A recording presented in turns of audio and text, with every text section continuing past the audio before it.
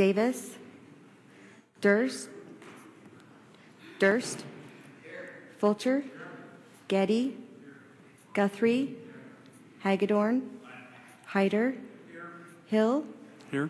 Johnson, Keogh, Lacey, Lakey, Lodge, Martin, McKenzie, Mortimer, Nonini, Nuxel, Patrick, Pierce, Rice, Schmidt, Sidaway, Stennett, Thane, Tippett, Fick, Work, Winder,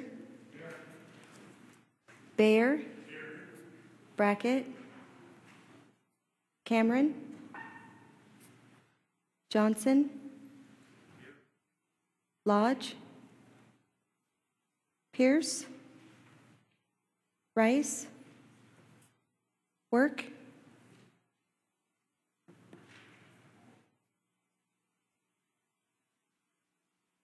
Senator Lodge will be recorded present at roll call, as will Senator Cameron and Senator Rice.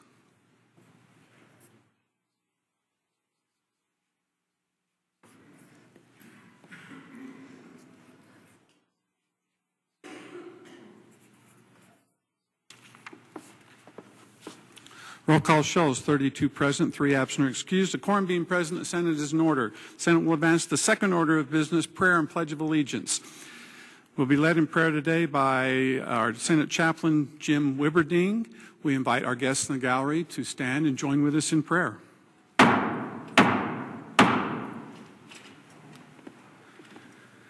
Let us pray. Almighty God, you are God, and our excellent senators are not. They know this well, and so on their behalf, I pray today that you will bridge the distance between what they are capable of and what needs to be done. Inspire them with good visions, encourage them with the potential of their work, and also guide them through each quandary. May this be a blessed day in the Senate. Thank you. Amen. Amen. We'll be led in the Pledge of Allegiance this morning by our Senate page, Megan Johnson. A vast virus database has been updated.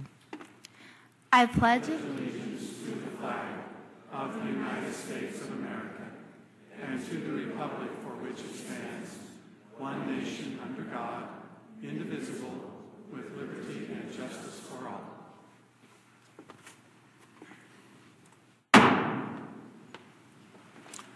Senate will advance the third order of business, reading and correction of the journal. February 21st, 2013, the Judiciary and Rules Committee reports that the Senate Journal of the proceedings of February 20th, 2013 was read and approved as corrected. Lodge, Chairman. Without objection, will be filed in the office of the Secretary. Senator Work and Senator Brackett will be recognized, and Senator Pierce recognized as present in this order of business. Mr. President, I ask unanimous consent. Senate advance to the sixth order of business. Hearing no objection, Senate will advance to the sixth order of business, reports of standing committees. February 21st, 2013, the Judiciary and Rules Committee reports that the Senate amendments to Senate Bill 1072, 1062, and Senate Bill 1048 have been correctly printed. Lodge, Chairman. Report will be filed in the office of the Secretary. Senate Bill 1072 as amended. February 21st, 2013, the Judiciary and Rules Committee reports that Senate Bill 1072 as amended, Senate Bill 1062 as amended, and Senate Bill 1048 as amended have been correctly engrossed. Lodge, Chairman. Report from the Judiciary and Rules Committee will be filed in the office of the Secretary. Senate Bill 1072 as amended, Senate Bill 1062 as amended, and Senate Bill 1048 as amended will be referred to the 11th order of business, first reading calendar. February 20th, 2013, the State Affairs Committee reports out Senate Bill 1058, Senate Concurrent Resolution 112, and Senate Joint Memorial 101, and recommend that they do pass. McKenzie, Chairman. Senate Bill 1058 will be referred to the 12th order of business, second reading calendar. Senate Concurrent Resolution 112 and Senate Joint Memorial 101 will be referred to the 10th order of business and held for one legislative day. February 20th, 2013, the Finance Committee reports out House Bill 180 and recommend that it do pass. Cameron, Chairman. House Bill 180 will be referred to the 12th order of business, second reading calendar. February 20th, 2013, the Education Committee reports out House Bill 82, Senate Bill 1057, and Senate Bill 1091 and recommend that they do pass. Getty, Chairman. House Bill 82, Senate Bill 1057, and Senate Bill 1091 will be referred to the 12th order of business, second reading calendar. February 20th, 2013, the Health and Welfare Committee reports out Senate Bill 1063 and House Bill 89 and recommend that they do pass. Hyder, Chairman. Senate Bill 1063 and House Bill 89 will be referred to the 12th order of business, second reading calendar. There is no further business in the sixth order, Mr. President. Mr. President, I ask unanimous consent to advance to the 9th order of business. Without objection, the Senate will advance to the 9th order of business, messages from the House. February 20th, 2013. Mr. President, I transmit herewith House Bill 137, 110, and House Bill 112, which have passed the House. Alexander, Chief Clerk. House Bill 137, House Bill 110, and House Bill 112 will be referred to the 11th order of business for introduction.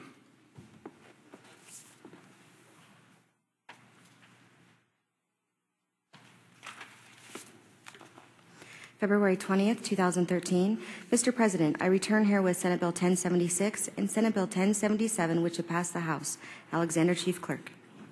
Senate Bill 1076 and Senate Bill 1077 will be referred to the Judiciary and Rules Committee for enrolling. February 20th, 2013. Mr. President, I return herewith Senate Bill 1009, which has been signed by the Speaker. Alexander, Chief Clerk. Senate Bill 1009 will be referred to the Judiciary and Rules Committee for transmittal to the Governor. February 20th, 2013. Mr. President, I transmit herewith enrolled House Concurrent Resolution 2 for the signature of the President. Alexander, Chief Clerk.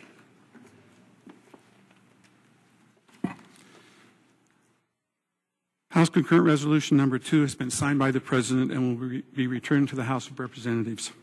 There is no further business in the ninth order, Mr. President. Mr. President, I ask unanimous consent to advance to the 11th order of business. Hearing no objection, the Senate will advance the 11th order of business, introduction and first reading of bills.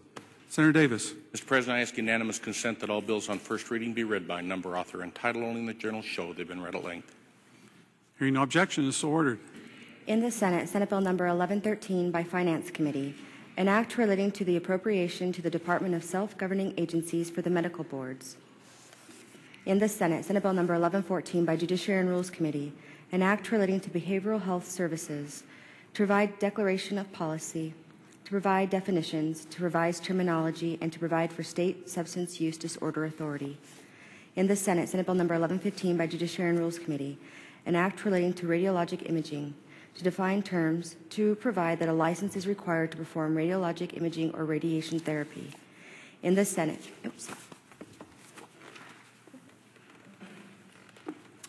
Senate Bill 1113, 1114, 1115, and 1116 will all be referred to the Judiciary and Rules Committee for printing.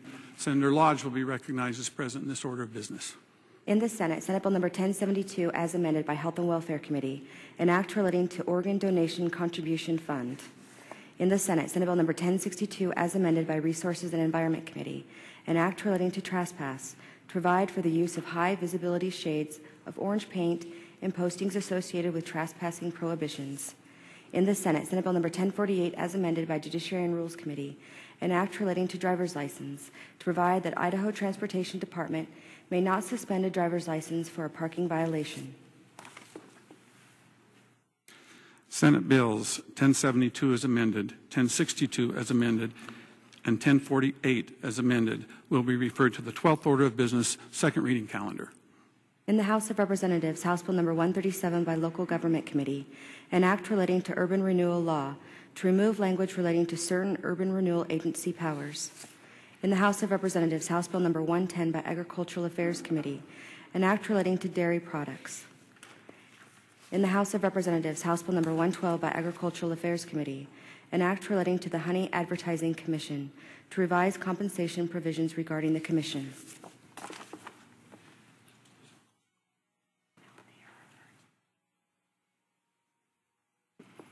House Bill 137 will be referred to the Local Government Taxation Committee. House Bill 110 will be referred to the Agricultural Affairs Committee.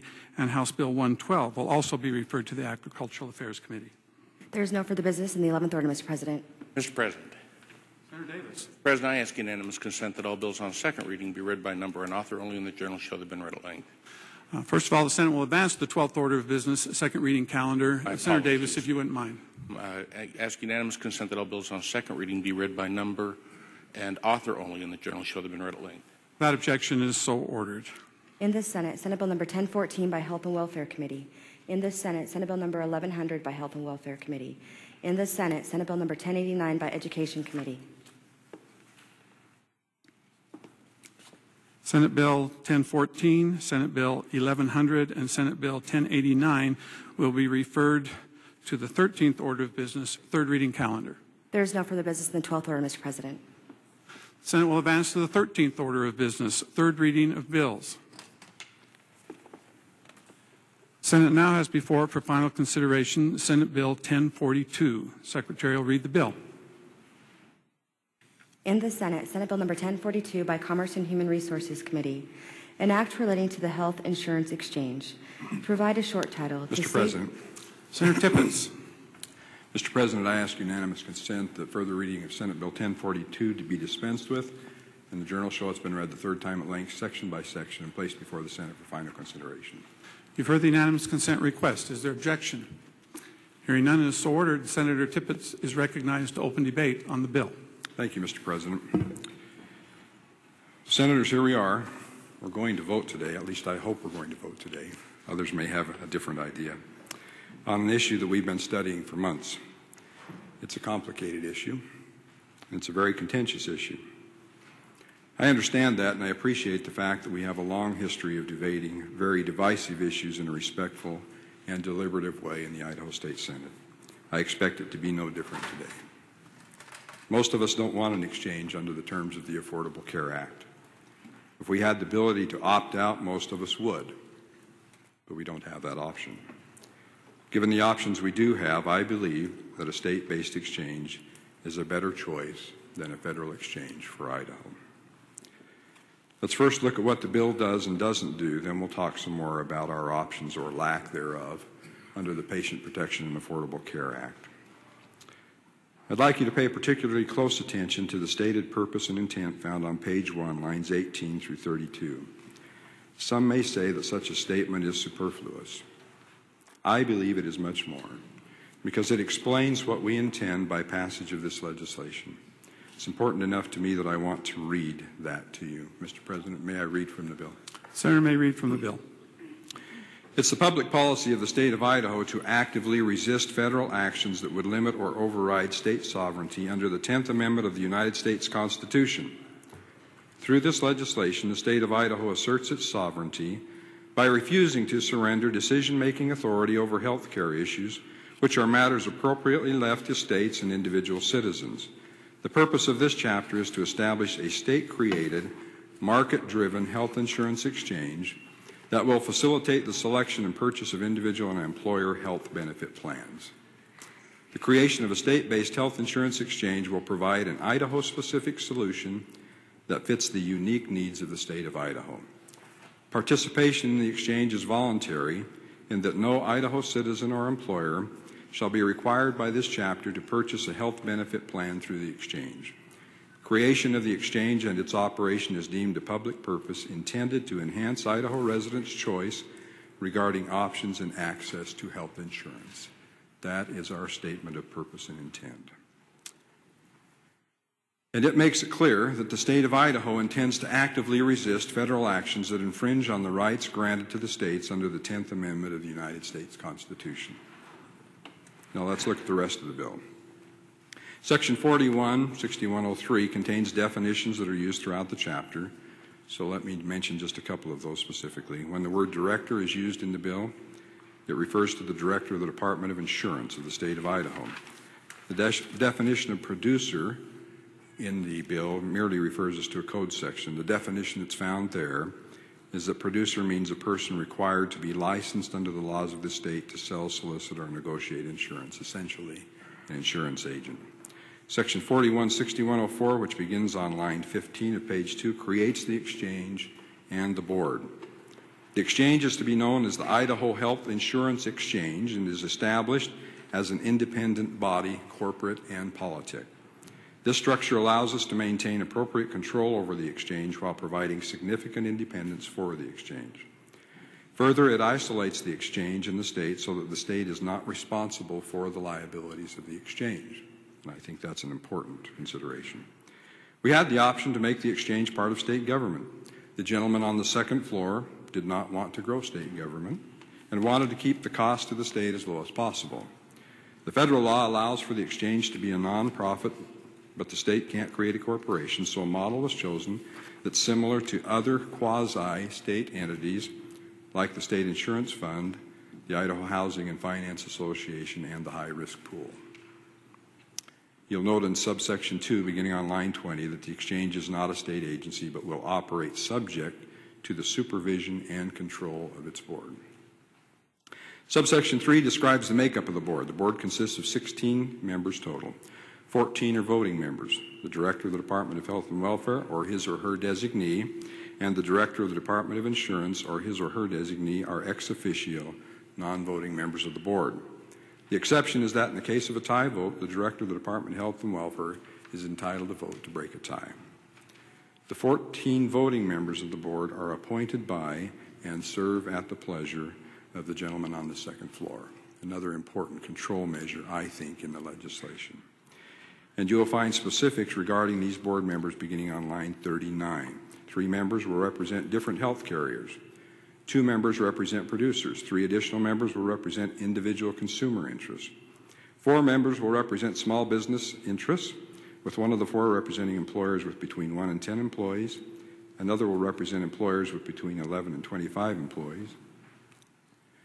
And 1 will represent employers with 26 or more employees. The 4th member, representing small employer businesses, may represent any category of small employer. The 2 remaining voting board members will represent healthcare providers. The 14 voting members will serve 4-year terms or until a successor is appointed, and the board member may serve subsequent terms. Subsection 6, beginning on line 20, makes it clear that board members are not employees of the state by virtue of their service on the board. Subsection 8 mandates that all meetings of the board shall be held in accordance with the open meeting law. Subsection 9 on lines 31 and 32 requires the board to contract for an annual audit by an independent third party. And subsection 10 states that the board will develop, adapt, and adopt and implement procurement policies and guidelines. Section 41-6105, beginning on line 35 of page 3, enumerates the powers and authority of the exchange. The highlights contained therein are subsection 1B, to adopt bylaws. The bylaws will be subject to the review and approval of the director of the Department of Insurance, and any changes to the bylaws will require the director's consent. One of the concerns that's been expressed about a state health insurance exchange is the lack of control by the state. So please notice that this is one avenue for state control of the exchange. The fact that the director of the Department of Insurance has authority to approve or disapprove the bylaws, and they may not be changed without the director's approval. Subsection 1C, which begins on line 43 of page 3, gives the exchange the authority to assess and collect fees from participating health carriers, exchange users, or participants, and to receive funds from any other source that shall be used solely for the purposes of this chapter. The exchange is given the authority to appoint advisory committees as needed, to take legal action to recover any amounts lawfully owed to the exchange, to enter into contracts, and to develop, adopt, and implement a plan of operation. There are also enumerated limitations placed on the power and authority of the exchange, and I think it's important to note these. They're found in subsection 2, beginning on line 7 of page 4, and these limitations include the following. In subsection A, the exchange will not have the power to alter its own legal structure. B, the exchange must be financially self-supporting. And I want to emphasize that. The exchange must be financially self-supporting and shall not request any financial support from the state and shall not have the power to tax or encumber state assets. In subsection 2C, the exchange is explicitly prohibited from requiring any person to use or participate in the exchange, nor does it have the authority to impose upon or collect from a person any penalty for failure or refusal to participate in the exchange or to purchase a health benefit plan or standalone dental plan. Subsection 2D clearly states that any health benefit plan or standalone dental plan offered by any health carrier may be sold in the exchange as long as the plan meets all the requirements of applicable law and of the exchange. I think, again, that's a very important provision. This legislation creates an open market. It essentially says anyone can participate as long as you're willing to meet the requirements. Anyone can offer a product for sale as long as they're willing to meet the requirements. The Department of Insurance anticipates there will be dozens of plans offered through the exchange. That may not be the case with the federal exchange. Subsection 2E prohibits the exchange from attempting to preclude any health carrier from offering insurance outside the exchange. F deals with the issue of insurance agents or producers, as they are referred to here. It clearly states that any producer participating in the exchange shall be entitled to payment for his services through written plea agreements with the individuals or small employers utilizing the services of said producer or through commissions offered by health carriers participating in the exchange.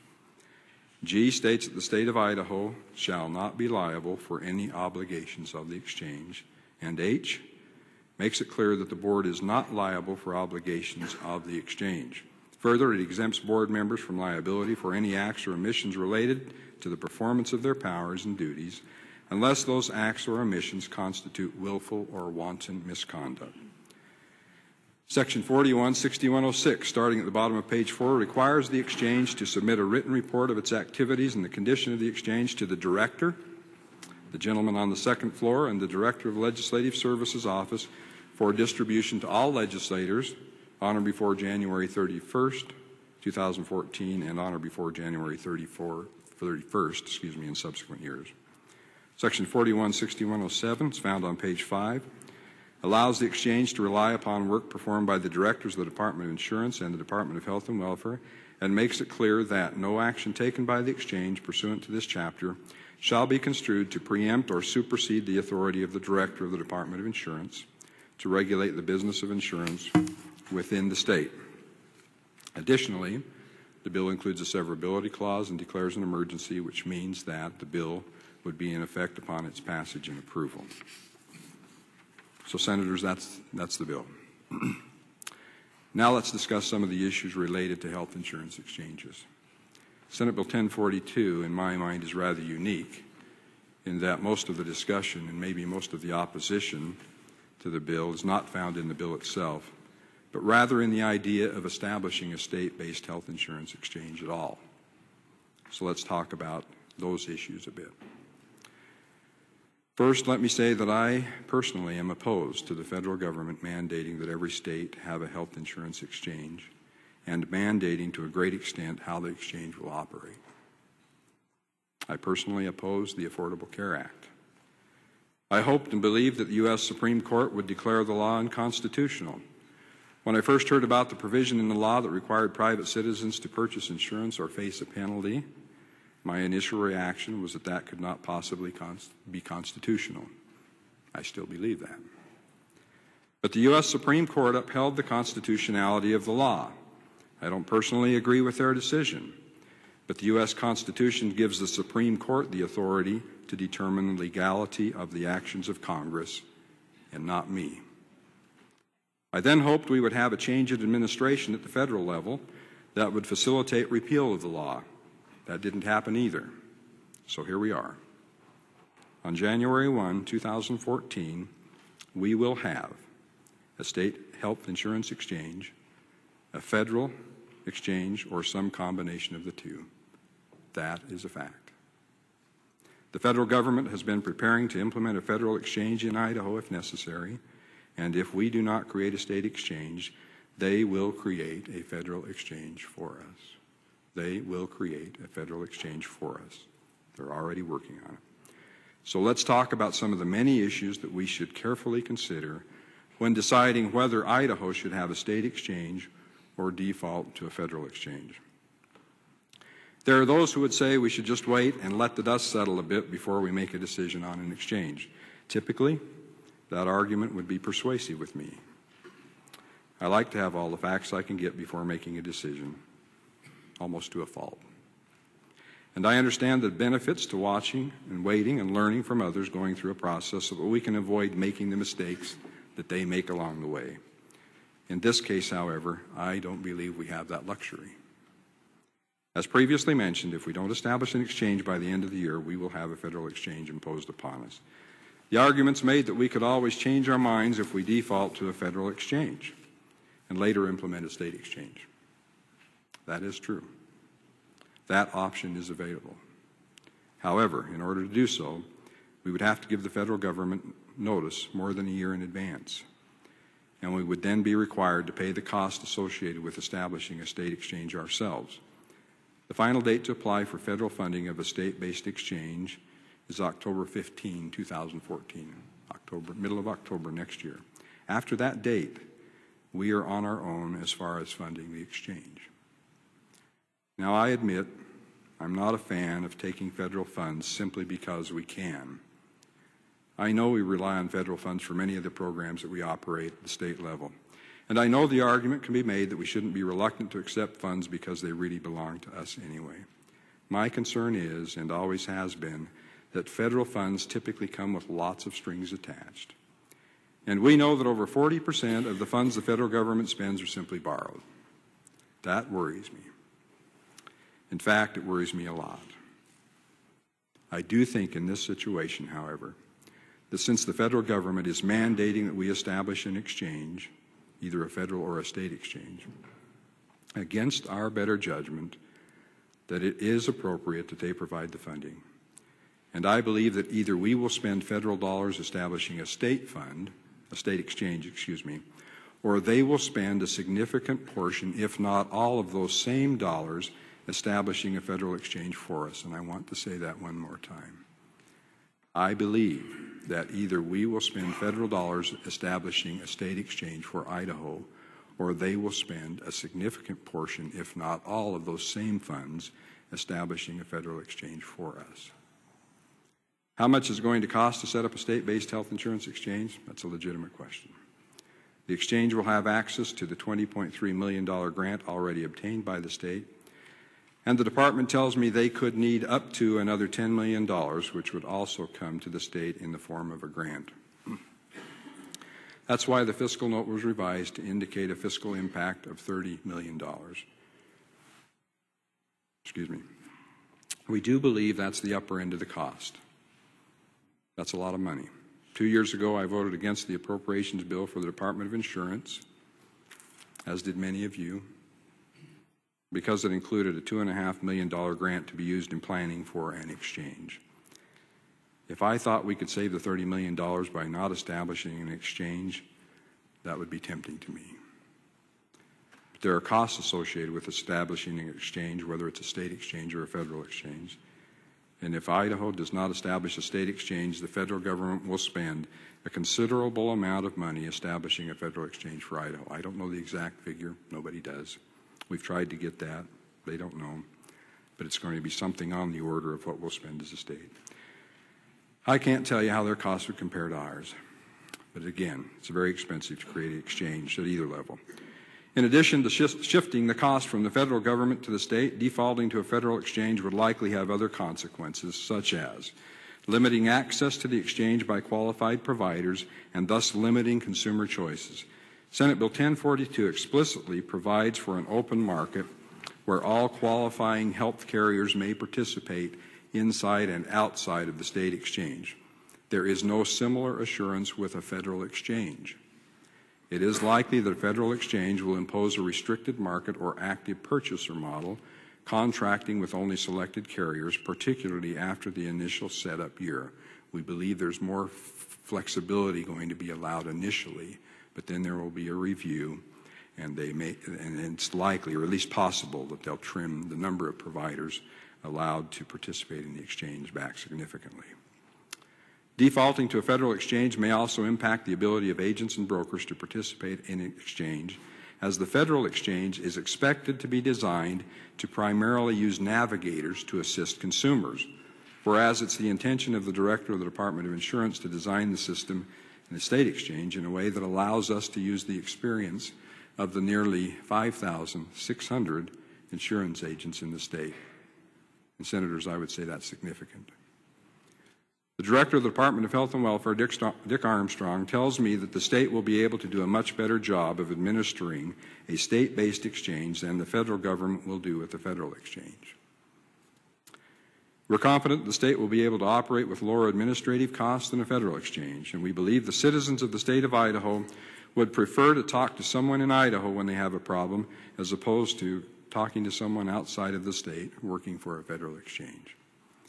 Administering other federal programs, Idaho has proven that we are second to none at delivering quality service in a timely manner, keeping errors low, reducing customer complaints, and overall delivering high-quality service to the citizens of Idaho. A state exchange will be able to contract with the vendors we deem most appropriate to service the needs of our state. Director Armstrong told me that the Department of Health and Welfare prefers a state exchange partly because they'll be able to partner with someone in Idaho rather than with someone in Washington, D.C. We think that will make for a much more efficient, much more user-friendly, and lower-cost system, he said.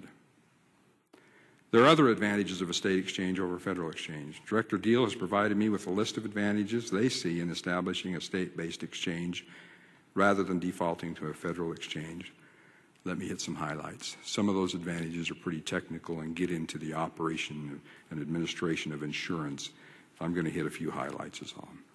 A state-based exchange would determine whether a particular plan meets the minimum criteria for certifying qualified health plans, the certification process, and which plans are eligible to participate in the exchange. Account management and oversight for qualified health plan issuers would be provided locally through the state exchange.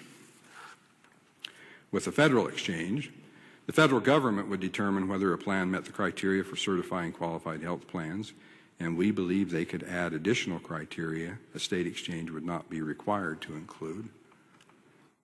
What the certification process would be and which plans were eligible to participate in the exchange. Account management would be provided by federal account managers.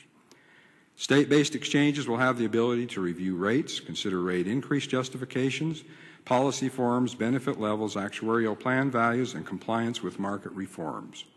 Each state-based exchange would maintain local authority for oversight of accreditation, market conduct, adequacy of plan level rate and benefit data, and propose changes in service networks, ownership, mergers, or acquisitions. State plans will be able to establish requirements for and decide which individuals and organizations could provide navigator, broker, or assister services. Under a federal exchange, the federal government would do all of those things. With a state exchange, we decide how the operating costs of the exchange are paid. Under a federal exchange, they decide how to pay for the ongoing costs. At this point, the federal plan is to assess a fee of 3.5% of the premiums that are paid. We are very confident the state exchange can operate with significantly lower administration fees.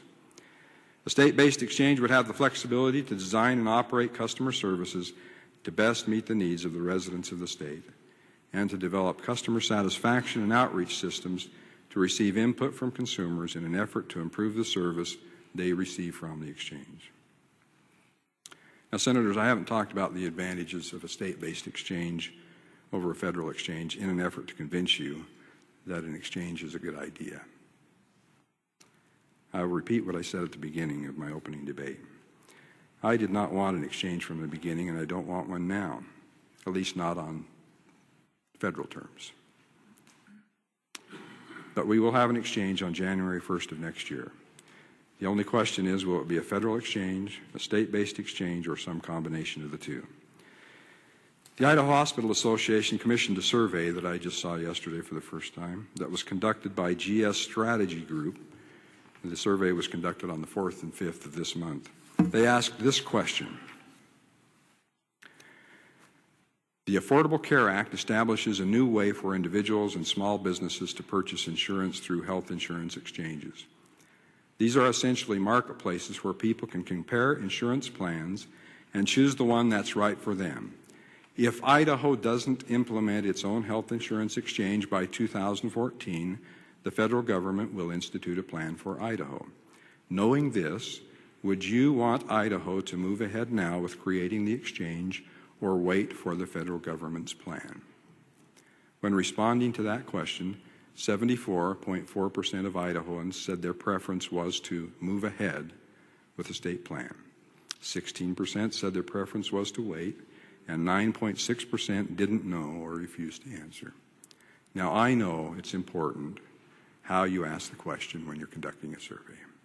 That's why I read the question to you, so you could draw your own conclusions. I believe it says that when they understand that we will have either a federal plan or a state plan, 3/4 of Idahoans indicate they prefer a state plan. The interesting thing in the survey indicates that it didn't matter which political party the respondent belonged to or which area of the state they lived in. In every case, in every category, over 70% said move ahead with a state plan. Now, I'm willing to continue the legal battle against the Affordable Care Act. I have worked and will continue to work to elect people who will protect free markets.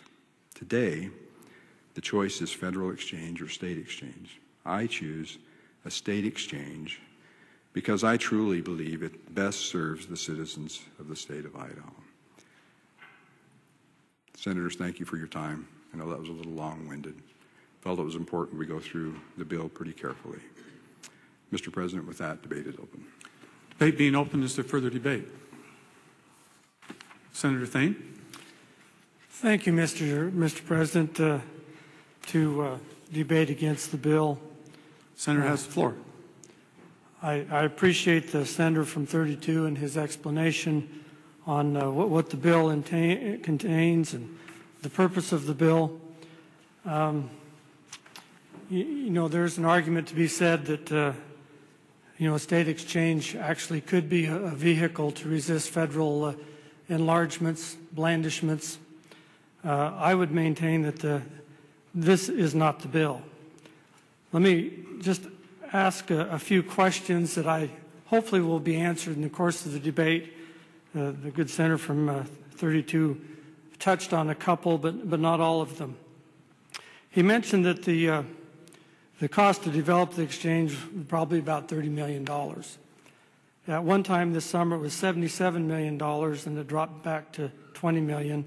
Why I think that's important is the ongoing cost of maintaining the exchange. Thank you. You're very It would be nice to know what those fees would be, and I don't think that question has been answered. Also, in the purpose and intent of the bill, which parts of it I really do like on page 1, lines 18 through 20, it says it is the policy of the state of Idaho to actively resist federal actions that would limit or override state sovereignty under the 10th Amendment. So what federal actions are we contemplating overriding or resisting? And where in the bill can these be found?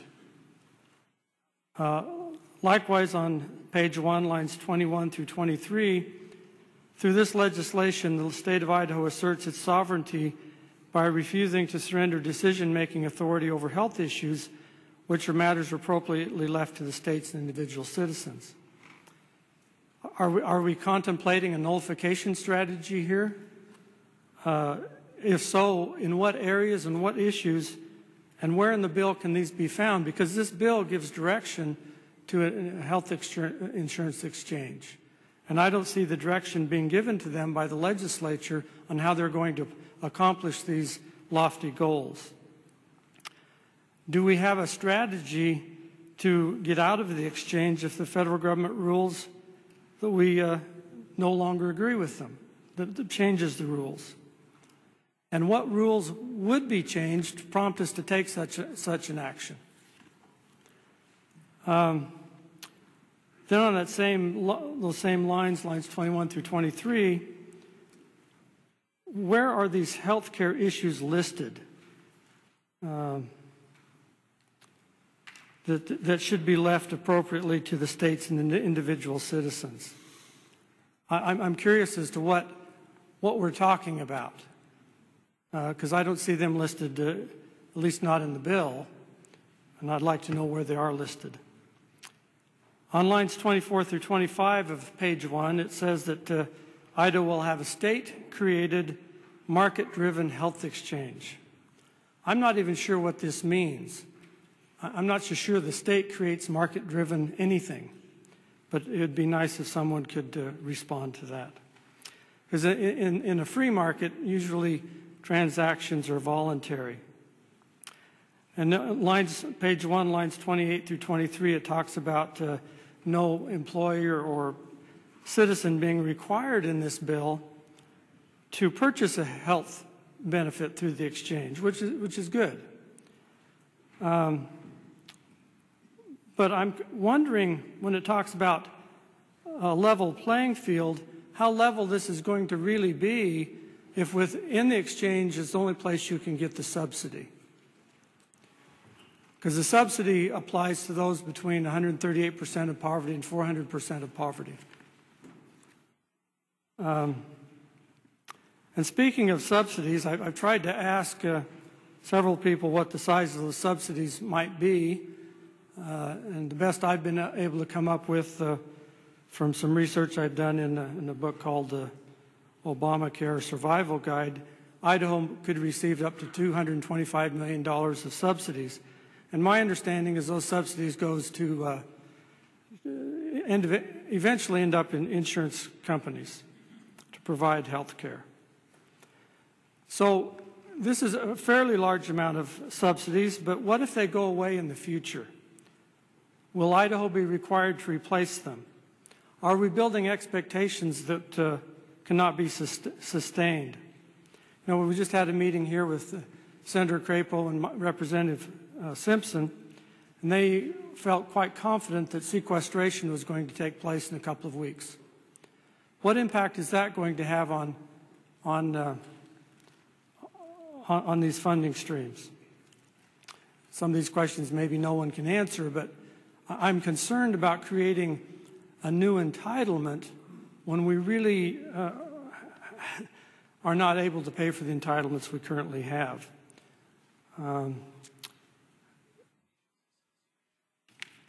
So if we go to page 2, line 5, it speaks of the director, meaning the director of insurance or the Department of Insurance, and that it gives him a certain amount of, it defines who that director is. But I'm really curious as to how a director, if it isn't a conflict of interest for the director to be the one who regulates the insurance on these exchange. I'm a little concerned about that. It also says on page 2, lines 15 through 16, that the board is an independent board.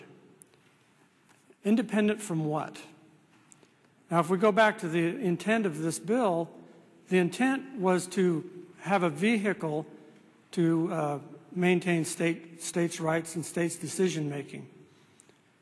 And in this document, it's the Idaho SBE blueprint that was sent to the federal government by Director Deal. In section 1.2, it lists the four things the exchange is going to do. One is to carry out, Mr. President, may I read? Senator, having identified the source, may read. One is to carry out the required functions of the exchange. Two is meet the information reporting requirements associated with premium tax credits. Three, serve the entire geographic area of the state. And four, which I think is important for the discussion of this bill, meet the standards for a state-based health exchange set by the U.S. Department of Health and Human Services exchange regulations as outlined in ACA 1311D and 45 CFR 155.110. It appears to me that the intent of the director in setting forth this blueprint was to comply with all the regulations in the law. So are we complying or are we resisting? If we're resisting, where are we resisting? And what's the mechanism to do that?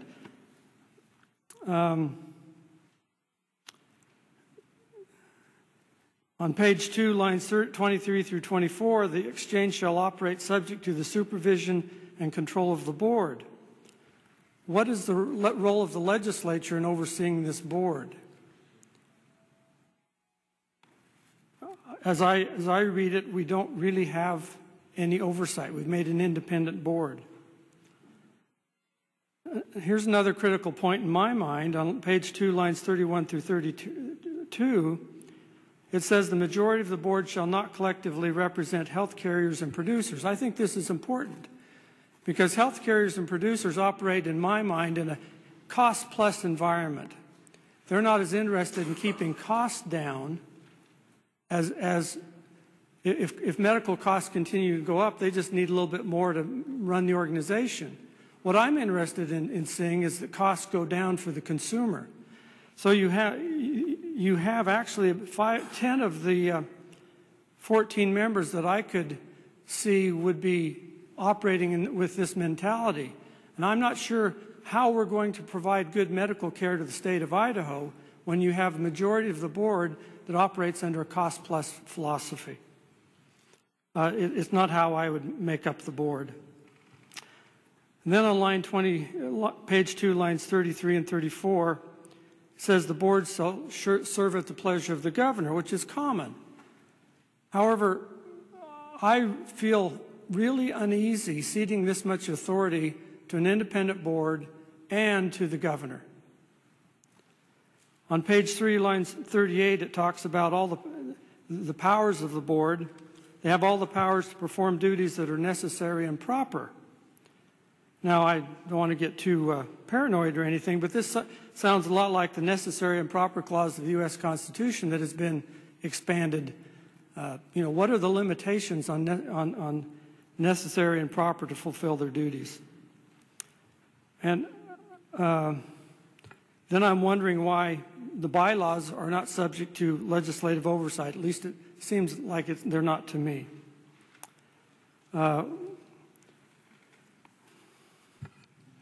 So, Mr. President, what I see in this bill is a lot of promises, a lot of things that I would like to believe.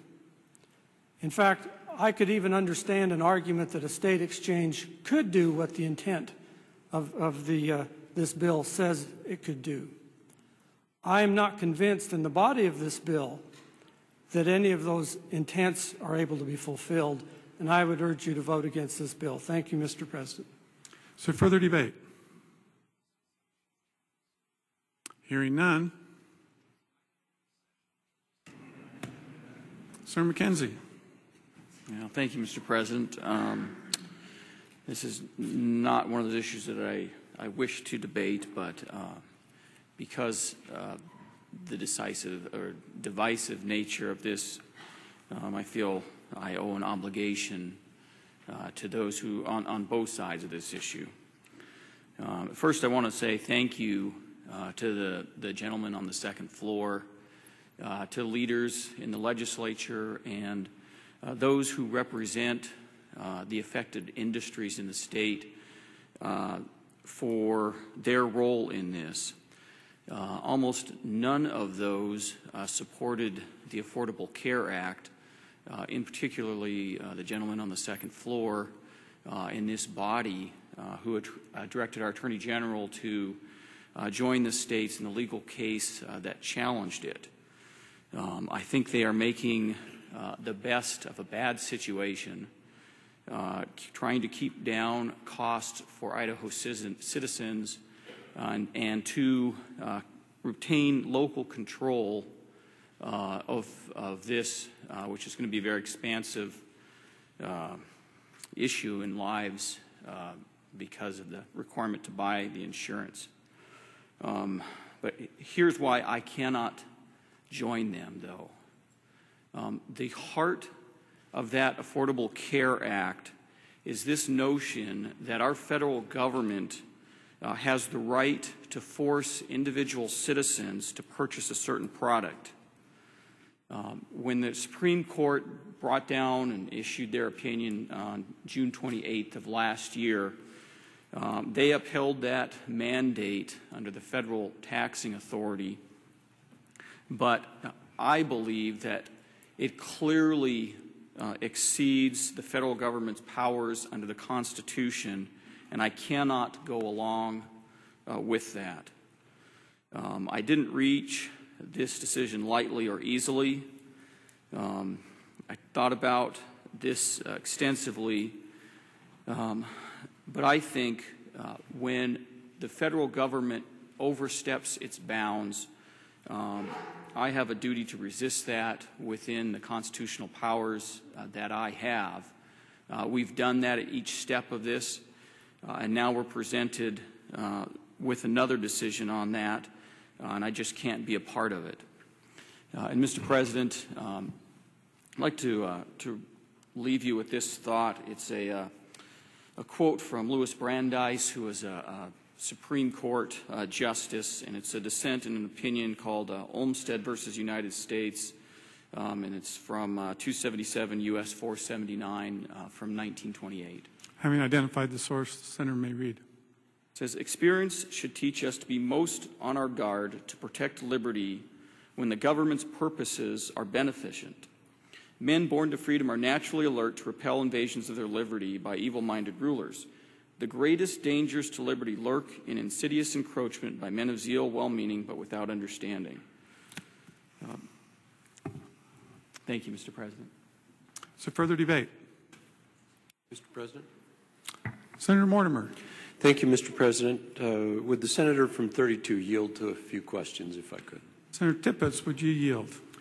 Mr. President, may I explain my answer to that question? And I apologize to the senator from 30, but I want to explain. Senator Tippett, perhaps you could yield first and then explain when you, Thank you, Mr. President. in your answer. Would that be I okay? will yield. Yes. Okay. Senator Tippett to state his inquiry. Senator Mortimer. Sorry. Mr. President, is the senator willing to yield to some questions? Senator has yielded, yes. Thank you, Mr. President. Senator from 32. The first question that I have is, will the Department of Health and Welfare be sharing information from its database with a new health care exchange? Senator Tippett to respond. Thank you, Mr. President. Senator Mortimer, before I get to your question directly, and I will answer that, I want to make this statement. And Senator, I apologize to you for me taking time to do this in responding to your question. I've been notified that there may be many questions asked, and I just want to remind the Senate that the purpose of asking questions is to obtain information that one doesn't have. It's not to be used as a debate strategy, nor in an attempt to interject debate into the discussion. So I am perfectly willing this time and any other time to respond to any and all questions that are legitimate questions for information. I'm not willing to engage in questioning for the purposes of interjecting debate. With that said, Mr. President and Senator, that question sounds like a very legitimate question and a fair question. Yes, the Department of Health and Welfare will be sharing information, and they'll be sharing that information as people come into their office to apply for Medicaid. And when they apply for Medicaid, the eligibility will be determined, and if they don't qualify, they'll also be referred to the insurance exchange if they may qualify for subsidized premiums there, and if they qualify to purchase information through the exchange. Let me tell you, that information will be gathered and will be available to the federal government, whether we have a state exchange or whether we have a federal exchange. There'll be no difference there. Mr. President. Senator Mortimer. A comment. Senator, do you have a comment before an additional question, if I could? A comment will be considered debate. Mr. President, for a question, For the Senator senator for Tippett, 32. would you yield to a further question? Yes, Mr. President, I would yield. Senator Mortimer to state his question. Senator from 32, if a state health care exchange is established, would that state health care exchange be required to assess any penalties or taxes or fines set forth by the Affordable Health Care Act to the citizens of Idaho? Senator Tippett to respond. Mr. President and Senator Mortimer, no, it would not. The exchange has no authority to assess penalties. Now, I'm not saying that the residents of the state of Idaho would be excused from those penalties, but that will be up to the federal government, up to the IRS. That will not be a function of the state exchange. Thank you. Thank you, good Senator and Mr. President. For an additional question. Senator Tippett, would you respond further? I would yield, Mr. President. Senator Mortimer, state your question. Thank you, Mr. President and Senator from 32. And I just want them to know that these questions were generated as I reviewed and as you were speaking. So I apologize if there's some feeling of intent to lead a debate. So I apologize to the senator if he felt that way. Senator from 32, will the people that work for a state exchange, should it be established, be employees of the state of Idaho? Mr. President and Senator Tippett, Senator, no, I don't believe that they will be employees of the state of Idaho. The state exchange has the authority under the bill to contract with vendors and others to provide the services that are required. Neither the exchange, board members, nor those whom they contract with would be state employees. And Senator, let me further say that there was no feeling on my part that your questions are inappropriate. You just happened to be the first one to ask, and I just wanted to make that was clear. But your questions have been very appropriate. Thank you, Senator. Thank you, good Senator from 32. For an additional couple of questions, Senator Tippett, would you respond further? I would yield, Mr. President. Senator Mortimer, state your inquiry. Mr. President, Senator from 32, given the response that you gave to that last question, will the exchange promulgate rules and will they be approved by the legislature? Senator Tippett to respond. Mr. President and Senator Mortimer, no, the exchange will not promulgate rules as they're not a state agency. They will put together a plan of operation. They will establish bylaws, and those bylaws have to be approved by the Director of the Department of Insurance, but they will not promulgate rules that will then be, that we would have oversight over. Senator Mortimer? Thank you, Senator. Yes, Mr. President, for another question. Senator Tippett, would you respond? Yes, I'd be happy to yield. Senator Mortimer. Thank you, Mr. President. Senator from 32, in your opening debate, you mentioned a number of $30 million, and I know where the $20 million is coming from, but you mentioned that there may need to be an additional $10 million for the department. Were you making reference to the Department of Health and Welfare in that additional $10 million? Senator Tippett. Mr. President and Senator, no, I was referring to the Department of Insurance, and in an effort to fully understand the complete costs, we inquired of both departments additional funding that they might need should this legislation pass. The Department of Insurance told us that the $20.3 million grant that's already been awarded to the state, that would be transferred to the exchange, and they expected that the exchange, actually not the Department of Insurance, would need additional funds and that they would be eligible to apply for and likely receive further grants. The best guess at this point is that could be up to another $10 million that the exchange would apply for. For further clarification, Mr. President of the Senator from 32. Senator Tippett, would you respond? I'd be happy to yield, yes. Senator Mortimer. Thank you, Mr. President. Senator from 32. You mentioned that that $10 million was for the Department of Insurance. Is the Department of Insurance feeling that they will be providing additional information or some other type of services? I'm trying to figure out what that $10 million would be needed for in the Department of Insurance. Senator Tippett. Mr. President and Senator, if I said the Department of Insurance, and I believe that I did initially, I think I was mistaken. I think the way that really happens is that the $20 million grant will be transferred to the exchange, and I believe it's the exchange that would then further apply for grants. And anticipating the exchange would need more money to get the exchange put together, up and running, to take care of all the costs that they would have.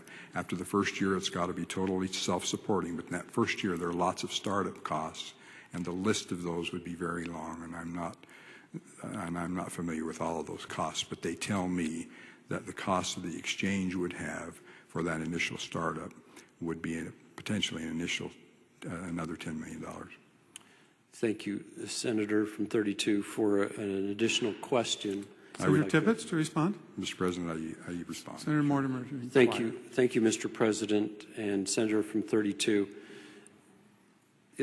If there's a liability to the federal government, if there was any misuse of this $20 million or the additional $10 million,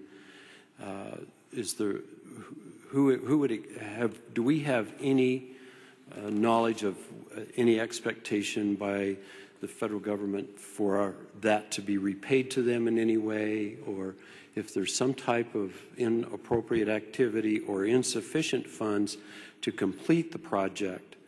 What is the obligation of the exchange to repay that money?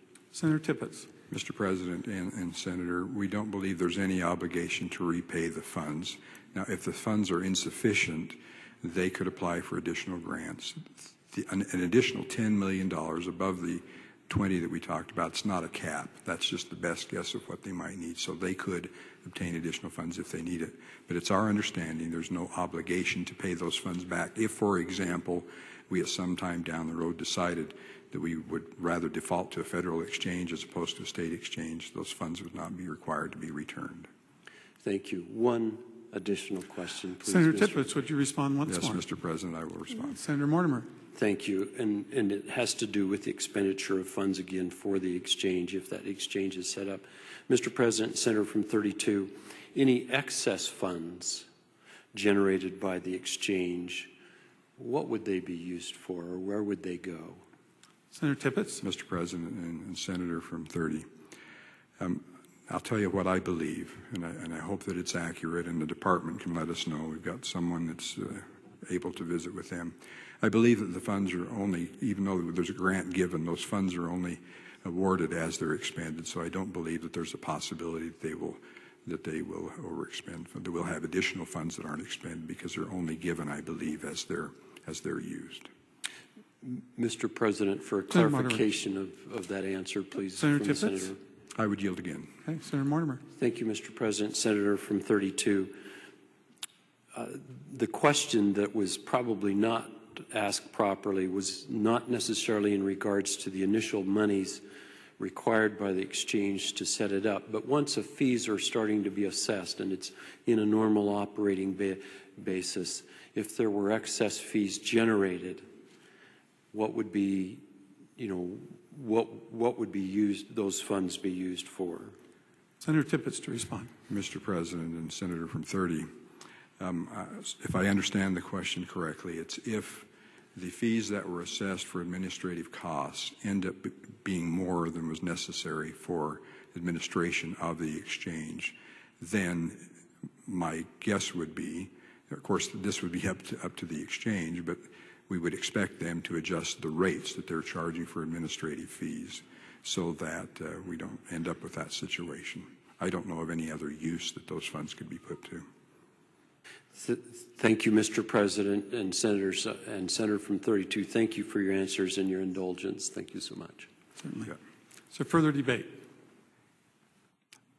Senator Mr. Pierce. President, would the good gentleman from 32 yield to I have actually two questions. I won't have quite a long list. Senator Tippett, would you yield? I'd be happy to yield, Mr. President. Senator Pierce, to state your questions. Thank you.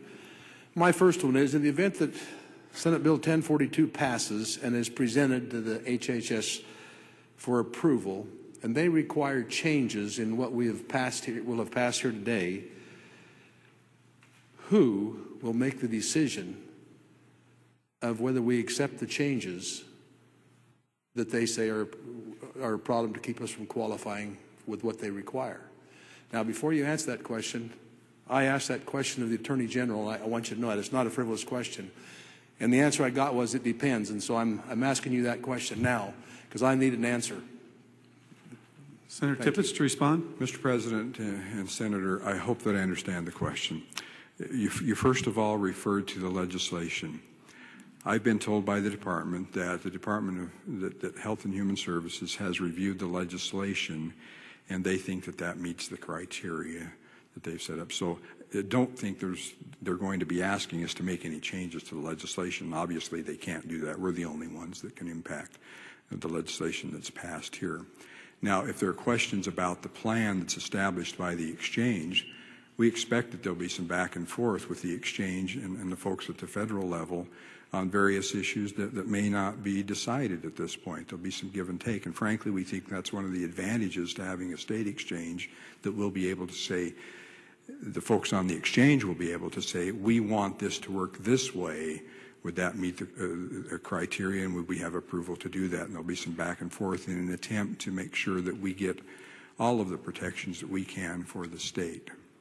I hope that answered the question. If not, I'd be happy to yield further. To clarify, Mr. President, we yield to clarify. Senator Tippett has already yielded further. Go ahead and state your claim. Thank you. Senator from 32, then if I'm hearing you correctly, that once this is accepted by HHS, if they decide to change the rules, we will have no say. It will be out of our reach. Is that correct? Senator Tippett. Mr. President and Senator, if you're talking about the exchange that will be established with the passage of 1042 and the plan that they put together, if after we have an approved plan, the federal government changes the criteria, we would have a decision to make again. The exchange could make those changes, and we as a legislature would have the decision to make whether it still made sense to have a state exchange or whether we felt like it was time to default to a federal exchange. But it's possible they could change the criteria, and we would have to deal with that eventuality at that time. Thank you. My second question, Mr. Chairman, would you? Senator I would Tippett, yield would further, you yield? Mr. President. Senator Pierce. Thank you. There's some concern and heartburn over the fees because numbers have changed very drastically over the time that we've both dealt with the PPACA as well as this exchange that we've talked about for months and months. Would you entertain a motion to put a cap on those fees so that there was no heartburn? That we were assured, whether we're told $4 to $7 a month, if we capped it at, say, a figure of 9, would something like that be acceptable? Senator Tippett. Mr. President and Senator, if you're asking me if I would agree to send the bill to the amending order to do something like that, the answer is that my preference would be that this bill not go to the amending order for any purpose.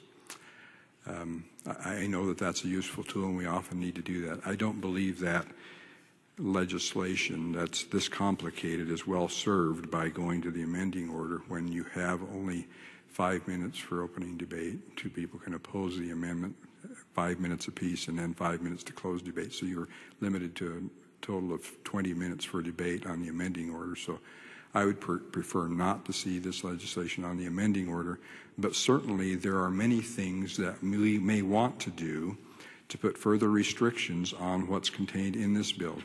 This piece of legislation is a framework. I suspect that there are going to be many modifications in the future as we get into the process further and decide that we want to put additional conditions or restrictions on there. There are already some being talked about. The nice thing is that we can do that. We establish the exchange, we pass the legislation that says what it looks like, and we can put further considerations, restrictions on there if we choose to. Now, as far as the fees being a moving target, they have been a little. It's very difficult to determine what your costs of operation are going to be when we haven't had experience with this before, and we don't know how many people are going to use the system. So we've heard estimates of a per member per fee of per member per month fee of anywhere from $4 to $7 to maybe $9 or $10. Nevada is currently assessing a fee or anticipates of about $7.80. It's probably unrealistic to think that we can do it for $4 per member per month. Probably more likely it's going to be in that range where Nevada is, but we've left flexibility with the board to determine that so that they can adjust those fees as they need to do. I don't think they're going to get out of line. I think we're going to be able to do it much less costly than the federal government. But if at some point we felt like for some reason they were getting way out of bounds with what they were doing, we could come back at any time and pass legislation to put further restrictions on. Thank you, Mr. President. Further debate. Senator Vick. Thank you, Mr. President. Will the senator from 32 yield to a question? Yes, Senator Tippett? I would. Senator Vick, to state your question. Thank you, Mr. President, and the senator from 32. I have a couple of follow-up questions to some points that were made earlier. If you might, you just, I think in response to a question, said that the exchange could not implement any penalties. And I've read through the bill before. I have not read it this morning yet. Can you point me to where that is in this bill?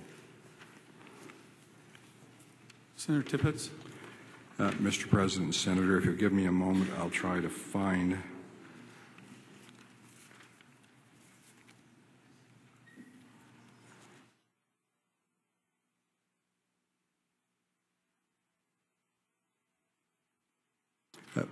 Mr. President and Senator, I don't know that it says in the bill that they can't assess penalties, but I'll tell you that the way the system works is that noncompliance for the individual mandate to purchase insurance or the penalty against employers for not providing insurance for their employees is all assessed by the federal government. There's no anticipation that the exchange would be involved in that activity at all.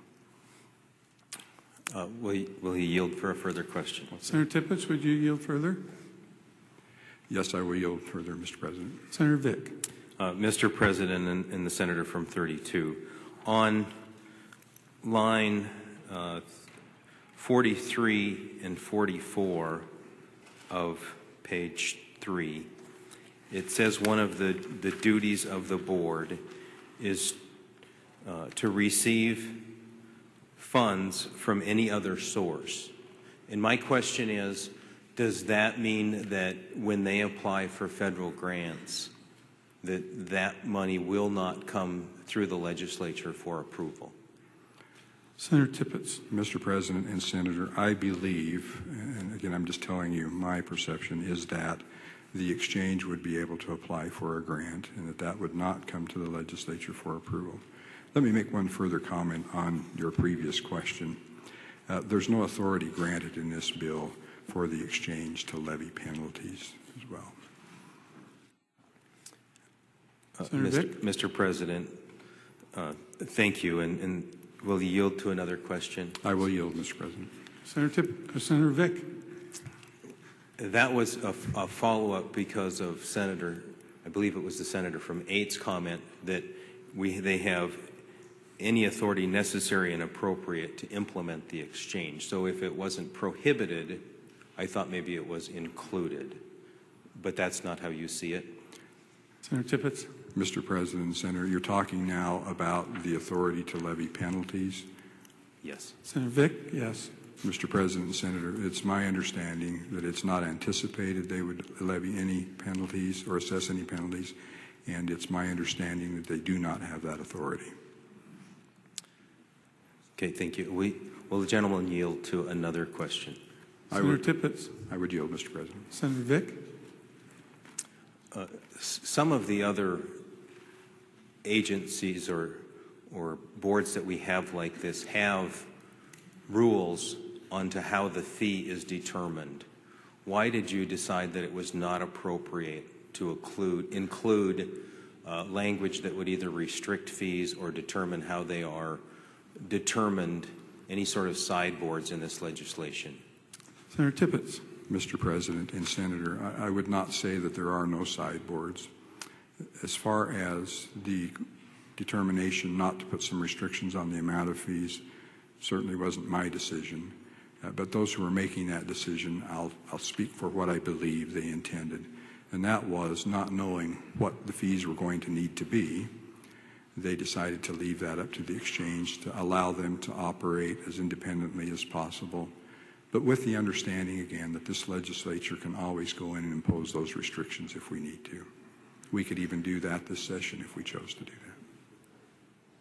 That's all for now, Mr. President. Thank you. Is there further debate? Senator Brackett. Thank you, Mr. President. Would the senator from 32 yield?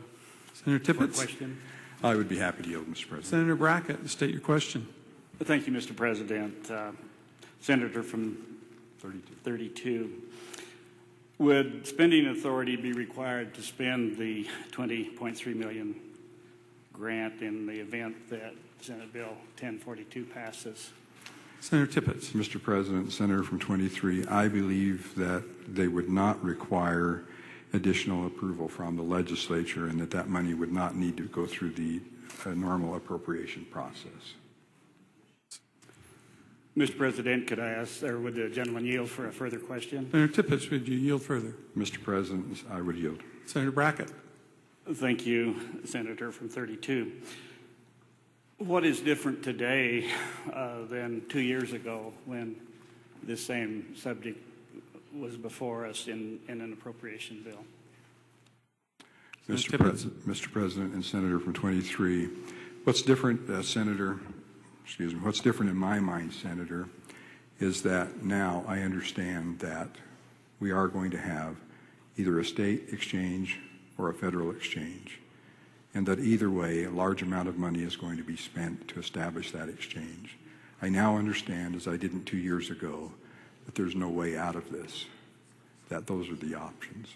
And so in my mind, it makes sense for me that we give us the maximum protection and flexibility that we can, the highest quality service to the residents of the state of Idaho. And in my mind, that happens best through a state exchange, not a federal exchange. Thank you, Senator from 32. Could I make a comment, or should wait for that, Mr. President? You can make a comment. It will be considered debate.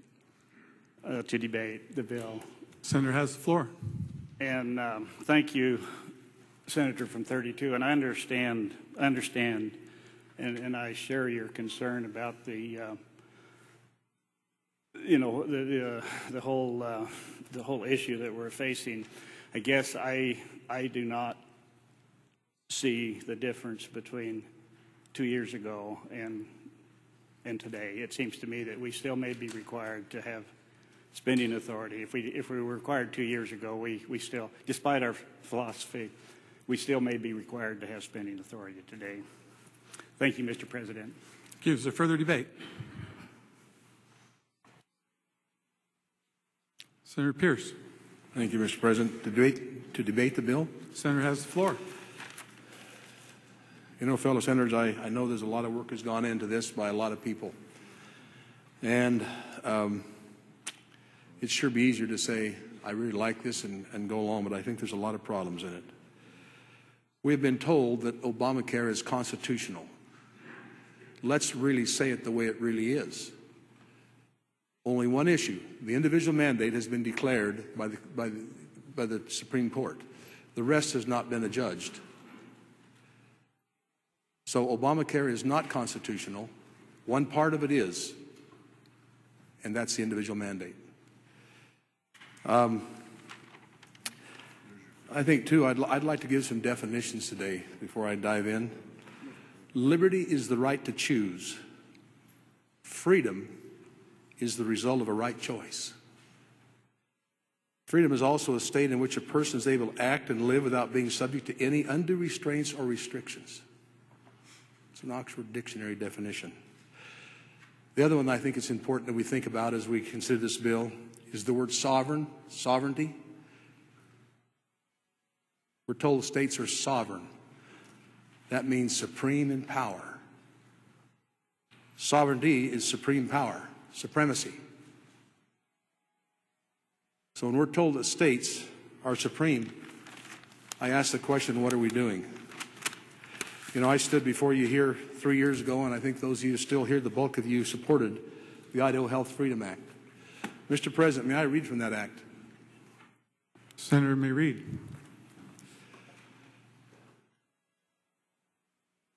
I'll read 399003, statement of public policy that we adopted. And I guess my question to you is going to be, as I read this, what's changed in 3 years?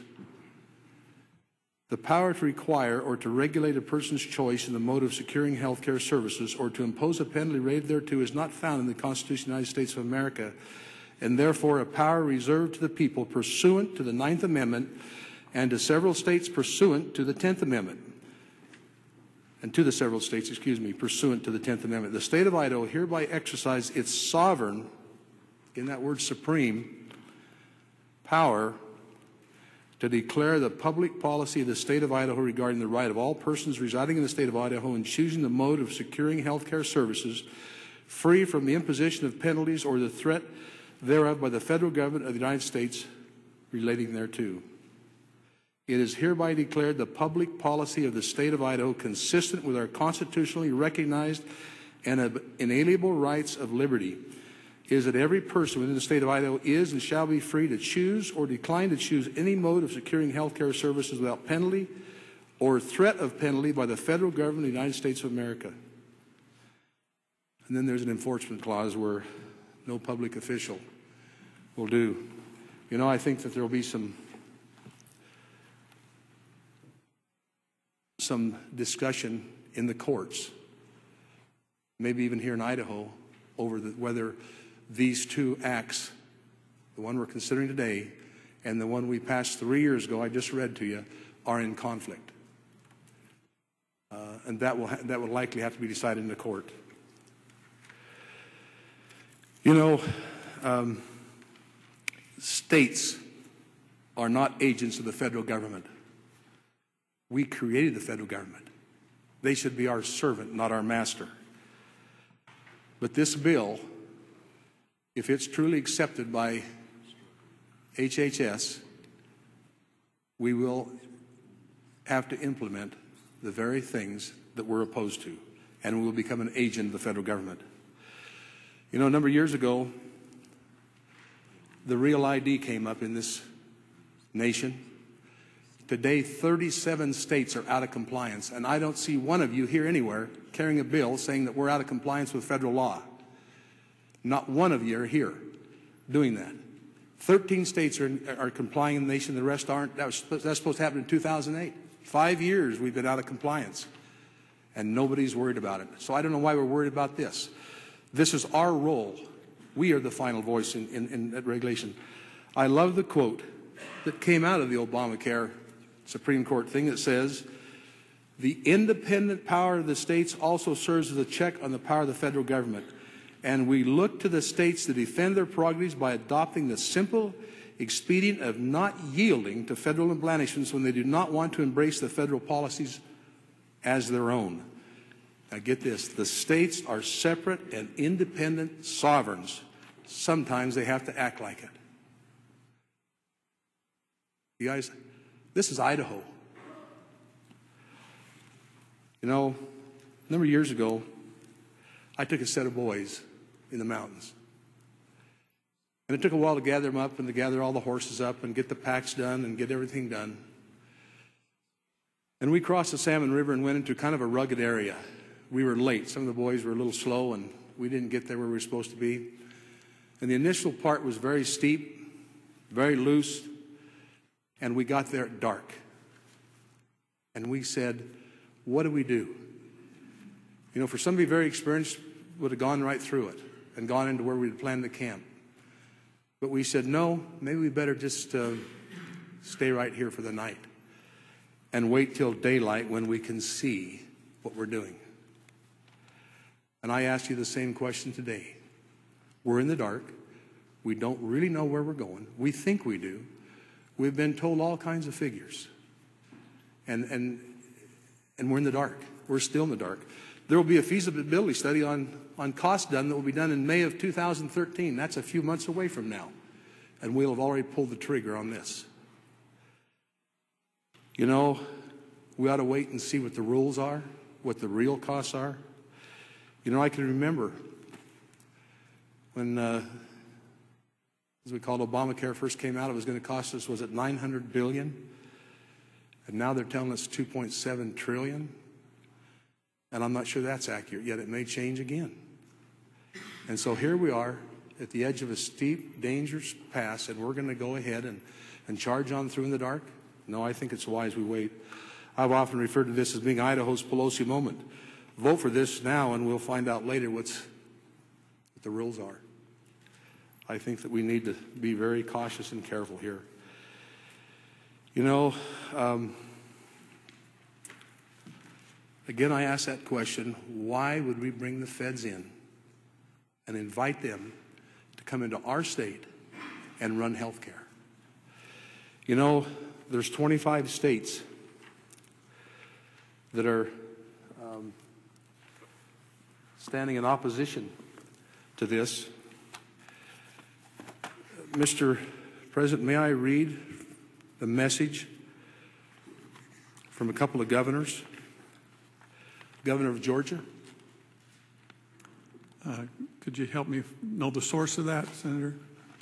It was his statement he gave on this very issue that we're dealing with. Senator may read. This is Governor Nathan Deal. He says, we have no interest in spending our tax dollars on an exchange that is state-based in name only. I would support a free market-based approach that could serve as a useful tool for Georgia's small businesses, but federal guidelines forbid that. Instead, restrictions on what the exchanges can and can't offer render meaningless the suggestion that Georgia could tailor an exchange that best fits the unique needs of its population. I have joined numerous other governors in seeking guidance from the federal government on establishing exchanges. We have yet to receive serious answers to our questions. I will not commit Georgia taxpayers to a project with so many unknowns.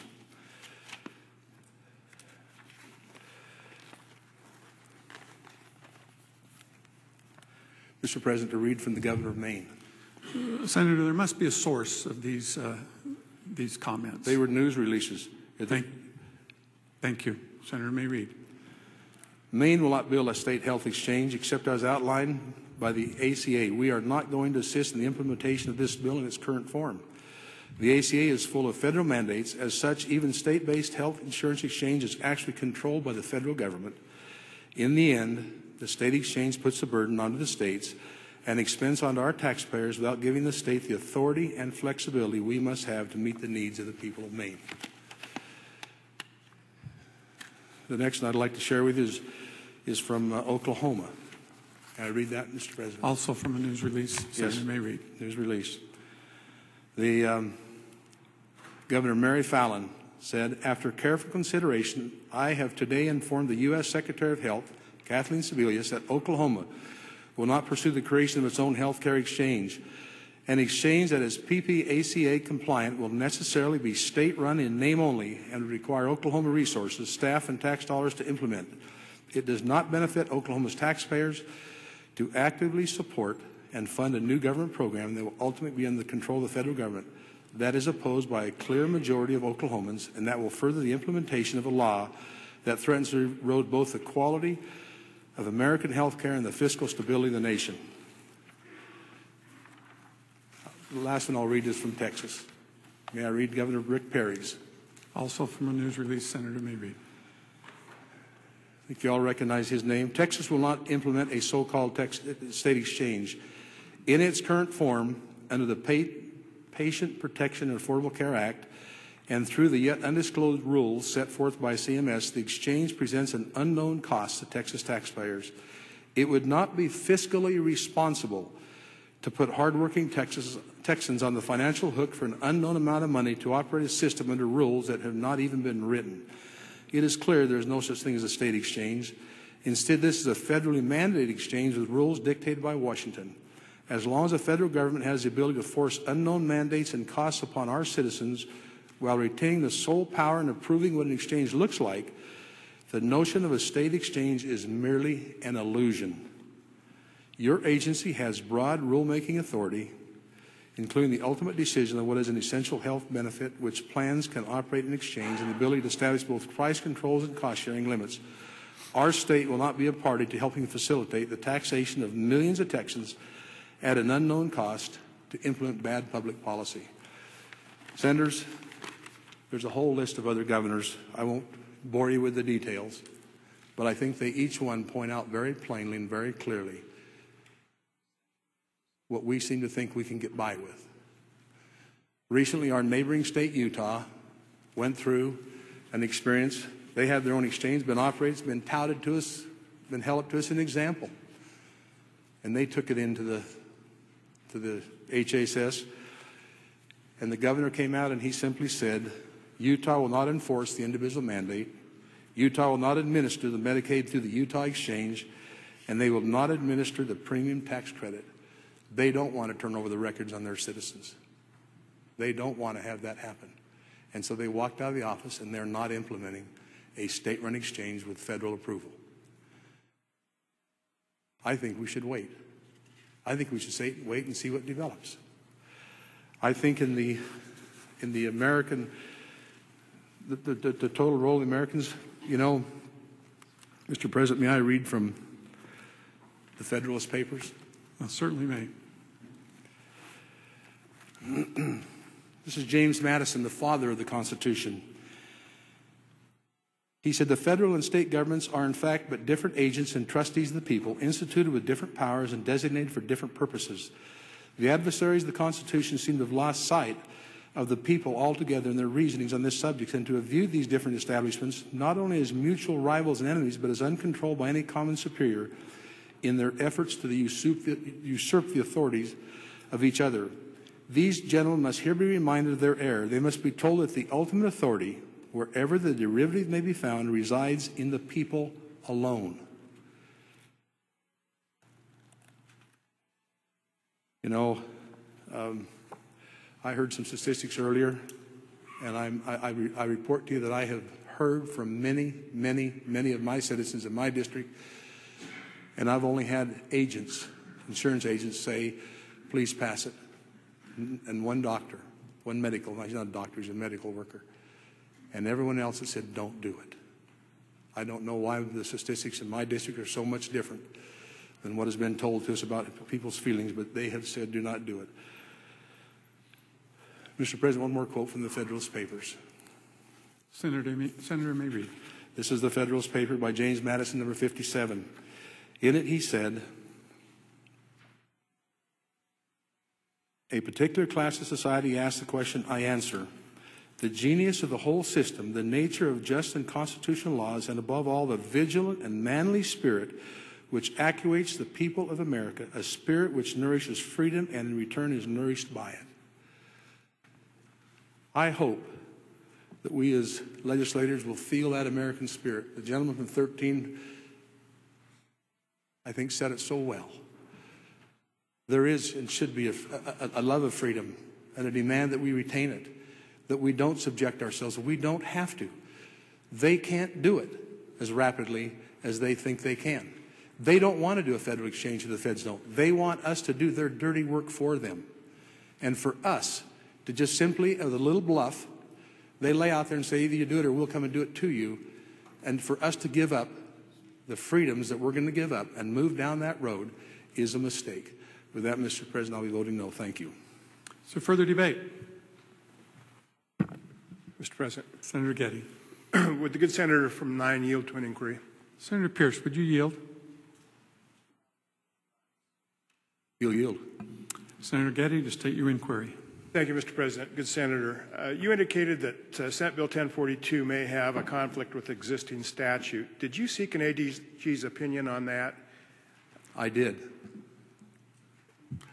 Mr. President.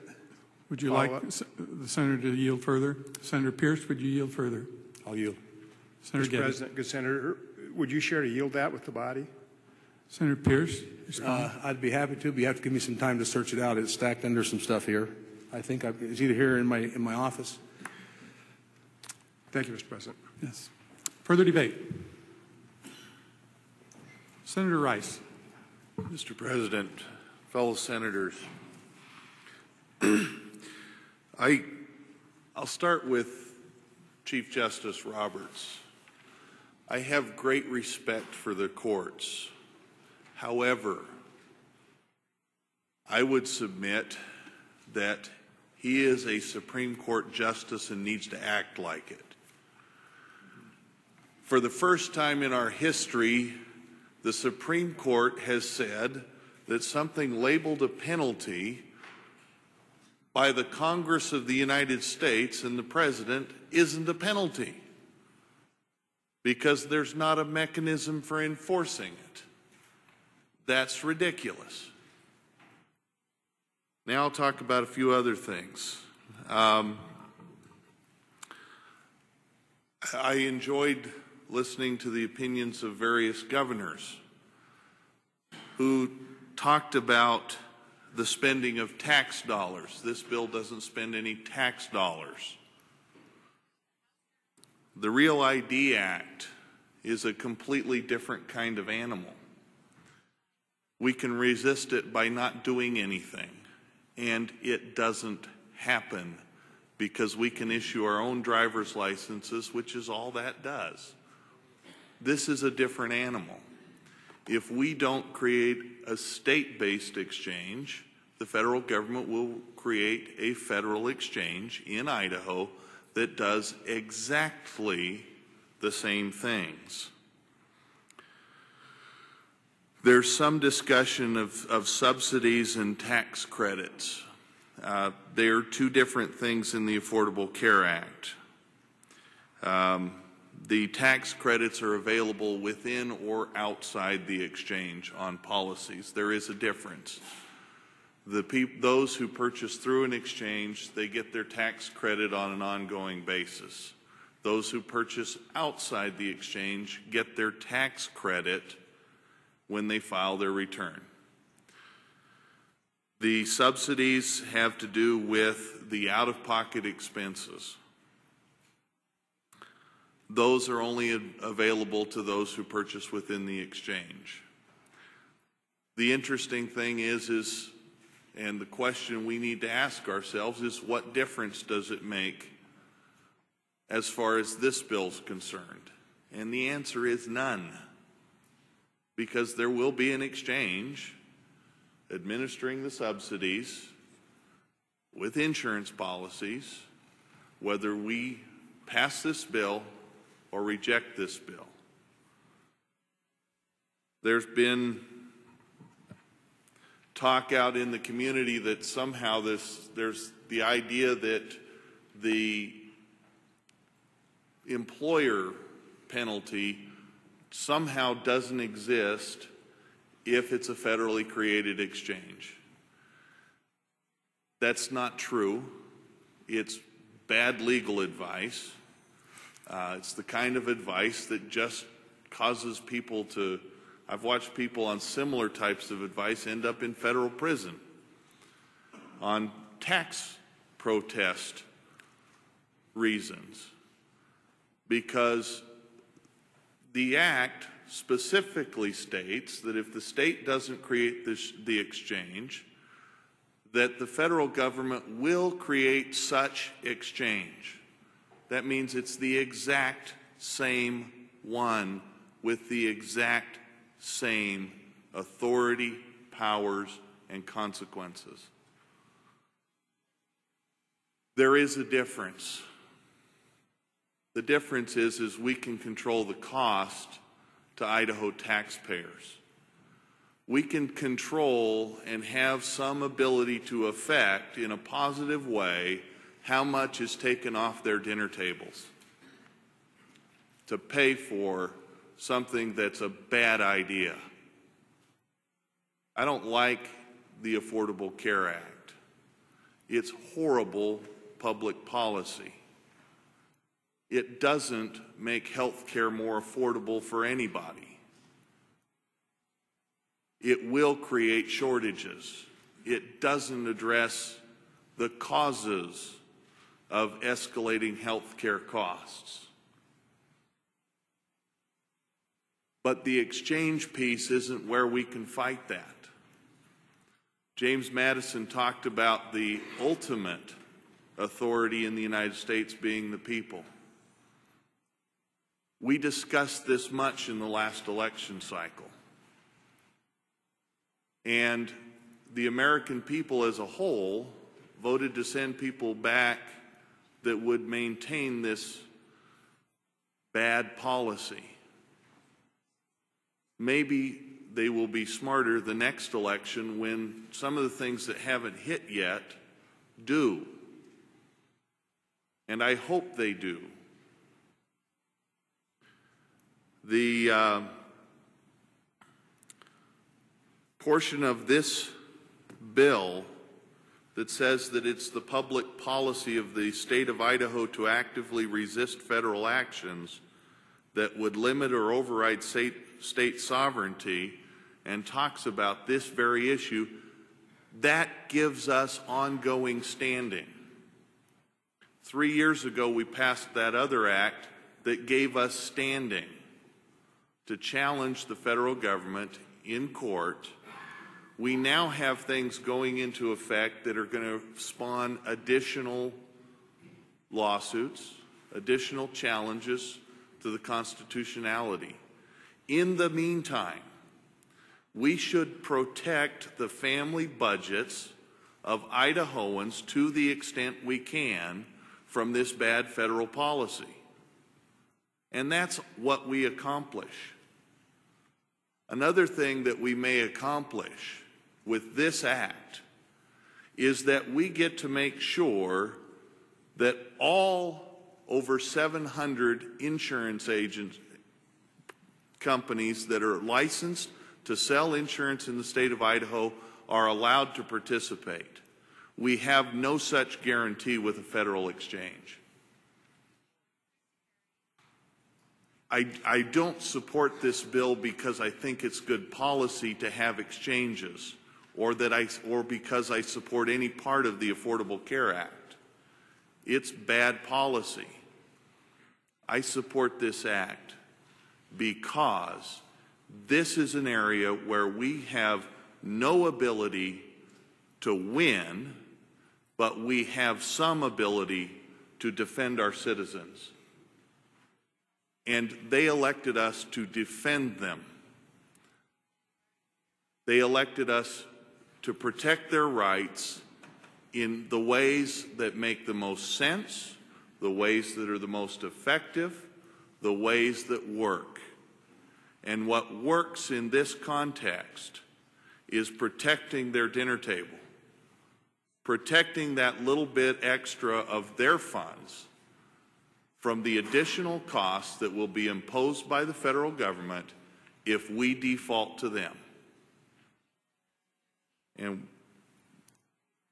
that's why I support this act. Is there further debate? Senator Nonini. Thank you, Mr. President. Would the senator from 10 yield to inquiry? Senator Rice, would you yield to a question? I would yield. Senator Nonini, to state your question. Thank you, Mr. President. Good Senator from 10, you just mentioned in your debate that under a state exchange, we would be able to control the cost. Where do you derive that information? What source do you have to state that claim? Senator Rice to respond. Mr. President, we have the authority to limit by statute what an exchange can charge. If it starts charging as much or more than the federal government does on a federal exchange, we can kill it. We can legislate reductions. There's a trailer bill, I understand, that directly requires that we would be able to do that, that they would have to come to us for approval of their fees. We can do that. We have that authority. We do not have that authority with a federal exchange. Thank you, Senator. And if I might, Mr. President, would the senator from 32 yield to an inquiry? Senator Tippett, would you yield? I would yield, Mr. President. Senator Nonini. Thank you, Mr. President. Thank you, good Senator. And I do appreciate your opening. It was very informative and well lined out. And, Mr. President, it's appropriate to read from the bill? It's always appropriate to read from the bill. Thank you, Mr. President. And good Senator, it's come up in the debate about these fines, and you did point it out. It's on page 4, paragraph 2, section C, line 17 through 21. And if I can read, it says, neither the exchange nor any agency of the state of Idaho shall require any person to use or participate in the exchange, and to my specific question, nor have the authority to impose upon or collect from a person any penalty for failure or refusal to participate in the exchange or to purchase a health benefit plan. My question is, good Senator, my understanding that states that create exchanges are required to hand over to the federal government names and other sensitive information about citizens and their health care choices, and must play key roles in enforcing the penalty on those who do not participate.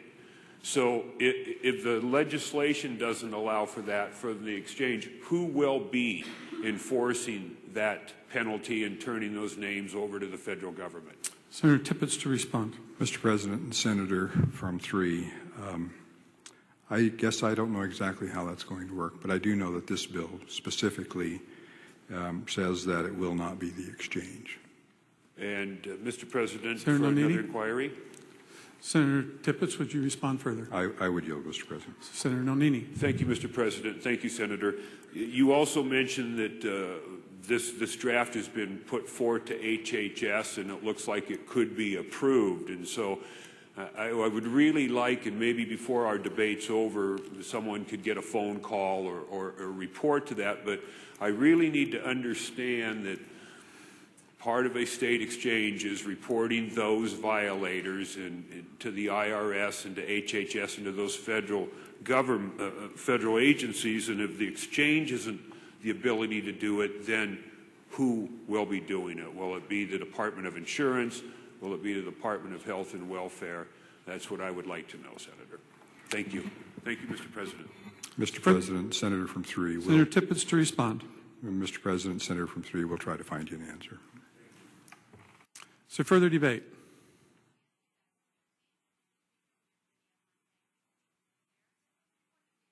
Senator Cameron.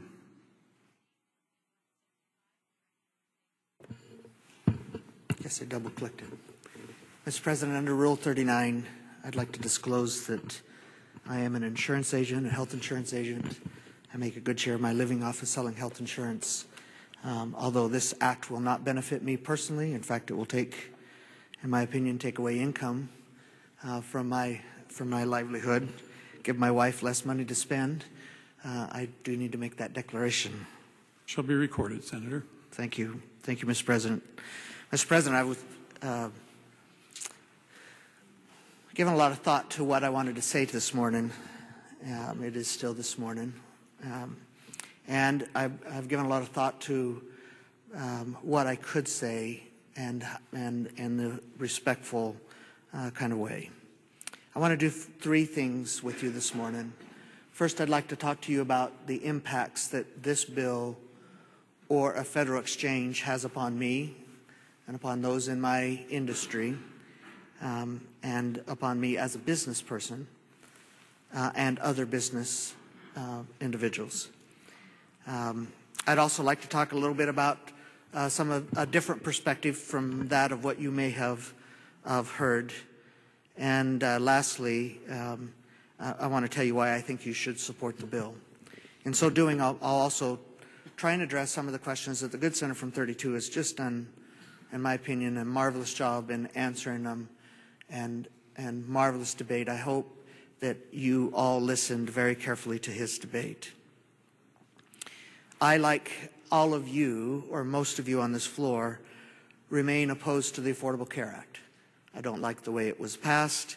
I don't like the provisions of it. I agree with the senator from 12 that it is poor public policy. I do not agree that it's constitutional. I disagree with the findings of the United States Supreme Court. And contrary to my very respected friend, Senator McKenzie from 13, I don't believe it's my prerogative to choose which provisions of law that I believe are constitutional or not. I don't believe it's my prerogative to determine whether or not I buy a driver's license. Some people say that's unconstitutional. Whether I pay my taxes, some people say that's unconstitutional. I don't believe that's my prerogative. I stood on this floor, I swore an oath of office to uphold the Constitution of the state of Idaho and the Constitution of the United States. And it's not what I determine or what I believe that Constitution to say, but what is the Constitution. I love, and he took off so I can talk about him. He saw me debate and stand up, so he left. Senator from 35 has great passion when he talks about wolves. I have a similar passion when it comes to talking about insurance. There's an analogy that said that when it comes to breakfast, a chicken is dedicated, a pig is fully committed. I am the pig in this case. I am the individual who is dedicated and will be victimized, if you will. That's kind of an outrageous term, but on the basis of a federal exchange and to some smaller degree on a state exchange. I'd like to give you a couple of examples and examples of how in my office things operate, and a couple of examples statewide. The state, I have had the honor to be here a day or two. And the citizens of my district have saw fit to send me back, and I appreciate them, and I do my best to represent them and their wishes. And in that day or two, I've had the honor and privilege to chair the Healthcare Task Force. And that task force came into place several years ago when some of us decided health insurance premiums were out of control and decided that there were things that we could do as a state to submit our will, things that we could do better than any other state, ways that we can proceed to control costs. And I'm here to represent to you that we have been successful. We have one of the lowest costs in the nation. I'm told we have the lowest cost in the nation for small group products and either the second or lowest cost in the nation for individual products. That didn't happen by accident. That didn't happen out of circumstances. It happened by good leadership, good planning, and good decisions by this body. A few years ago, we adopted the High Risk Pool Act. People had concerns. You've heard about it being talked about as sort of a model for this act. It's a quasi-public entity. It assesses insurance companies. We are the model in the nation. Our act is copied. We help individuals who cannot qualify for health insurance by any other means obtain health insurance. The federal government came along in the Affordable Care Act and said, we want you to have a pre-existing condition high-risk pool.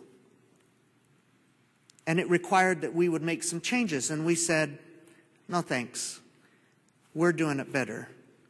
We think we can do a better job, and so we're not going to do it. So they implemented their own federal high-risk pool, pre-existing condition pool.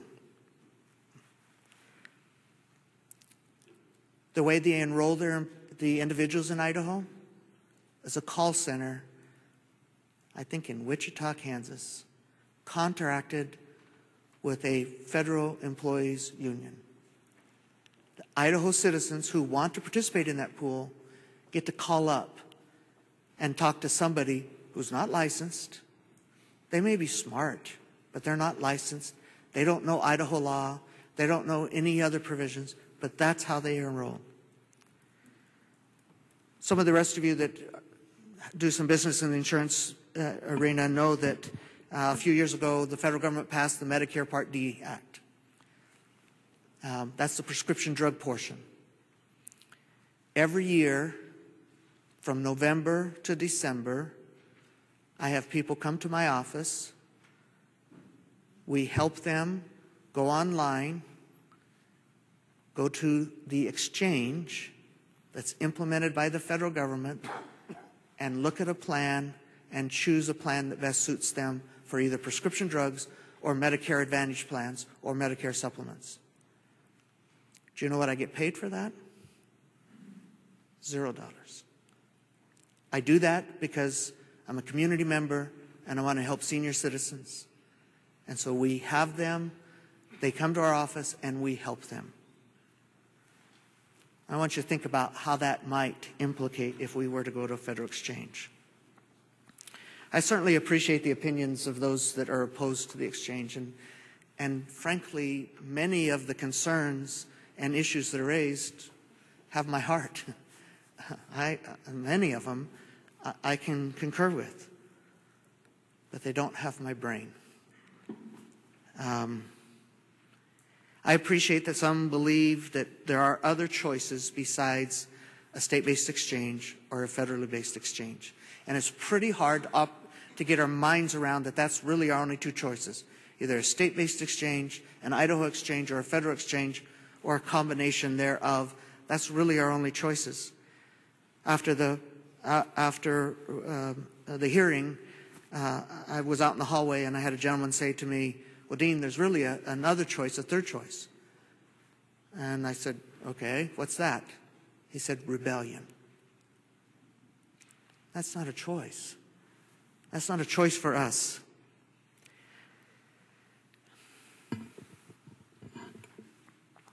I would love if we could tally up the countless hours of legal opinions and executives that have spent hours poring over the Affordable Care Act, trying to decide what to do. I guess one of the real tough parts for me, and I've heard one of the really hard to swallow criticisms, is that somehow the insurance industry doesn't know what they're talking about here. That somehow the agents don't know what they're talking about here. That's really hard to swallow. That's about like us saying, you know, we know best for how Micron should produce chips, or we know best for how the INEL should handle nuclear research.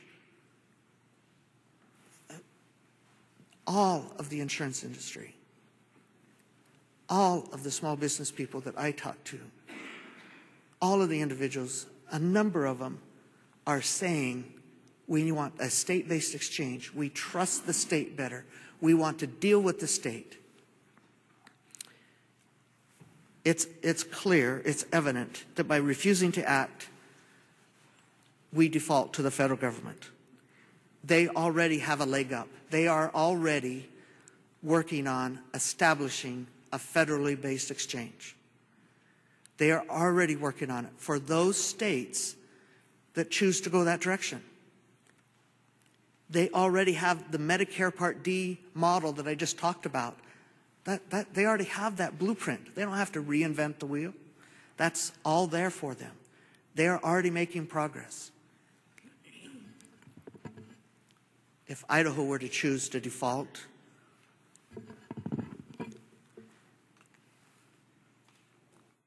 well, I better not say what I was going to say. What the heck. If Idaho chooses to default, we will be but a pimple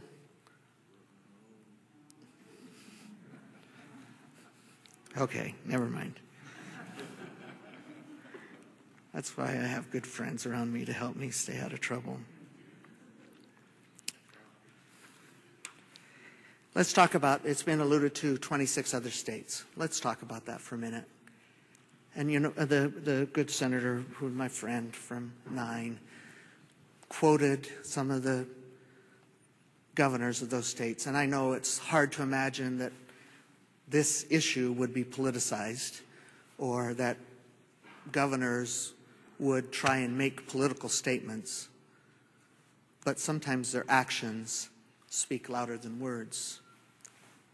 A number of the states that are choosing not to participate are not choosing to go to the federal exchange, not for the altruistic, let's band together, let's go shoulder to shoulder and fight the federal government. That's not what they're doing. Some of them lend their words to that, but that's not what they're doing. Some of them, on the same time they're choosing to go to the federal exchange, are talking and working on Medicaid expansion. That's not exactly a coherent strategy, in my opinion. Some of them have chosen or are choosing to go to the federal exchange because of the poor decisions that they have made in the past. I don't know that I recall all of the states that the good senator from 9 brought up, but let me just point to a couple. Do you realize that Idaho, part of the reason that Idaho's rates are the lowest in the nation is because we have the least number of mandates? Most other states have twice, 3 times, 4 times, 5 times as many mandates as Idaho. Maine is a state that was brought up. They have 3 times as many mandates as Idaho. I won't bore you with the list. Some of these mandates are important issues, frankly. I don't want to read them because somebody might get the bright ideas, think we need to pass a mandate on them. But, I mean, some of them are good things. And many of them are already covered under the policies that are available today. Oklahoma has 2.5 times more mandates. And the granddaddy, one of the granddaddies, Texas, they've got almost 3.5 times as many mandates as the state of Idaho. Some of the states that are choosing to go to a federal exchange are doing so because their pocketbook may be cheaper. It may affect their families less by doing a federal exchange than the state exchange. But that's not the case for Idaho. That's not the provision for us. That's not what we have to deal with. We have the lowest rates in the nation and the most at risk should we go to a federal exchange. Once in a while, somebody will say, well, all this thing is really about, and frankly, I agree with it to some degree, is that the federal government and the Obama administration want to take us to a single-payer system. And that is a fear, and I think a legitimate fear, and that this is somehow a slippery slope to that event. I want to tell you, in my opinion, passing a state-based exchange thwarts that from happening, and defaulting to the federal government doesn't. You do not weaken the federal government by defaulting to them. You do not weaken the federal government by abandoning the field of battle. The governor should be commended for trying to protect our rights and trying to keep us on the battlefield. You do not weaken the federal government by defaulting to them. You make them stronger. I was asked a couple of issues that come up, and I'm not going to go through all of them. The senator from 9 also mentioned the Real ID, and the good senator from 12 answered that very adequately. I just wanted to add, the Real ID Act isn't the president's legacy bill. The Affordable Care Act is. In fact, he doesn't even mind us calling it Obamacare. It is his legacy. And if you believe that he is going to back away from it, that's a mistake. It was alluded to, Mr. President, the quote that's often been said about states must act like states. And I've used that quote too, but I use it on the other way. I think this is acting like states. I think passing this bill says that we are the state. This is our exchange. This is the rules by which we will play with. Justice Roberts also said, if I might read from that same opinion, we possess neither... Senator? Thank you. Which opinion? From the Supreme Court decision on the Affordable Care Act. Senator may read. On page 6 of that opinion, Mr. President. We possess neither the expertise nor prerogative to make policy judgments. These decisions are entrusted to our nation's leaders who can be thrown out of office if they disagree with them. It is not our job to protect the people from the consequences of their political choices.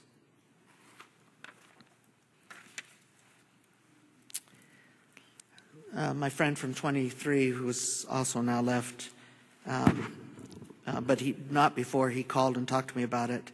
The question was asked about spending authority. What's different? What's different between 2 years ago when the Department of Insurance had a bill and there was $2.5 million in that bill? Spending authority is given to a state agency. Spending authority is given to a state agency who seeks to spend taxpayer dollars. The exchange is not a state agency. We don't give spending authority to the high-risk pool. We don't give spending authority to the Idaho Housing Association. We don't give spending authority to the State Insurance Fund. We don't give spending authority to the Health Care Authority. And now we won't with the exchange. Some have asked and questioned about whether there'd be penalties or assessments. Let me tell you how the high-risk pool works. The high-risk pool has a system by which they assess the carriers after expenses have been incurred. The immunization program has a system by which we assess the carriers after the expenses have occurred. At times, even the immunization pool will issue an assessment to the carriers to front-end the costs. If in the event that there is leftover money from the assessment, it would just be adjusted in the following year's assessment.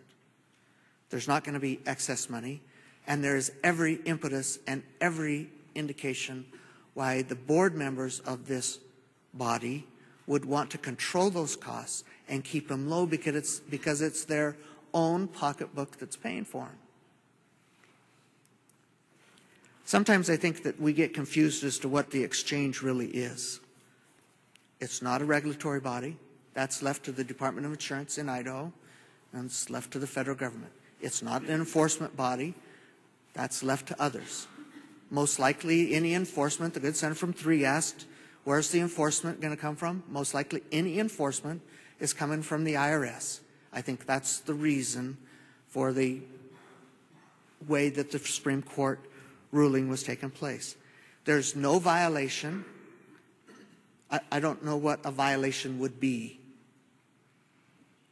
It's a completely voluntary entity.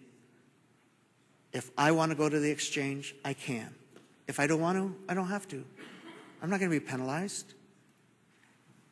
The exchange doesn't collect penalties or assess them. The exchange doesn't determine whether somebody violated or not. The only potential violation that I could even imagine, one of the jobs of the exchange is to make sure that carriers are truthful and open in their communications on the exchange of the products for which they sell and how they pay claims. I suspect that if an exchange found that a carrier was not doing so appropriately, they still don't have any authority to do anything to them, except to call the Department of Insurance up and say, hey, you might want to go look at XYZ insurance company. I'm not sure that they're doing things quite appropriately. The exchange is nothing more than a website. It's not the agent of the federal government. That in my opinion, that is not a factual statement. It will not be implementing or enforcing the Affordable Care Act. Mr. President, let me just, there's other things I want to say, but let me just shift.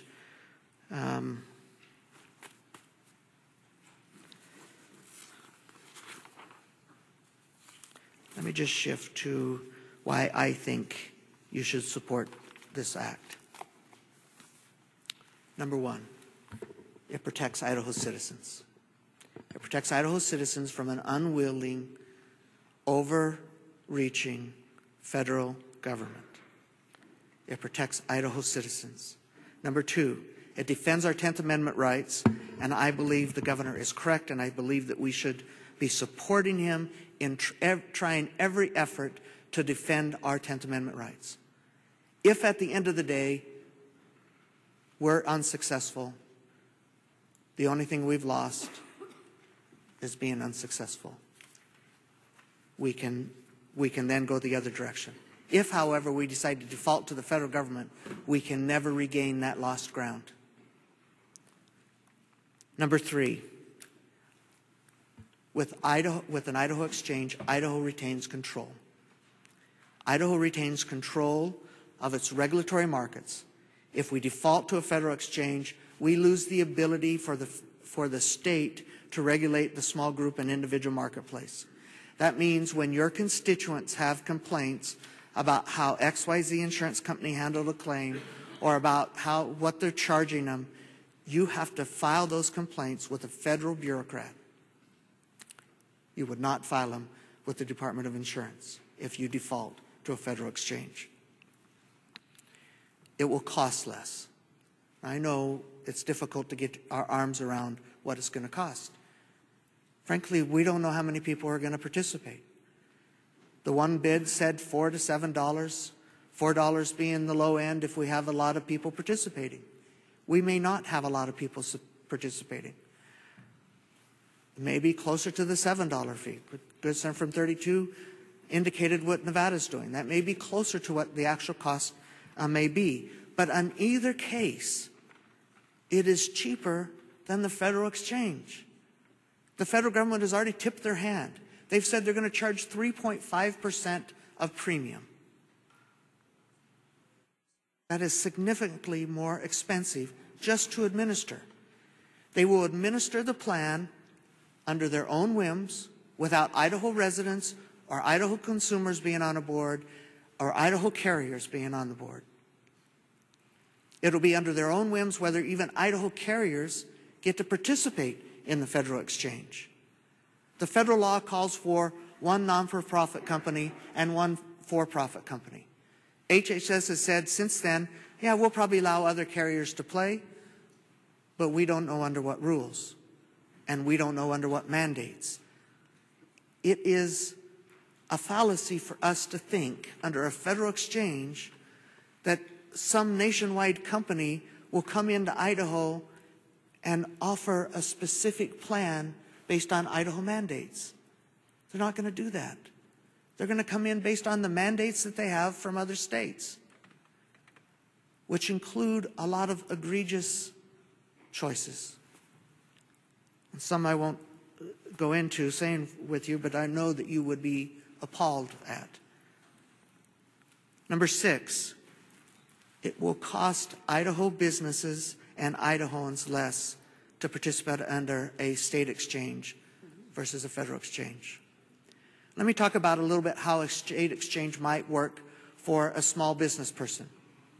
A small business person can say, who has maybe not been providing health insurance in the past, they might be able to say, look, I can afford $350 or $400 a month for my employees. So employees, you go to the exchange and pick the product that best suits you. That's called choice. I don't know why we'd be against that.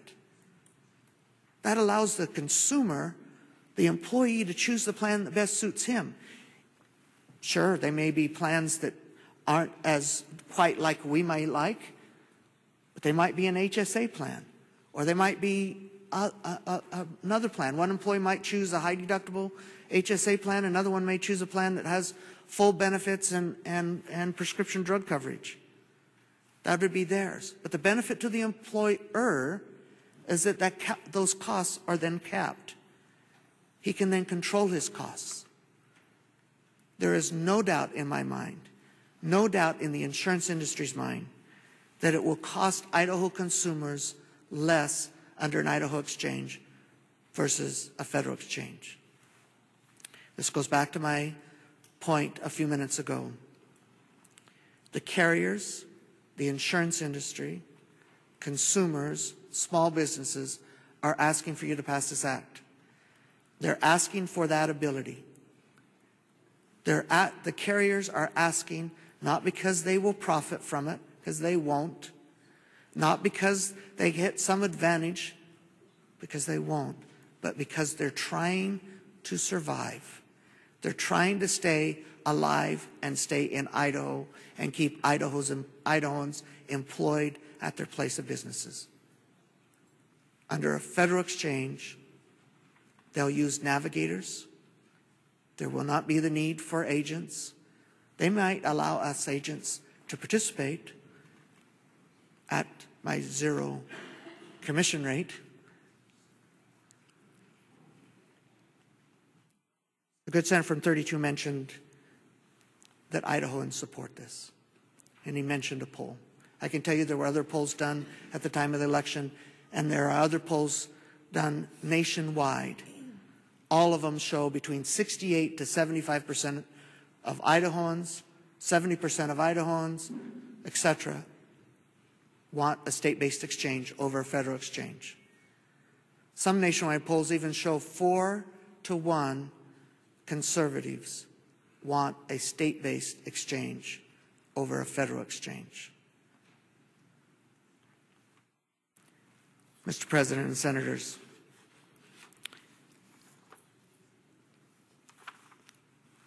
the Idaho Health Insurance Alliance has distributed lots of materials to you. They've done a great job. I know some will say, well, I'm only hearing from insurance agents, insurance carriers. Take a look at the list of some 444 groups and individuals. People like the Idaho Milk Producers and Idaho Realtors and the Idaho Retailers, who their vested interest is to have the least affordable health care as possible, with Idahoans being in control of those decisions. Mr. President, I appreciate the attention and the time you've given me this morning. I would urge your support of Senate Bill 1042. Is there further debate? Mr. President. Senator Davis? Mr. President, not being able to explain my vote in 60 seconds, I intend to debate Senate Bill 1042. Senator has the floor. Mr. President, I also realize that in Mason's manual, Section 112, it tells us that we're not supposed to read our debate without permission from the floor. If I do just speak from my notes, it will take this long. If, however, I'm allowed to read from my more structured remarks, I believe I can do it in this length of time. And so I am requesting permission of the President to read my own remarks in the interest of time. Hearing no objection, so ordered. I didn't think anyone would object to that.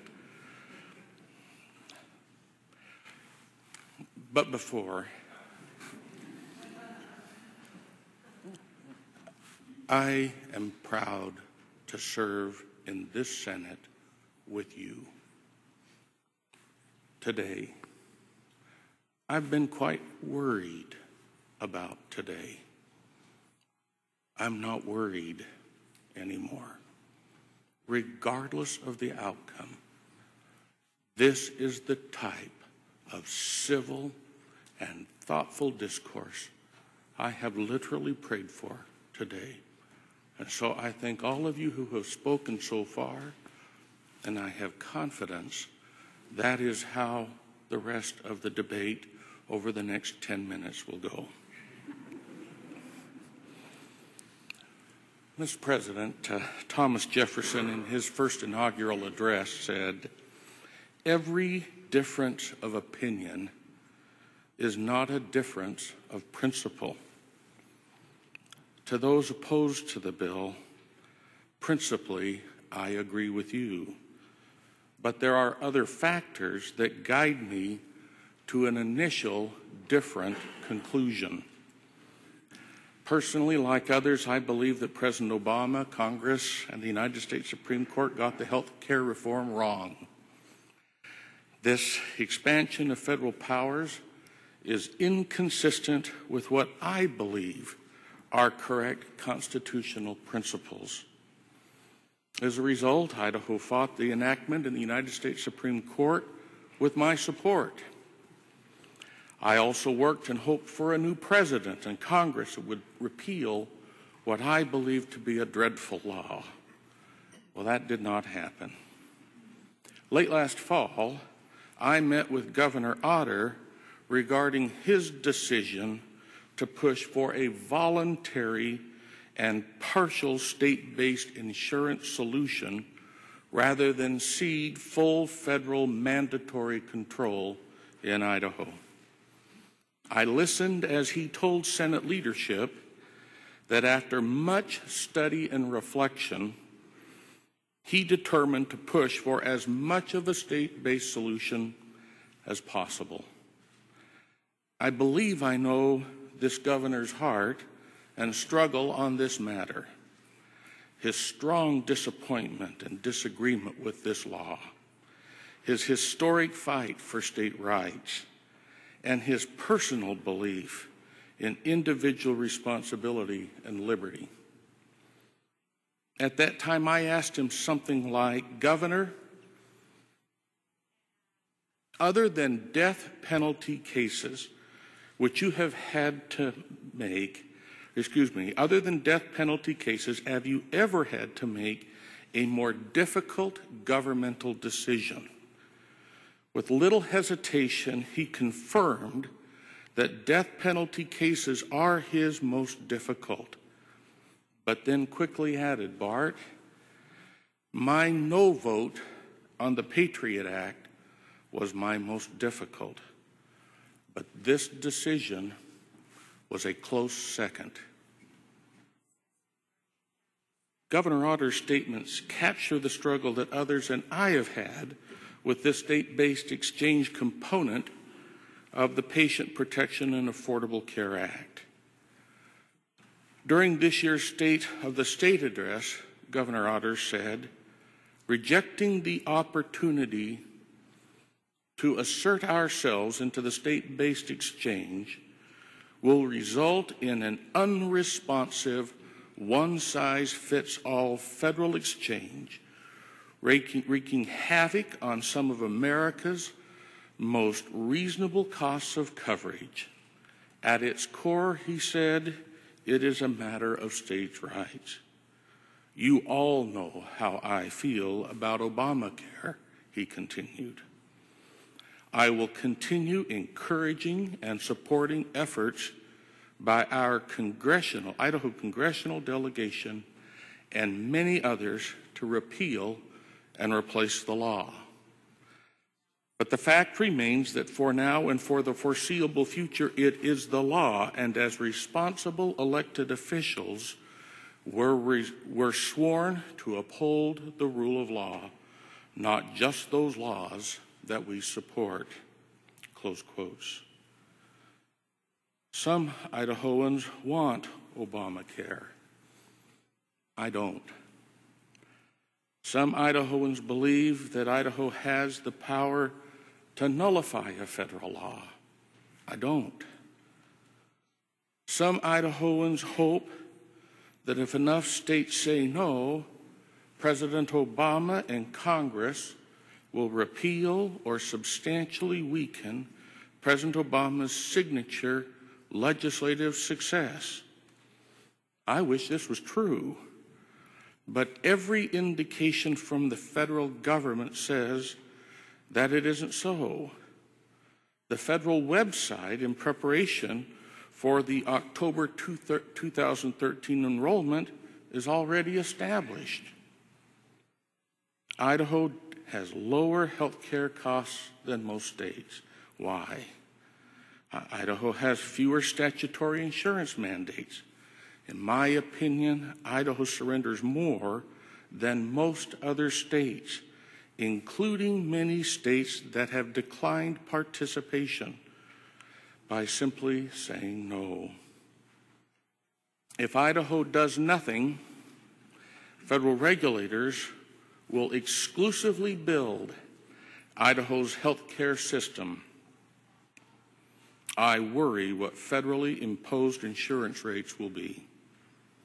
I also worry that a single-payer system is the ultimate goal for many original, affordable health care advocates. If Idaho and other states cede the state-based exchange to the federal government, the next step to a single-payer system appears more easily taken. I join Governor Otter and hoping that if enough states engage, that it makes the next step more difficult for the federal government.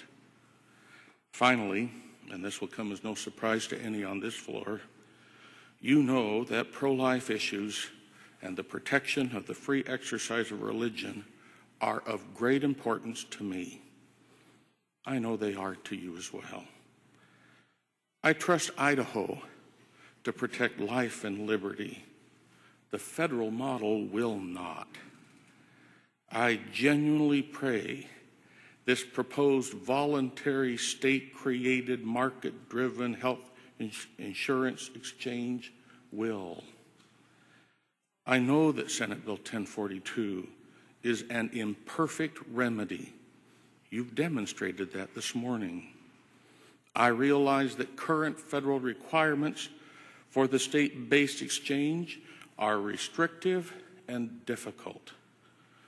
Again, at this year's State of the State address, Governor Otter said, "So I urge you to look beyond the important work of changing a misguided federal law to the essential task at hand for those of us in this chamber today, preserving for Idaho citizens the opportunity of having a voice in how one element of that law is implemented," close quotes.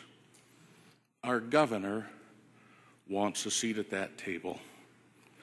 He wants to try, and I want to give him that chance. Thank you, Mr. President. Further debate. Senator Fulcher. Thank you, Mr. President. Debate against the bill. Senator has the floor. Mr. President, Senators, I believe that so far everyone that has stood has indicated that they don't like the Affordable Care Act or Obamacare. I stand in opposition to Senate Bill 1042. Supporters of 1042 have indicated that they want to resist Obamacare. So do I. Mr. President, on the first page of the bill, Section 41.6.102, purpose and intent, it talks about that resistance. In my opinion, what that says is we're going to resist by complying. Or, in other words, we're going to resist by doing what they're telling us to do. I would suggest a different path.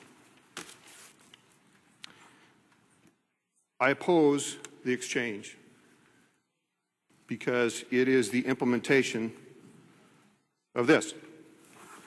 I know many of you have seen this before, but that's really what we're talking about here. This is the Affordable Care Act. And there are ramifications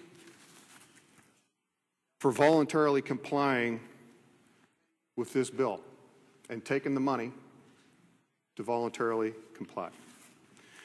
In my opinion, this is going to be litigated for decades. Once we comply, once we take their money, we're in a poorer position to litigate. The state of Oklahoma, as many of you know, has filed a lawsuit. They contend, these are my words, but I believe this is the correct meaning, they contend that they think it's the federal government can only enforce some of these penalties if the state has consented to a state-based exchange. If that's true, that's a very big deal. And that's a very strong argument against Senate Bill 1042. We don't know that yet, but it's out there. Another reason that I oppose the exchange is the data collection mandates. We haven't talked about that much. But there's at least 6 mandates in this bill that will require personal data information of each of us and our citizens that will roll into a federal database somewhere. Now, not that I am too cynical, but I can't imagine too many positive uses for the government to have all that information. I know there might be some, not going to argue that, but there's also room for, let's say, shenanigans. I don't want those data collections forced on me, on you, or on the people we represent. We had a close primary not long ago, and a lot of people were upset about that. Wait till they get a load of this. Then there's also the issue of if we involuntarily engage, that puts us in the position of being the enforcement arm. We've pretty much said so far we don't like this, and frankly, I don't want to put the state in the position of having to enforce a law we don't like. Lastly, and many of you, or many of the debaters thus far, has brought up the fact that we really don't know all the costs. Some of the rules haven't even been written yet. That's problematic. And I can't recall us moving on legislation without knowing that information. Maybe we have. I can't think of it. It's been argued, Mr. President, good senators, that if we don't do this, we really don't have an option. If we don't do this, that the federal exchange is imminent. Maybe. I would submit maybe not. I'm not yet bought into the fact that it's an absolute done deal. And yes, there are 25, I just heard possibly 26 states who are saying no. And the good senator from 27 mentioned, and perhaps rightfully so, for different reasons. The point is, they're saying no. And for whatever that reason, that's not simple for the federal government to do that, to move in and put those exchanges in place 25, 26, however many times. There is a fiscal cost. There is a resource cost.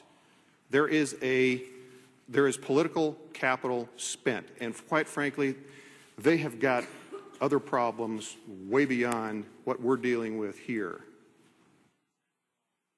Yes, I would like to give them a chance to fail.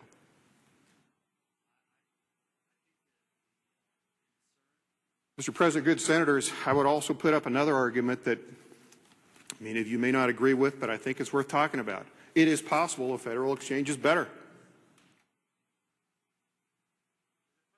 What if Oklahoma's right? What if that lawsuit prevails? If that's the case, then the enforcement on our businesses would not be mandatory for the penalties. It's possible. And I'll go back to the enforcement discussion again. If the federal government owns it, that means they have to enforce it. And I'm extra sensitive to that point because I disagree with the premise of the Affordable Care Act so much. I'm very sensitive to being responsible for enforcing it. If I did support an exchange, which I don't, but if I did, I still would not support this bill. We're giving up legislative oversight here. And we're giving up that oversight to some quasi-governmental board. In all other areas, we have a rule review process. Under this plan, that rule review goes away. We forfeit that.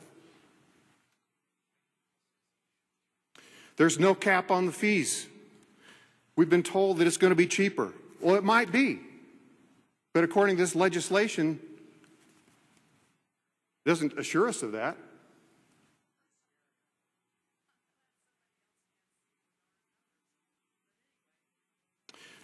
There's also mention about the life issue. Under Senate Bill 1042, as it's written right now, qualifying plans would mandate the dispensation of abortifacients. That's a whole other discussion that we really haven't gotten into, but that's the reality of the bill that stands before us. We've got to ask ourselves at some point, Just how much are we willing to give up? It's one thing to surrender our oversight. It's another when you start to get into the value and religious discussions. Mr. President, good senators, I'm not going to ramble on, but I fear that we're about to pass a bill with known major flaws. If there weren't some of those known major flaws, there wouldn't be a House Bill 179. And I'm not going to debate that or refer to that, but that is a bill that the House has tied to this bill, so it's pertinent. Why has that come up already? This is a bill with known major flaws. I fear that we're going to pass this bill and we're going to rationalize doing so by convincing ourselves that something worse is going to happen if we don't. If we do pass this bill, I can tell you this, we are 100% guaranteed to become a subcontractor for the federal government, because we're going to voluntarily comply to do that. If we don't, there is at least a chance. I don't know how big that chance is. I'm not going to hang a lot on that argument, but there's at least a chance that doesn't happen. And we can learn by observing what takes place in other states. My point with that is there is not a big rush on this. We are prudent to hold. Some will say yes, but there's the federal money out there, and that federal money is only going to be offered for a limited amount of time. Well, first of all, that's what they want. They want us to take the money. They want us to be on the hook for that, for some of the, I believe, some of the legal reasons that I mentioned earlier. But I would just remind, Mr. President, good senators, that's temporary. And I even question that, $30 million or $20 to $30 million for a website? That's an amazing website. And I would say one other thing, that, of course, that 20 or 30 million is, that should give us another hint. There's more to it than that, Mr. President, good senators. There's the bureaucracy that comes with the administration. And by the way, once it's there, it's not going away. The so-called companion bill coming is not a fix. Again, I'm not going to debate that, but I've seen it. I don't believe that is our answer.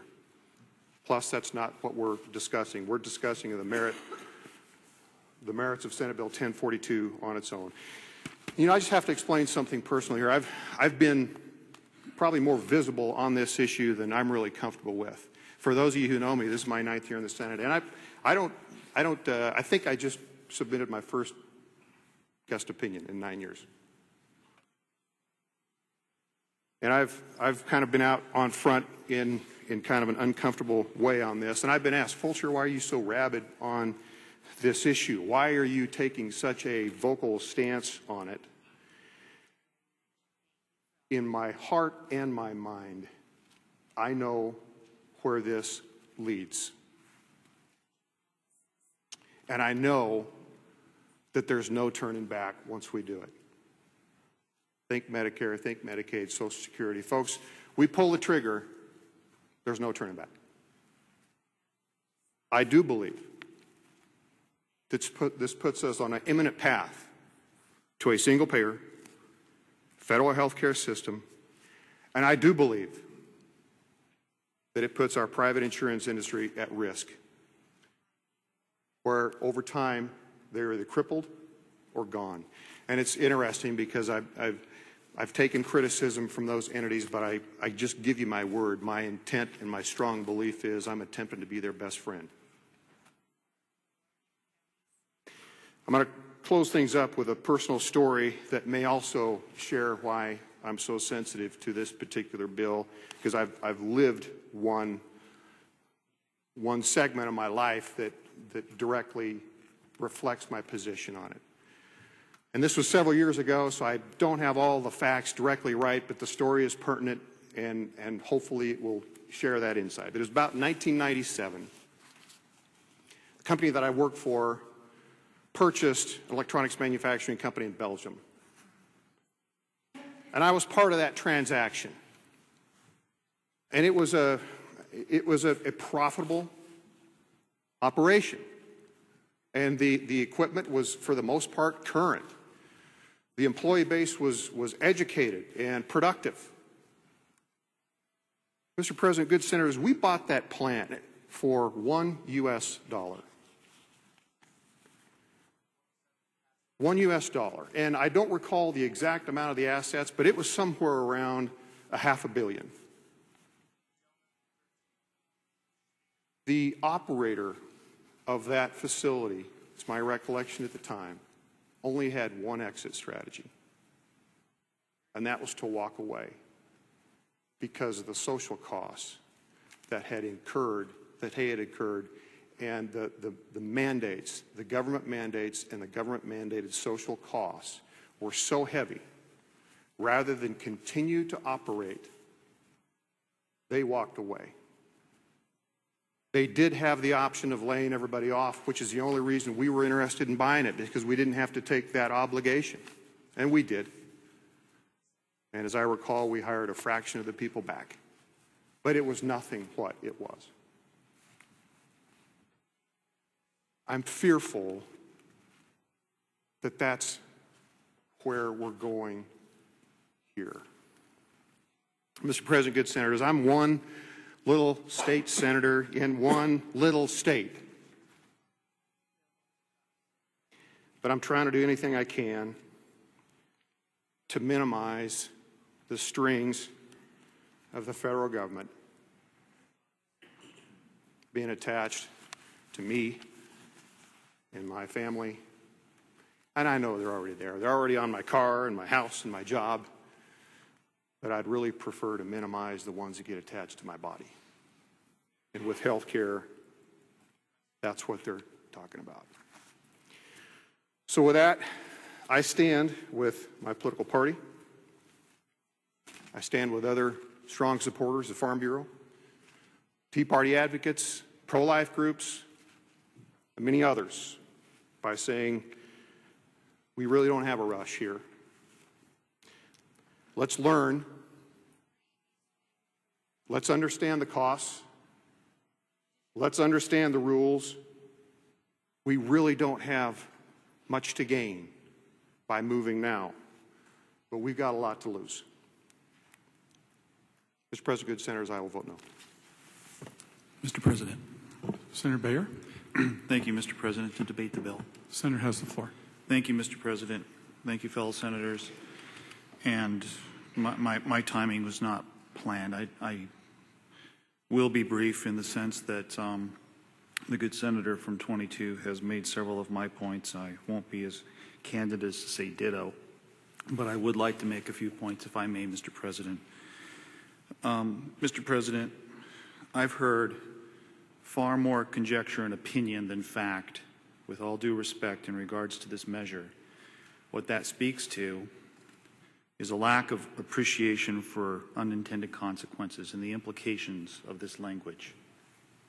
To me, that is a very compromised lawmaking process.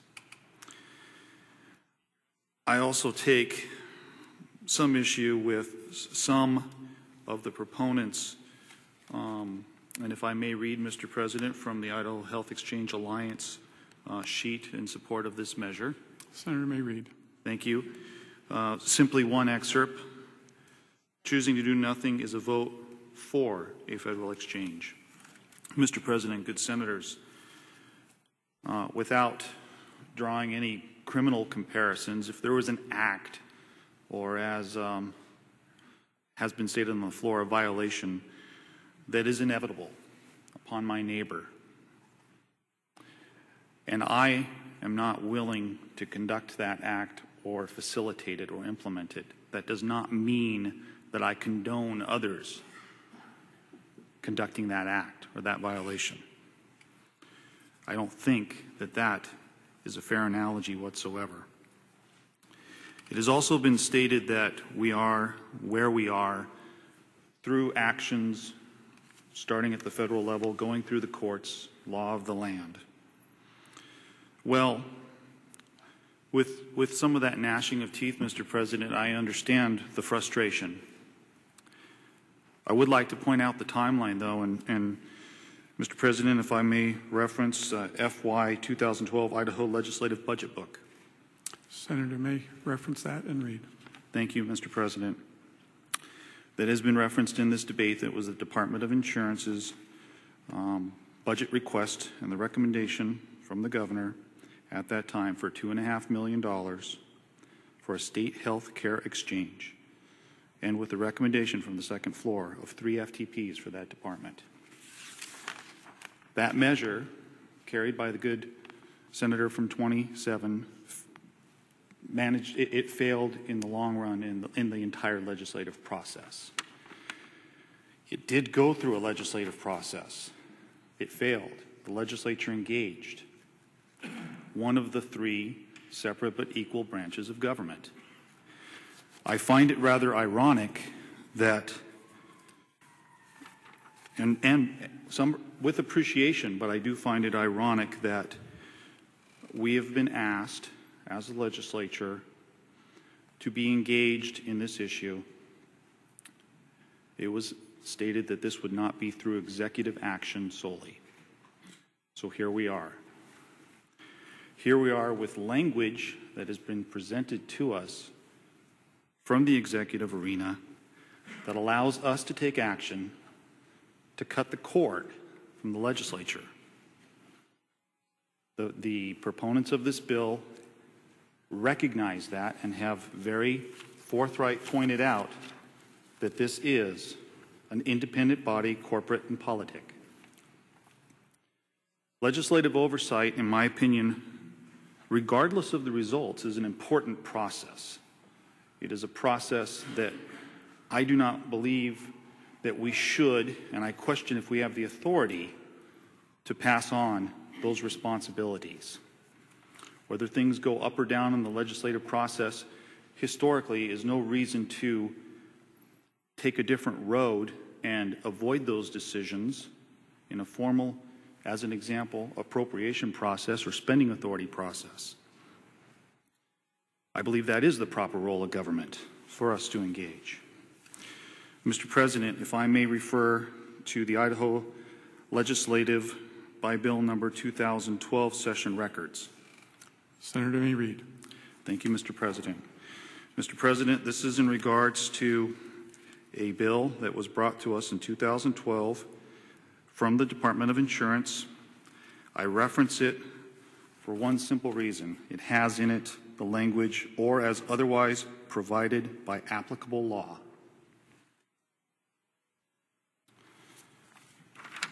Good senators, the bill you have before you, the kind sponsor has read very pertinent parts. I find the bill, with all due respect, self-conflicting. It has a purpose and intent which speaks to state sovereignty. And then, if you turn to page 4, starting on line 22, subsection D, the exchange shall not prohibit a health carrier from participating in an exchange or prohibit a health benefit plan or standalone dental plan from being sold in the exchange, so long as the health carrier or health benefit plan or standalone dental plan, and here's the key part, meets all requirements of applicable law. It does not say state law. It defaults to all applicable law. And I would present to the body in perpetuity. That means that the good senator from 22's reference to the Act applies. The countless HHS rules, regulations that were promulgated apply. Ones that have yet to be written apply. The state exchange shall not prohibit. Its hands are tied. Good senators, to me, that's not local control, that's not checks and balances. What that provides for is a red light, green light situation. We can match you up or we cannot, depending on whether or not you comply. I don't see the checks and balances. I don't see the control. Mr. President, good senators, the subject's been broached in regards to other proponents and supporters of a state exchange. And I will say there are differences. I don't think there are in general terms and by definition, but there are differences to the industry and to the market. And I understand that and I respect that. But I'm being asked to compromise values that I can't because of a unfortunate circumstance in that sector. The subject's been broached that there are proponents and positive commentary from the second floor that this bill could use some additional language. Now, I will be 100% upfront right here and now. That's not something that tips the scales for me to support the measure. However, the legislative process is not just about one individual legislator and what does and does not succeed in the legislative process. It's also about what I would term damage control. Measures that I ultimately cannot support, I still want to see as many sideboards and as many protective measures for constituents as possible to be incorporated. I would suggest to this body that that is not before us, and I would suggest that it is admittedly by some not before us. I cannot cast a vote on something that is not before me. I believe that the process has to hit the reset button. And I believe that that is my opinion of the circumstance for the proponents. If I were to have even more sideboards, I would maintain that equal and separate branches' authority and responsibility. I would have the legislature engage in this process every year, as difficult as it may be, for checks and balances, even though this language, to me, takes that off the table because of the authority that is simply punted to all applicable law, and again, in perpetuity. Mr. President, good senators, those are some directions that I think can be taken. I don't think this debate ends necessarily with this bill. I understand the magnitude of the circumstances. But legislative oversight is a big sideboard. If you do support, and it's also been couched that this is simply a portal or a website, it is much, much more. Mr. President, if I may read briefly from the HHS rules to define the standards related to the establishment of an exchange, with just a few brief citings. Having identified the source, Senator may read. Thank you, Mr. President. I don't want to open Pandora's box by making reference to tens of thousands of pages, but starting with 155.110, the exchange remains responsible for ensuring that all federal requirements related to contracted functions are met. It goes on to talk about that the exchange must not establish rules that conflict with or prevent the application of regulations promulgated under Title I, Sub D of the Affordable Care Act. The exchange must issue certificates of exemption consistent with reference sections of the Affordable Care Act. The exchange must determine eligibility standards for Medicaid and CHIP. And it goes on to talk about the obligations to collect information. This is a substantial entity. It is not simply a marketplace. I think it's very important for us to understand the magnitude, with all due respect, of what we're being asked to vote for, and the recognition, and I would say in the eyes and admitted voices of some proponents, of an incomplete measure. And with all due respect, I think that the process has to take a time out here. If there is room for pause on this language before us. That's what it is. It's pause. This dialogue doesn't stop today. And quite frankly, for those who do, and I've done due diligence, Mr. President, not to take offense to the act or the federal actions, which I do disagree with, but I will say, if one were to agree with the lion's share of those measures, I don't understand why that level of support and trust would stop when you hit the crossroads of an exchange. That to me is rather fascinating because we already have all the other provisions. Yes, this is important, but there's far more volumes to the act and to the rules than provide for the exchange. Thank you very much, colleagues, for your indulgence, and I would ask for your no vote on this measure. Further debate. Mr. President. Senator Bach. Mr. President, fellow senators, I've listened with some interest to the debate and the sometimes mild disdain for my president, for President Obama. And I want this state and I want this country to know that in the state of Idaho, there is another voice. And that voice is a voice in support of Obamacare, in support of our president.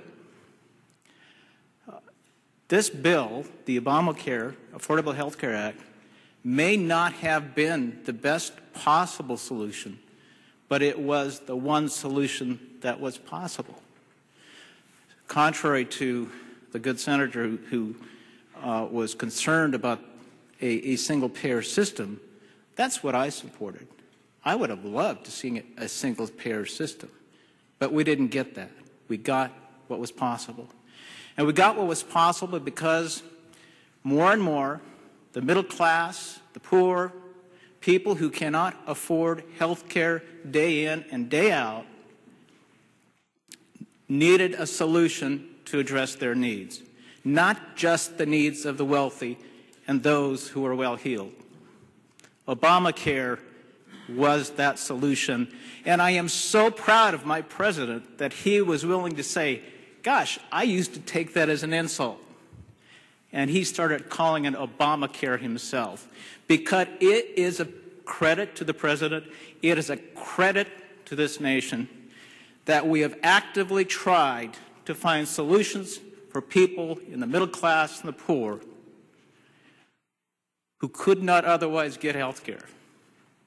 So I'm here to tell you, as another voice, I support my president. I support Obamacare. Now, as we look at this bill, I will tell you, I came within a hair's breadth of voting against it, but not for the reasons some of you might think. I think we need to include in this Medicaid expansion. We are throwing away $50 million a year that could go to Idaho providers and to the citizens of Idaho because we have not have chosen not to support Medicaid expansion. So for me, this is not a perfect bill. This is a bill, maybe for some of you, would talk about Obamacare as not being the perfect law, but I think this is a solution. This is something that we can do to move forward health insurance and Medicare for the residents of Idaho. So I will vote for this bill as much as I think it's not the best, and I urge you to do likewise. Thank you. Further debate. Senator Winder. Thank you, Mr. President. It's been a very interesting morning and now starting into the afternoon. And I would just echo the words that our majority leader had earlier. I'm proud of all of you. I'm proud to be here. I'm proud for the debate that's going on the floor. I also want to recognize the sincere effort of the gentleman on the second floor and that he feels this is the best alternative for the state of Idaho. And I think it is a sincere opinion. I just happen to disagree with it. I recognize that there may be a majority on this floor that will support this bill. for the logic of the bill for the reasons you've heard here. But I also feel like we're not done with this because of what's going on across the rotunda. We'll be back here talking about this again in the future. But let me give you a few points of why I think we're in a very difficult situation. I feel like we have a gun to our head. If you don't do something, we're going to do something to you, and it may even be worse.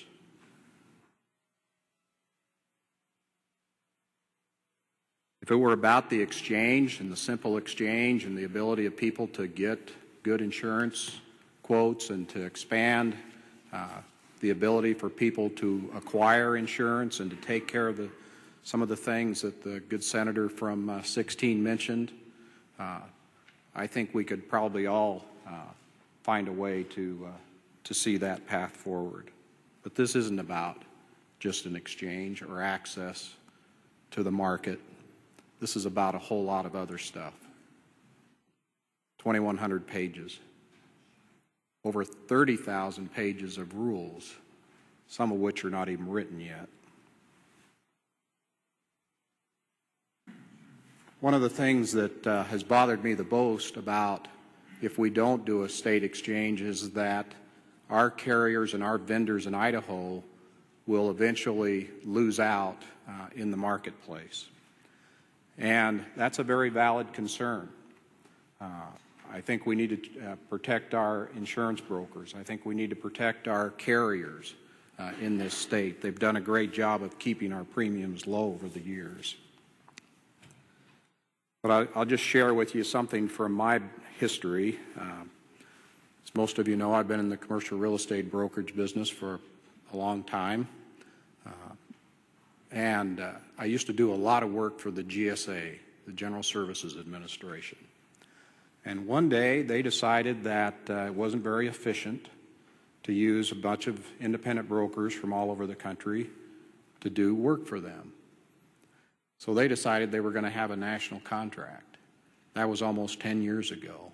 We've not seen one piece of work since that time period.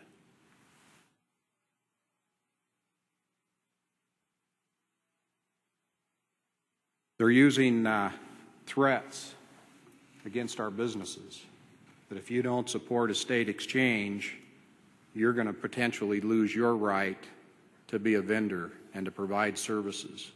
And there are many companies in this state that are impacted that provide medical supplies and support for health care throughout Idaho. I was a lifeguard many years when I was in college, a little bit when I was in the Navy.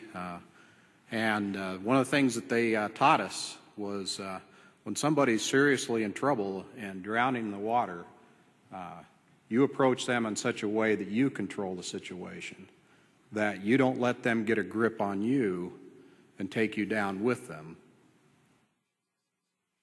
I look at the federal government today and what I see and the fear I have with over $16 trillion in debt, that we're getting on a ship that's got so many big holes in it that we have worked so hard for the past 5 years to keep our state financially sound and prepared for the future, that if we get on that ship with them and all the unknowns of cost to us, obligations for the future, that we run the risk of our state going down and being part of that ship.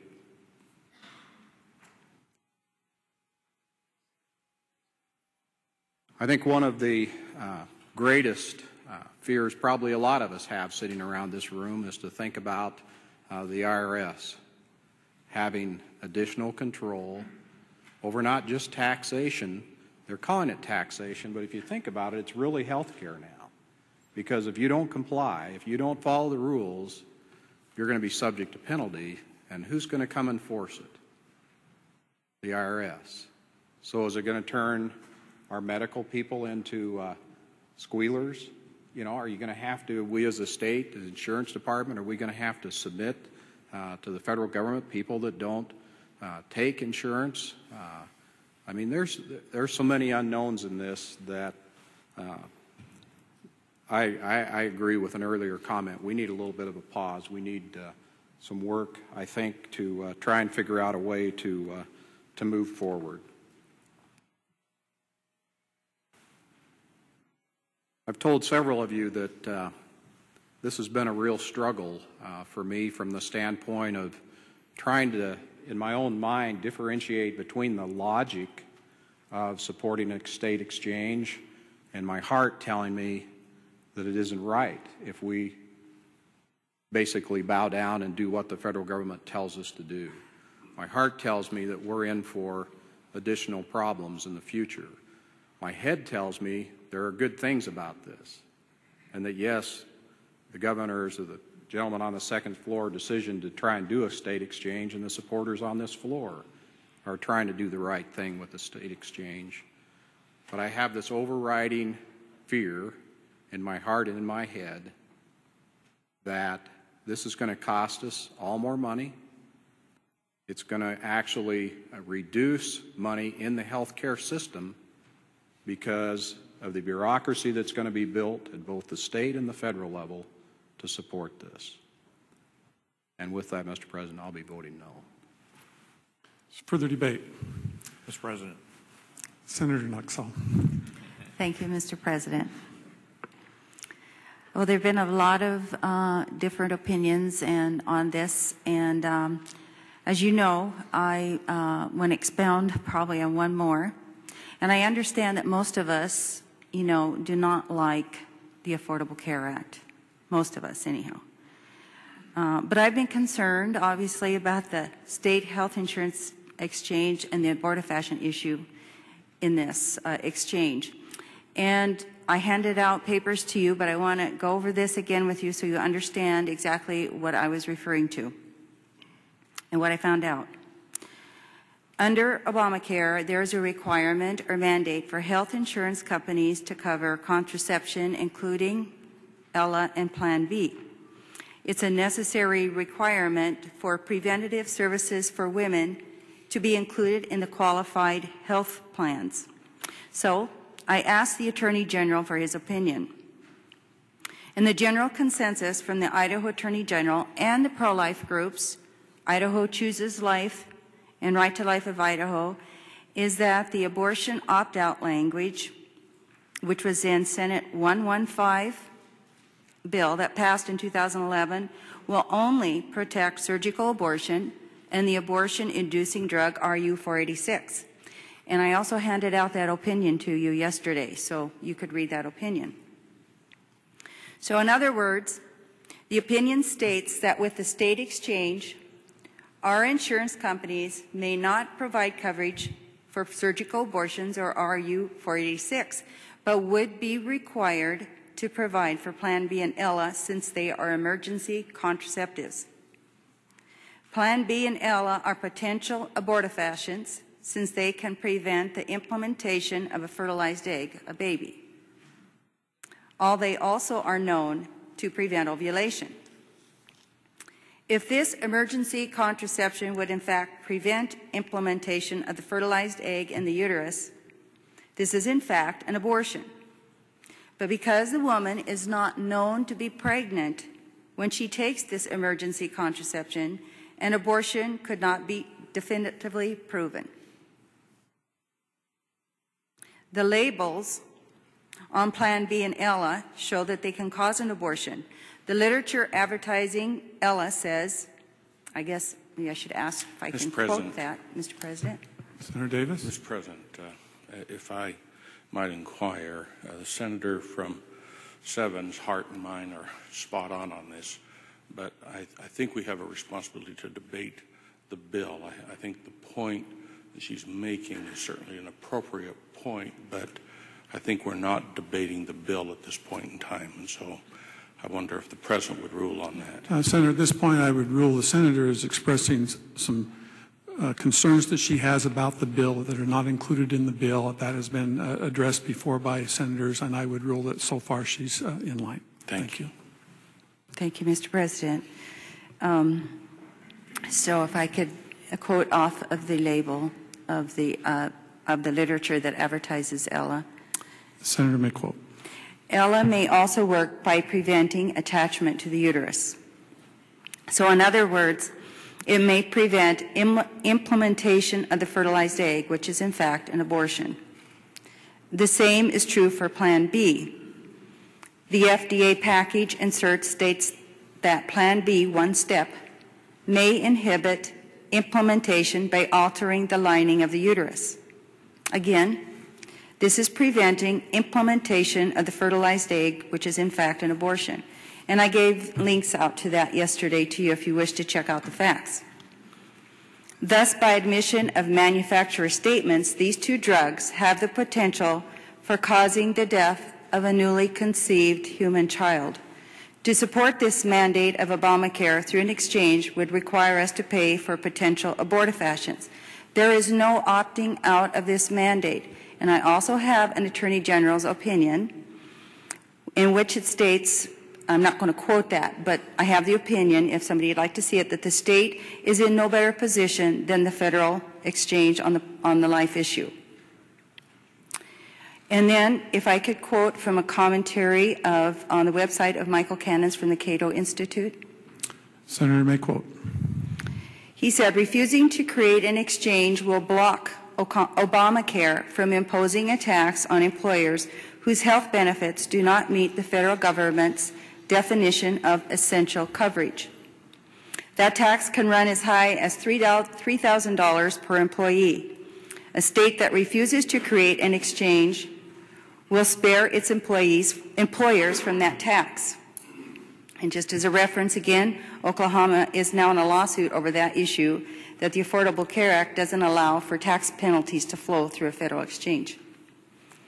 In blocking that employer tax, state officials would likewise block Obamacare's efforts to force religious employers to provide coverage for services they find immoral, like contraception, pharmaceutical abortions, and sterilizations. In other words, blocking that employer tax would thus block Obamacare's effort to force employers to provide coverage for their potential abortifacients, ELA and Plan B. Now also, good senators, in 2012, the Idaho legislature passed SJR 104, which stated opposition to the HHS mandate requiring contraception, sterilization, and the emergency contraceptives of ELA and Plan B.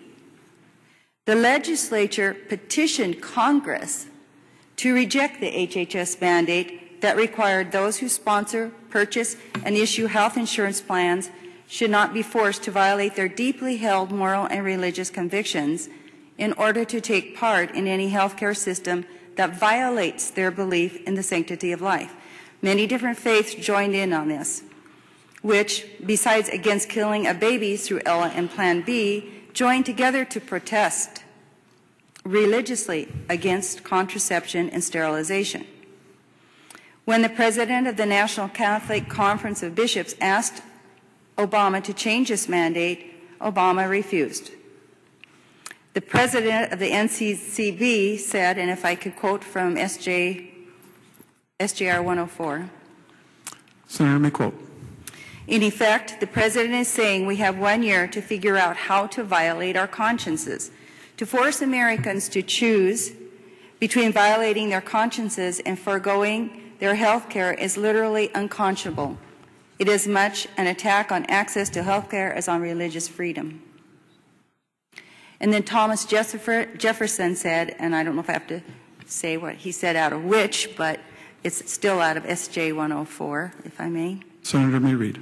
No provision in our Constitution ought to be dearer to man than that which protects the rights of conscience against the enterprises of the civil authority. James Madison, key defender of religious freedom and author of the First Amendment, said, conscience is the most sacred of all property. So I, myself, and many others will be forced to either go against my religious and moral beliefs to pay for contraception, sterilization, and the abortion-inducing drugs, or pay a fine, a minimum of $695 per person by 2016, increasing each year. I will have no choice with an exchange. If I buy insurance, I'm paying for an abortion. If I don't buy insurance and pay a penalty, I'm still paying for an abortion. So there are many court cases against this violation of religious freedom and conscience. Hobby Lobby, one of the nation's largest arts and crafts dealers, is an excellent example of refusing to cave into the trap of violating one's conscience. The owners have said, if I may refer to, I think it's news, it's a commentary on the website. I don't remember which one though. Maybe you could just summarize what it said if you wouldn't Okay. I'll just summarize it. They just said, basically they run their business on Christian principles, and they have two goals: to run the business in harmony with God's laws, and then to focus on people more than money. And that they now must provide what they believe, the family business must provide for what they believe are abortion-causing drugs. So, forcing us to buy insurance through a state exchange is an attack on our religious freedom and conscience rights, since there's no opting out of these preventative services in the required health benefit plans set up by HHS. Our forefathers migrated to America for the freedom to practice their faith freely without government interference. Are we being hypocritical after passing HJR 104 or SJR 104 and now going through this exchange? Because to vote for the exchange would be against SJ 104 and our liberty, because we are being forced into violating our freedom of religion. It'd be a vote against life and liberty. Our Declaration of Independence has said that we are endowed by our Creator with certain unalienable rights, that among these are the right to life, liberty, and the pursuit of happiness. The Affordable Care Act through the state exchange will deny us life, the unborn, liberty because of religion and conscience, and the pursuit of happiness or property, our money in the form of taxes or penalties. Through the exchange, we will be implementing an unjust law, and there is no opting out. Now, Mr. President, I am concerned about this. I move that we send Senate Bill 1042 to the 14th order for possible amendment. I have a motion and a second that Senate Bill 1042 be sent to the 14th order for possible amendment. Is there debate?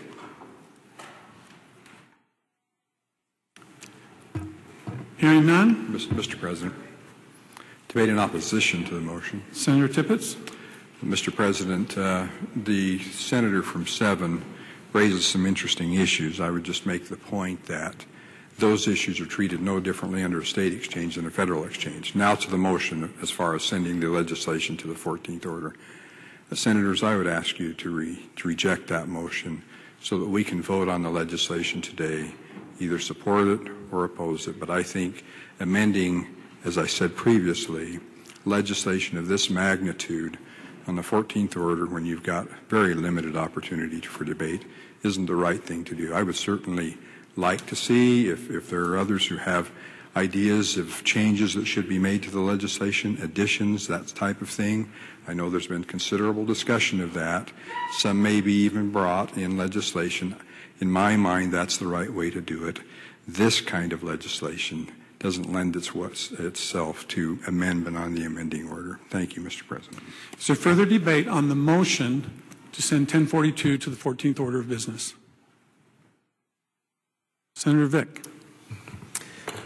Thank you, Mr. President.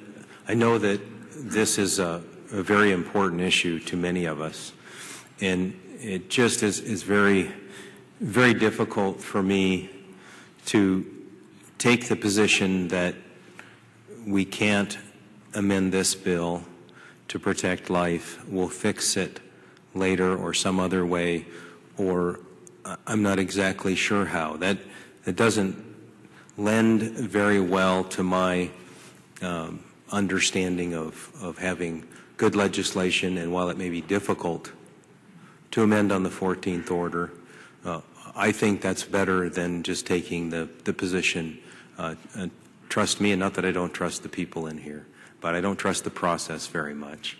And that's, I think it's better to do that than to just say, trust me and do this later. And so I support the motion, and I would ask for a roll call vote. Senator is supported. Okay, there will be a roll call vote. Is there further debate on the motion? Mr. President. Senator Mortimer. Mr. President, Senators, this isn't really what I had planned, but and of course I didn't have a plan, so maybe that's not important. But there are two other issues that I think could be addressed in the amending order that, as I've listened to the debate, I think would be helpful to this piece of legislation. And they were brought up a little bit earlier, and one of them is the limitation of powers. As I have reviewed the legislation, it says there are some limitations, and Mr. President, I'm going to refer to them in the bill of 1042. It says that the exchange shall not have the power to alter its legal structure. The exchange shall be financially self-supporting.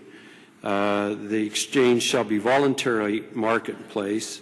The exchange shall not prohibit a health carrier. The exchange shall not attempt to prohibit. The exchange shall not prohibit a producer. And then the state of Idaho shall not be liable, and the board shall not be liable for any obligations. Those are the only limitations that I see in this legislation. And to me, we have talked a lot about what if this happens, what if something else happens, and particularly is what if changes occur that come down from the federal government and occur and change what the intent is of the state exchange itself or what it can do. There is no provision in this legislation that says when something will be required to come back to the legislature. Now, I recognize I have asked, is there limitations? And I have been told that it's inherent that there is a limitation because it's a state, it's being enacted by the state. But in my opinion, good legislation should require certain limitations and certain sideboards that would tell us to a degree what we expect to happen if certain things take place, and when we would expect that to be brought back to the body. We shouldn't leave that to the discretion of an appointed board. So that's one of the reasons why I support it going to the amending order. The other reason that I support it is I am still very uncertain about a separation of powers between the Department of Finance, the Department of Health and Welfare, and this new state exchange if it is enacted. I have heard that this will happen to our insurance agents. This will happen to our insurance companies. This will happen in regards to the insurance industry. I'm very concerned. It was my understanding that our state insurance department and states in general have a degree of sovereignty in that. We regulate who does insurance in our state and what they do. And we're talking about a complete separation of that responsibility or a joining of those together. And in my opinion, our state insurance department should be sovereign. We should have the right to dictate what happens within our state when it comes to insurance. That's of concern to me. Another concern to me is what happens within our own Department of Health and Welfare. When should those two be put together? The discussion that I have heard is that they will basically be mixed. I don't believe that's the right position for our Health and Welfare Department to be in regards to a state exchange. I believe that also needs to be addressed. Mr. President, for those reasons, I believe that this needs to go to the amending order. Thank you. Further debate on the motion. Senator Davis. Mr. President, Senator, Senators, I'll just be real brief. First, the senator from 7, we share the same heart. This floor knows that of me.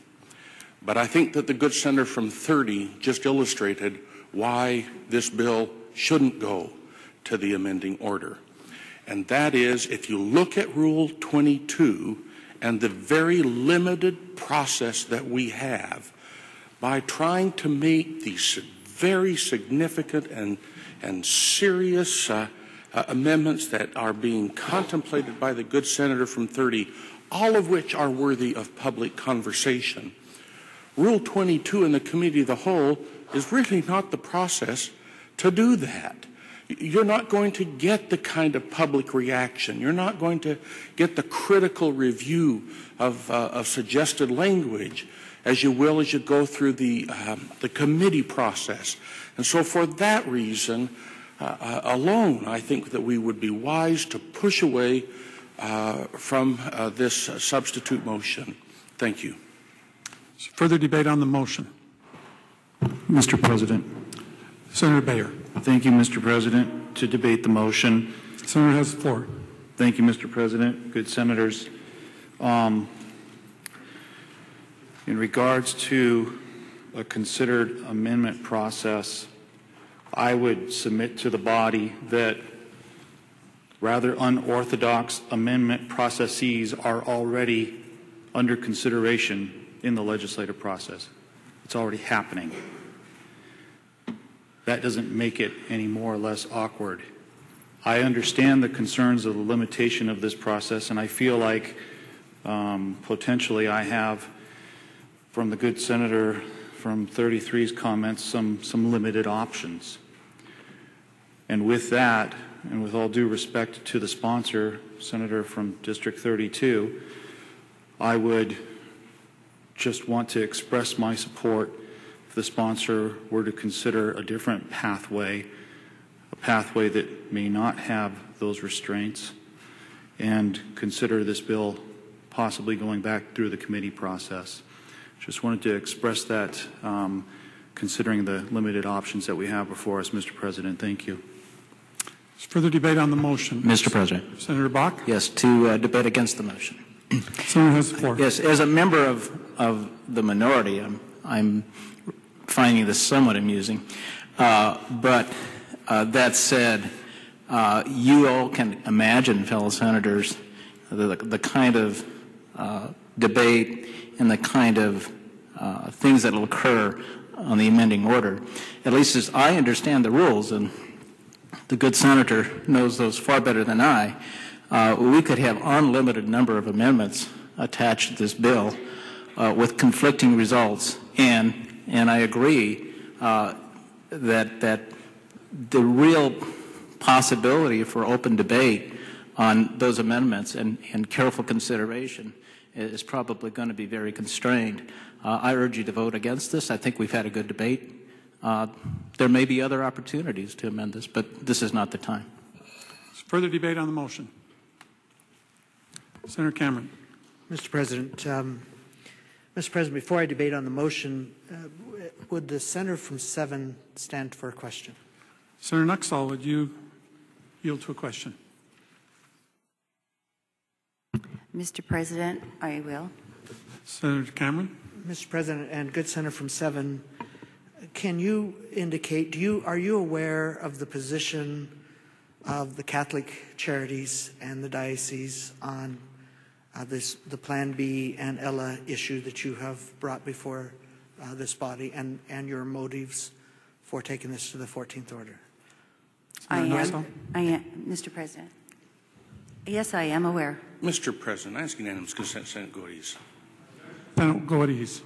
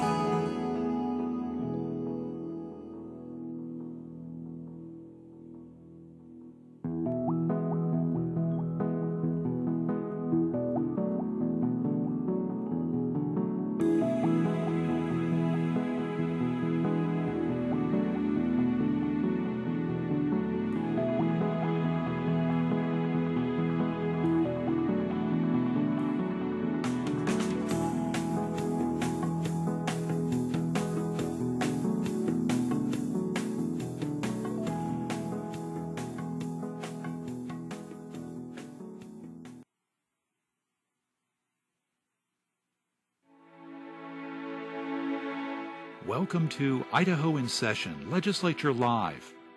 Funding is provided by the Idaho State Broadcasters Association, with additional support from the Union Pacific Foundation, the Idaho Association of Counties, the Association of Idaho Cities, the Idaho Cable Telecommunications Association, and your contributions to the Idaho Public Television Endowment.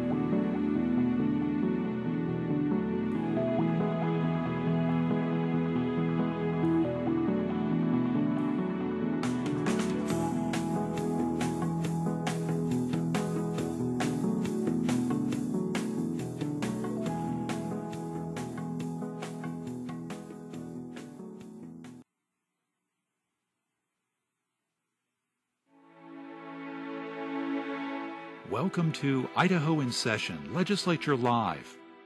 Funding is provided by the Idaho State Broadcasters Association, with additional support from the Union Pacific Foundation, the Idaho Association of Counties, the Association of Idaho Cities, the Idaho Cable Telecommunications Association, and your contributions to the Idaho Public Television Endowment.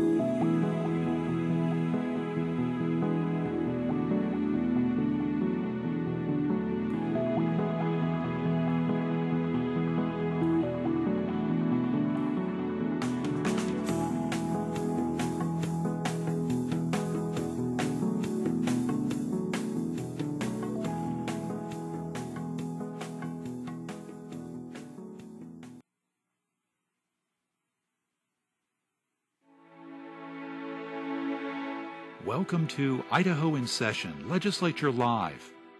Funding is provided by the Idaho State Broadcasters Association, with additional support from the Union Pacific Foundation, the Idaho Association of Counties, the Association of Idaho Cities, the Idaho Cable Telecommunications Association, and your contributions to the Idaho Public Television Endowment.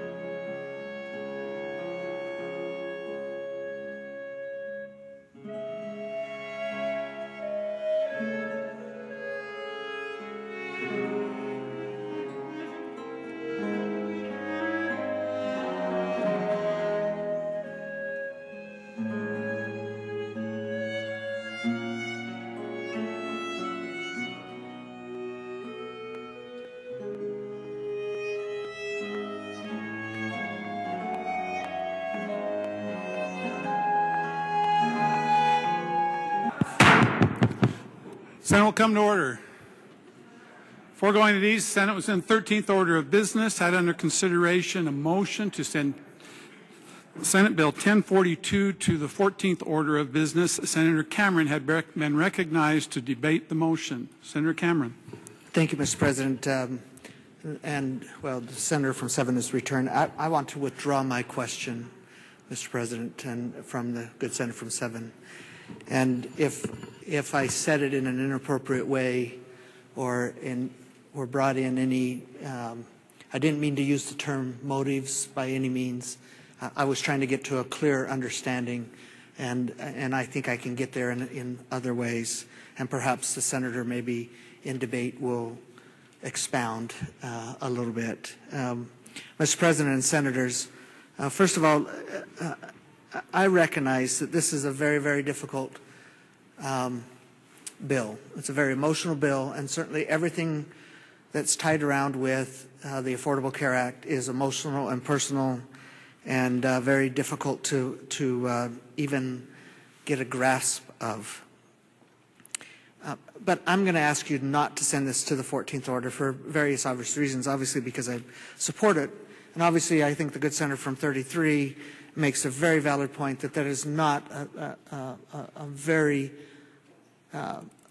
thoughtful process in ways to develop legislation. The more thoughtful process is to run it through committees, to run pieces of legislation where members of the public can come and testify, members of the public can come and express their concerns.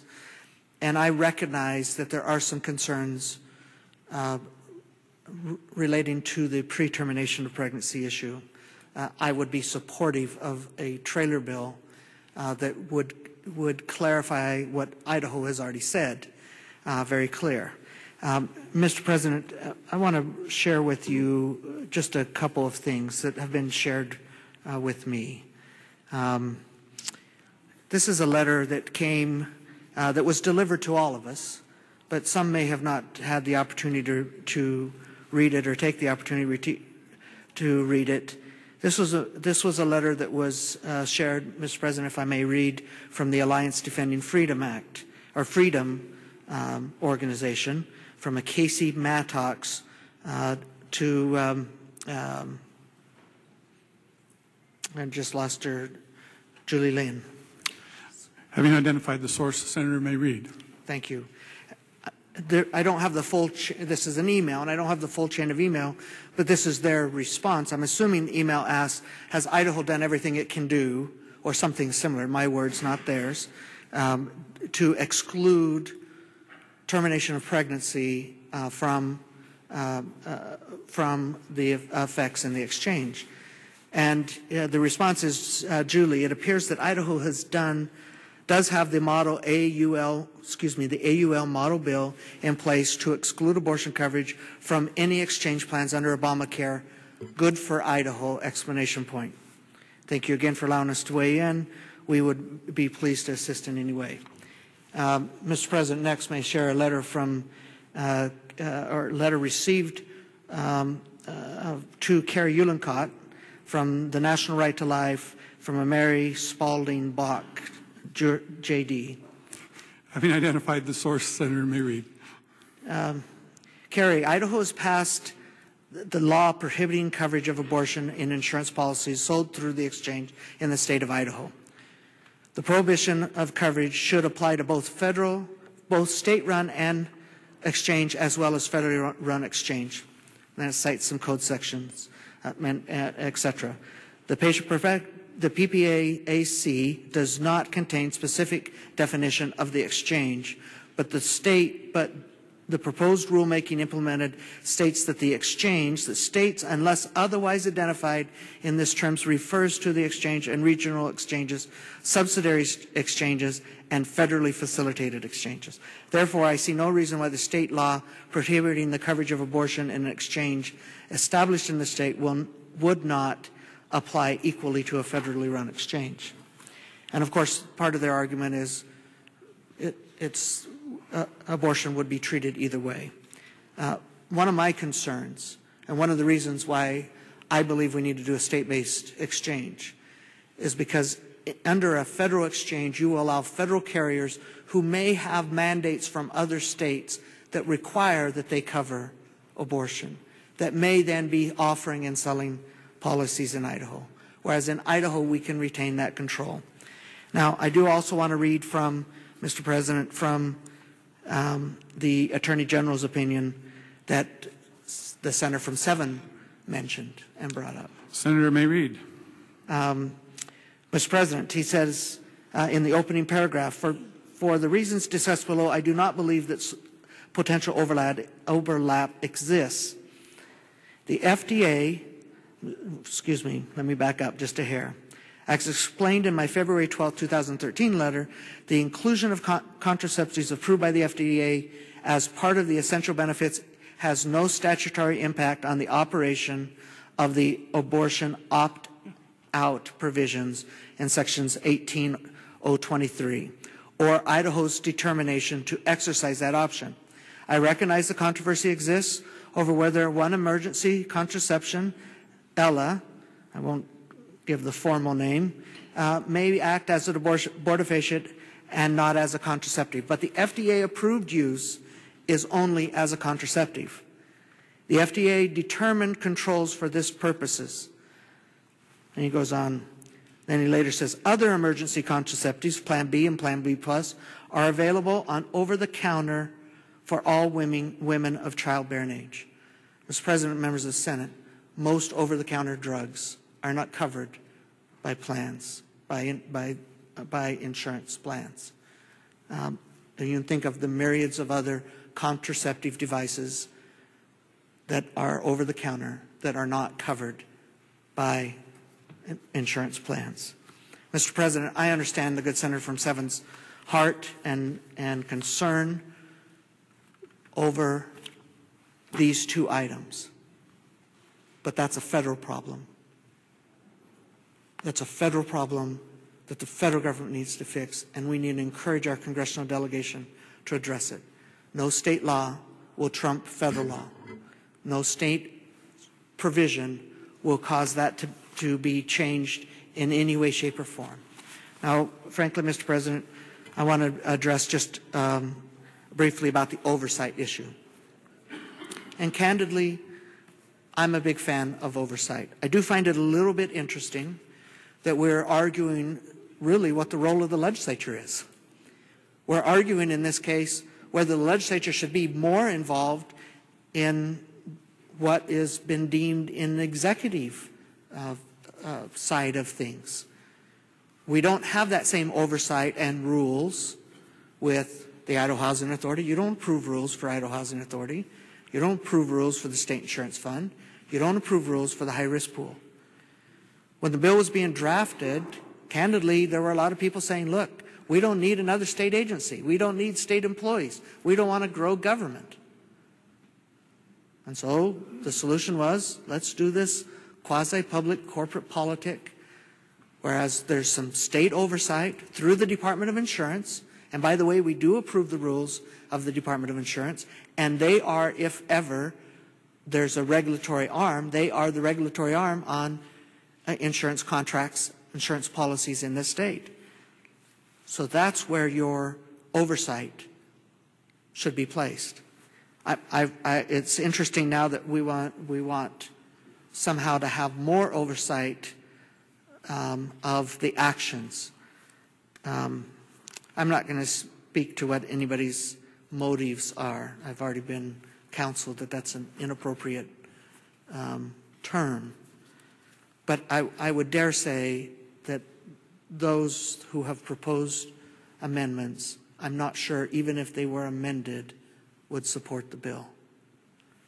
And for those reasons, then I think that the best procedure, and it's not an unorthodox procedure. I disagree with my good friend from 21. It's not an unorthodox procedure to run trailer bills. We've done that numerous times. We did it a year ago on some very significant, or 2 years ago on some very significant pieces of legislation. That is the appropriate way, in my opinion, because then the public gets to weigh in on what those trailer bills are and whether or not, and under that basis, you get a truer vision. At times, the amending order is referred to as the devil's workshop. Now, I don't know that it'd be the devil's workshop, but I've seen a lot of interesting things take place with no recorded votes, with no public input. We've radiator capped bills. We've completely gutted or changed bills. And, you know, it's a process that's there to fix things, but it's not a process that makes good public policy in many cases. I would urge the members not to vote to send this bill to the amending order. Mr. President. Further debate on the motion, Senator Hagedorn. Thank you, Mr. President. My sea legs got under me quicker this time. I started floating the idea of sending this 1042 to the amending order a couple of days ago, and I appreciate the good senator from 7 bringing that up. And as I floated that idea, and I did that because, quite frankly, this red shirt freshman stands with the freshman on the other side of the rotunda in having a bill that is a trailer bill that follows this one, and I believe improves it. And I think that there can be some improvement done to 1042. But quite frankly, I couldn't get the support to go to the 14th order. I didn't think there was enough votes to do that.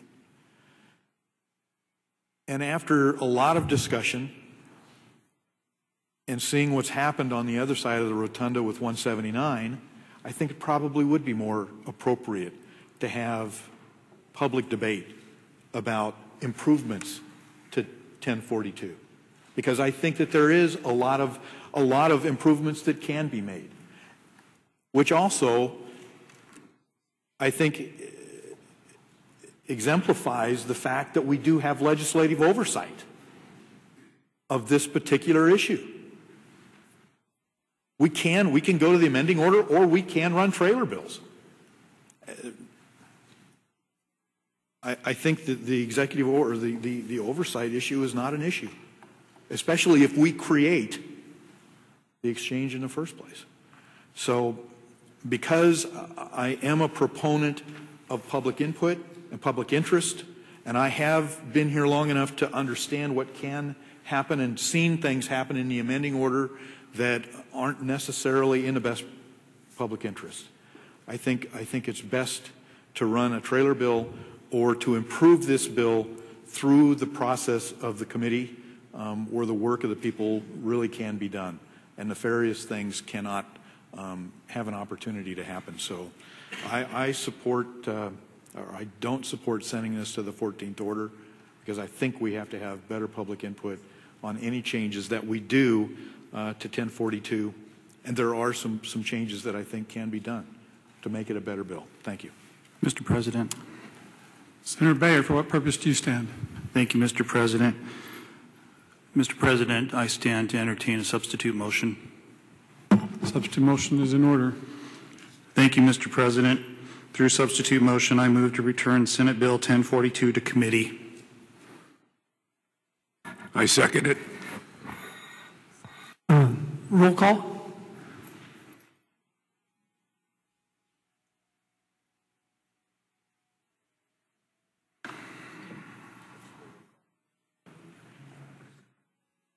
We have a motion and a second to send the substitute motion. Substitute motion to send Senate Bill 1042 back to committee. Is that the motion? Yes, Mr. President. Okay. Is there debate on the substitute motion? Mr. President, may I open debate? Senator, you may debate the motion, yes. Thank you, Mr. President. Thank you, good colleagues. I do not do this lightly, and I do this with absolute spoken respect to the sponsor.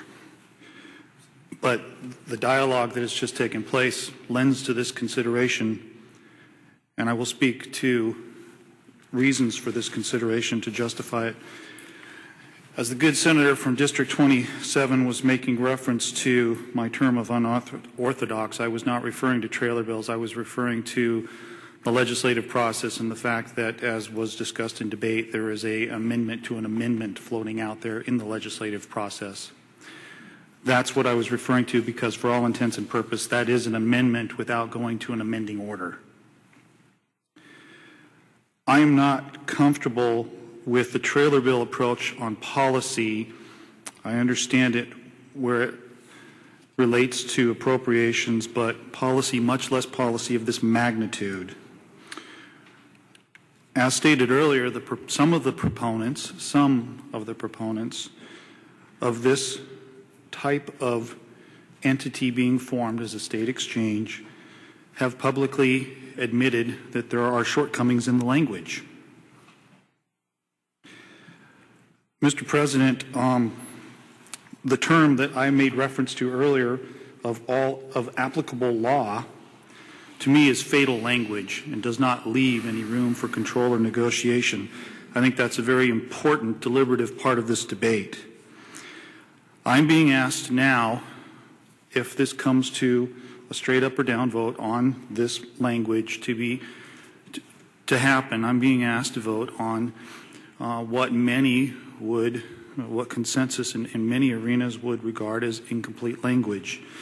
With all due respect to the good senator from 27, yes, I admit there are measures here that I ultimately would not support. That does not mean it's not part of my responsibility to do what I termed all respectfully as damage control or sideboards or limitations in the legislative process to language, even if that is something that passes through the process without my ultimate support. It's still my responsibility to try to help in a constructive way point out those shortcomings and try to lend constructively and objectively towards addressing those in the name of the greater public policy. Again, I understand the concerns regarding the original motion, and that is in part why I'm motivated to make this motion, with all due respect to some concerns of those limitations in that process. Thank you, Mr. President. Is there further debate on the substitute motion? Senator Davis. Mr. President, Senators, I think that what we really need to be considering is the nature of the committee that you're being asked to send the bill back to is a non-privileged committee. As a result, in the event that they wanted to run additional RSs, absent a unanimous consent request, the effect of the motion is to stop further action on 1042. I am sure that the sponsor's motives on the motion to refer the bill to committee are pure. But that's the effect of that. And so I don't believe that that is something that we ought to consider doing. I think we need to get back to the debate on the merits of Senate Bill 1042 to defeat this motion and move forward. Appreciate your consideration. Thank you, Mr. President. Further debate on the substitute Mr. motion. President, can the Senate go at ease? Senate be at ease, subject to call the chair.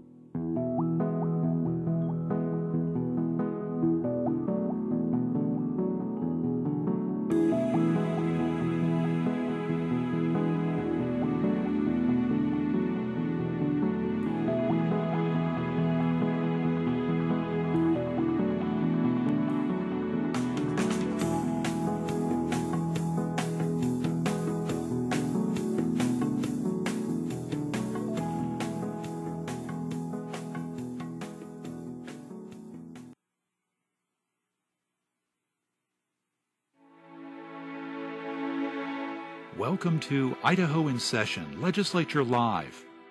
Funding is provided by the Idaho State Broadcasters Association, with additional support from the Union Pacific Foundation, the Idaho Association of Counties, the Association of Idaho Cities, the Idaho Cable Telecommunications Association, and your contributions to the Idaho Public Television Endowment.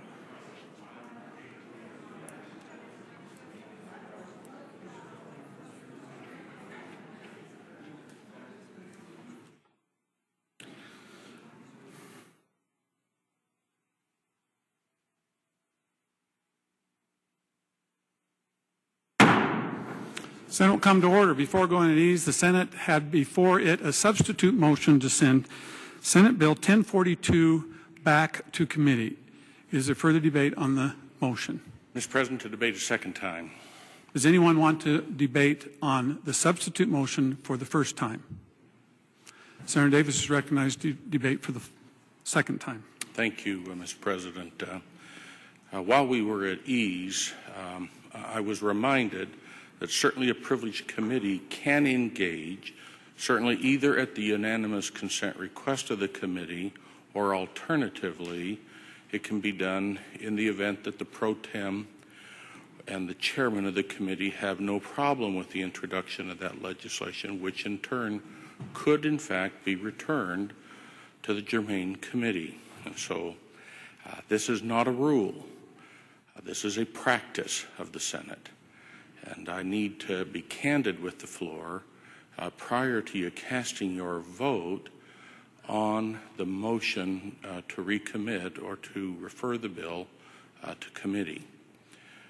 That being said, I still don't believe that that's the direction that the floor should go, and I would encourage your defeat of the motion and allow us as a floor to move forward in the further consideration of 1042.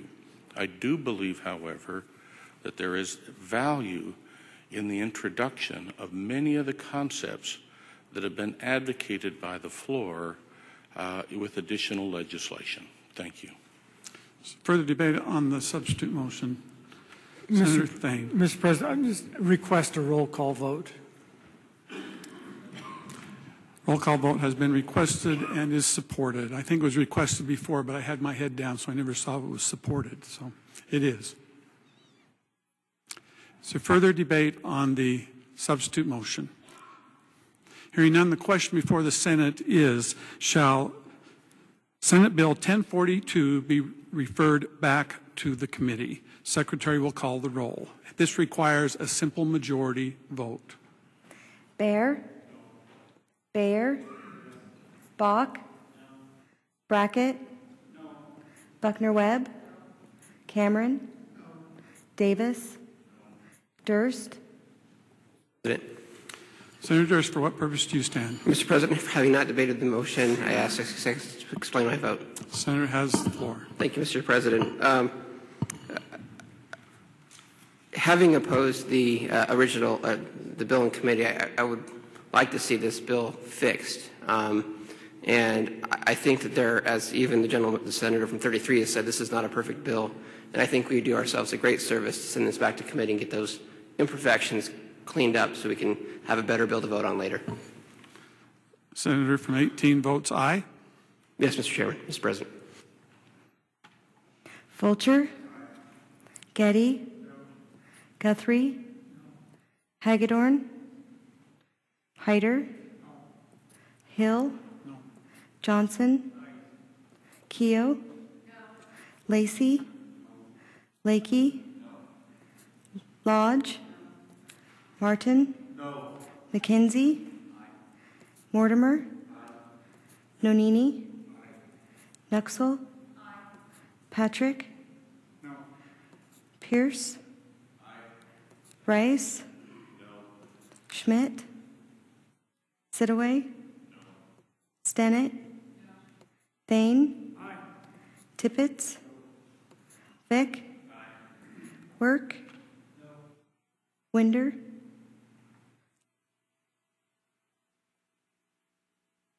Hagedorn?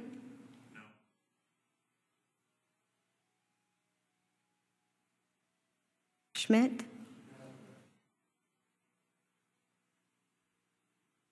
Winder?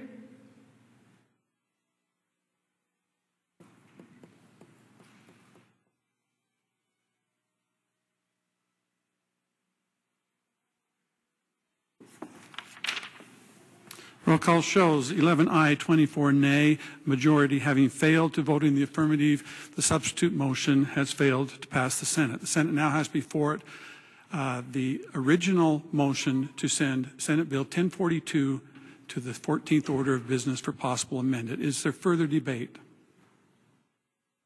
Hearing none, Secretary will call the roll. As a roll call has been requested, it requires a simple majority.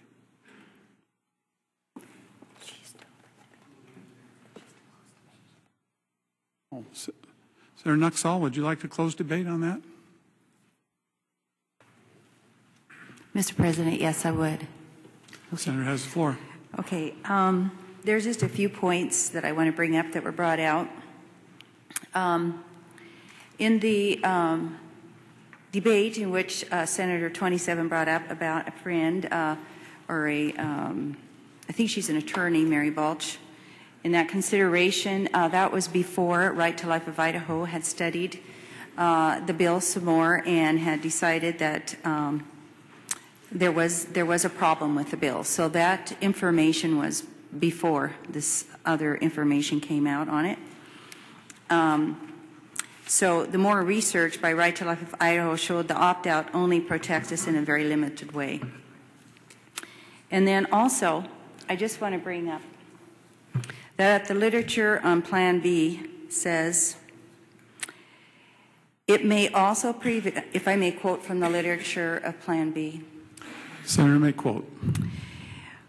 It may also prevent fertilization of a released egg, the joining of the sperm and egg, or attachment of a fertilized egg to the uterus, implementation. And then also on Ella, if I may read from the literature on Ella. Senator may read. If this drug is inadvertently used during pregnancy, the woman should be apprised of the potential hazard to the fetus.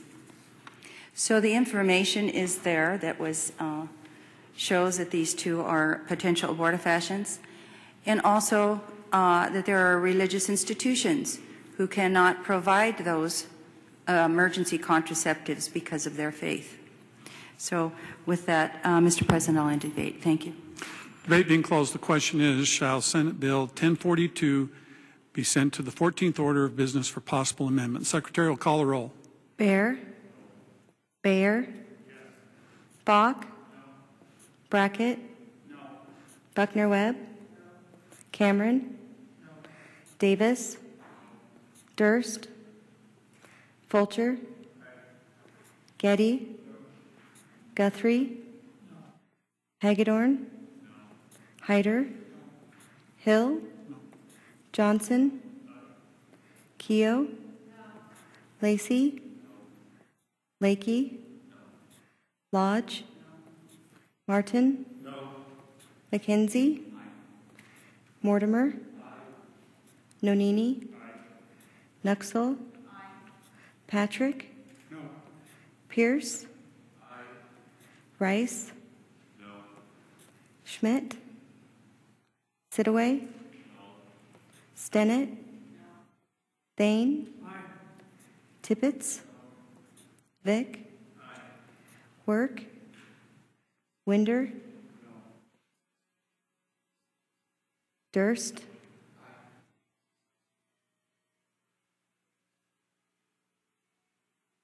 Schmidt?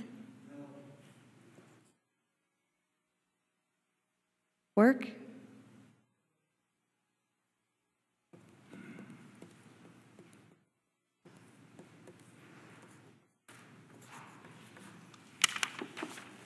Roll call shows 11 aye, 24 nay. Majority having failed to vote in the affirmative, the motion has failed. The Senate now has before it, still has before it for final consideration, Senate Bill 1042. Is there further debate on the Senate bill? Senator Nuxall, just a moment. Senator Nuxall, for what purpose do you stand? To debate the bill for the second time. Does anyone wish to debate the bill for the first time? Senator Getty. Thank you, Mr. President. Fellow senators. First of all, let me disclose that under Rule 39, I am a licensed health insurance provider, but I do not derive income from that. I was also a member of the governor's task force to look at healthcare exchanges, and I'm a member of the legislative healthcare task force. We're not here to debate Obamacare. We're here to debate health exchanges. The only thing I'm going to say about that is affordable is really not the name of, or should not be included in the title of that bill. And the cost is going to be to our young people. We older people will possibly even benefit from the cost to us. If we opt for a federal exchange and understand that there's only two choices, the feds have promised for the first year that all qualified health plans will be available on the exchange. But that promise dies after 1 year. And as the good senator from 27 said, they only have to provide two. And you can bet your bottom dollar neither one of those two will be an Idaho company. The federal exchange provides for navigators, not insurance agents. There's nothing that talks about training for navigators, and there is no fallback if a navigator makes a mistake for errors and omissions coverage. If an insurance agent makes a mistake, the person that he's injured has the potential to fall back against his errors and omissions. That's not there. There was some discussion of $77 million for a cost of an exchange, and that was at the outset of the task force what was estimated. But with a number of states that have worked on their own exchanges between now and then, that number has been significantly reduced, and my memory was it was closer to 20 million than 30. Had the good senator from 13 been a member of the Supreme Court, maybe the vote would have been different. But that vote was 5-4, and it was not in the favor of the opponents of Obamacare. Mr. President, I'd like to read from a resolution from the American Legislative Exchange Council dated October 13th, 2011.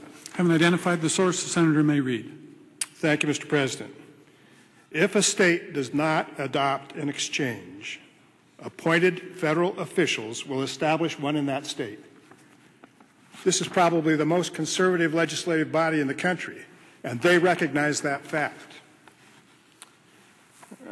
Mr. President, I'd also like to read from congressional testimony of Professor Timothy Jost to the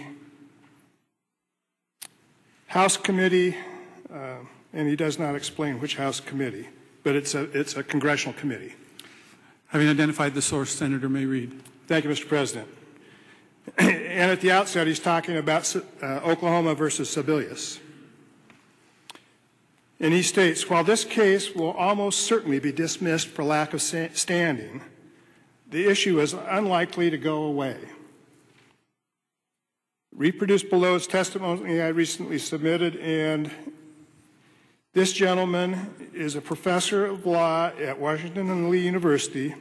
He's the consumer representative to the National Association of Insurance Commissioners, and he's elected member of the Institute of Medicine. And he states, if this claim is true, the Oklahoma claim, uninsured constituents of members of this committee stand to lose billions of dollars in federal tax relief that would have assisted them in purchasing health care. He goes on to state that Mr. Cannon, who is from the Cato Institute's claim, is simply not true.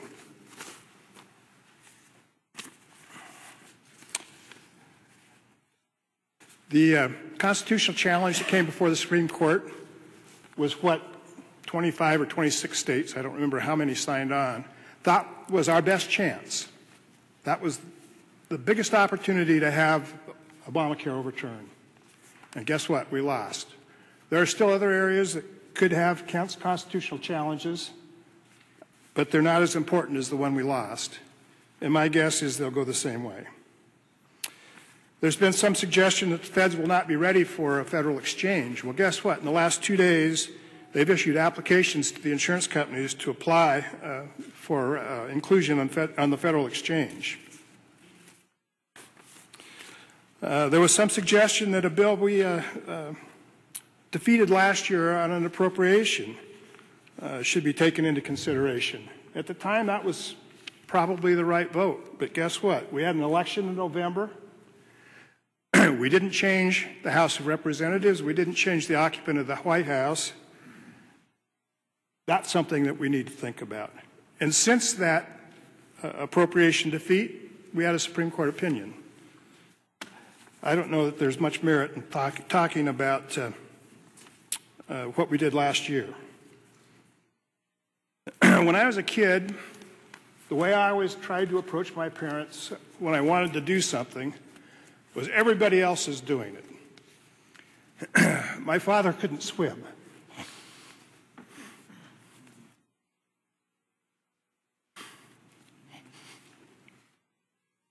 So appreciate the significance of what he told me. He said, if everyone went and jumped in the lake, would you follow them? I admire the man on the second floor, the gentleman on the second floor, for taking the stand and staying dry. Thank you. Further debate. Senator Durst. Mr. President, to debate the bill. Senator has the floor. Thank you, Mr. President. To begin, this has been an interesting journey to get to this point today. And I think that I appreciate the wisdom and the insight that the senators that have been debating and those that have spoken to me privately have expressed, and I appreciate all of their insights and consideration. To start off with, let me just say that I support a state exchange. In concept, in practice, I support a state exchange. The question is whether or not Senate Bill 1042 is the state exchange that the state of Idaho should have. In reaching my conclusion, I start to think about the state exchange that we've got before us, kind of like the concept of Betamax. We're all old enough, even me, to remember Betamax. Those were the tapes that tried to compete with the VCR, and guess what? It failed. But yet there were still tons and tons of folks that went out and said, you know what, I want to be the first to try it. It's supposed to have better video quality. It's supposed to have better audio quality. Geez, I should get that.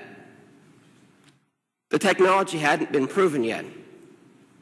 And so all those early adopters found out that while they had something that, when it worked well, it was great, but unfortunately, it broke all the time. See, the reason was because all the news and all the information that was supposed to come out hadn't yet. I think we find ourselves in a very similar position today. We want to go rush out and get the new thing. I think it'd be prudent for us to step back and wait and let a few releases go through first and see how it actually works before we go and invest taxpayer dollars on this project. So, what are my concerns? My first concern, first and foremost, is that of consumer protection. As the senator from 33 admitted, this bill isn't perfect. And I would contend that the biggest imperfection of this bill is protecting those consumers. It is my view that we have a responsibility as senators to protect the consumer at all costs. That has to be our first mission. That is my first mission, Mr. President. And I feel as if we've missed that boat. Why? Because this bill lacks legislative oversight.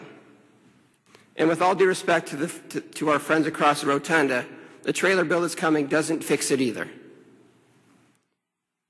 I was told that by some of I emailed all the freshmen about their trailer bill, and I said, you know, here's some ideas that I have to improve it. Would you guys consider making an amendment to your change so that we can do it all at once? And they said, well, we only got to do things that the gentleman on the second floor approved of. We had other ideas, but he would be okay with those, so we couldn't put those in our bill.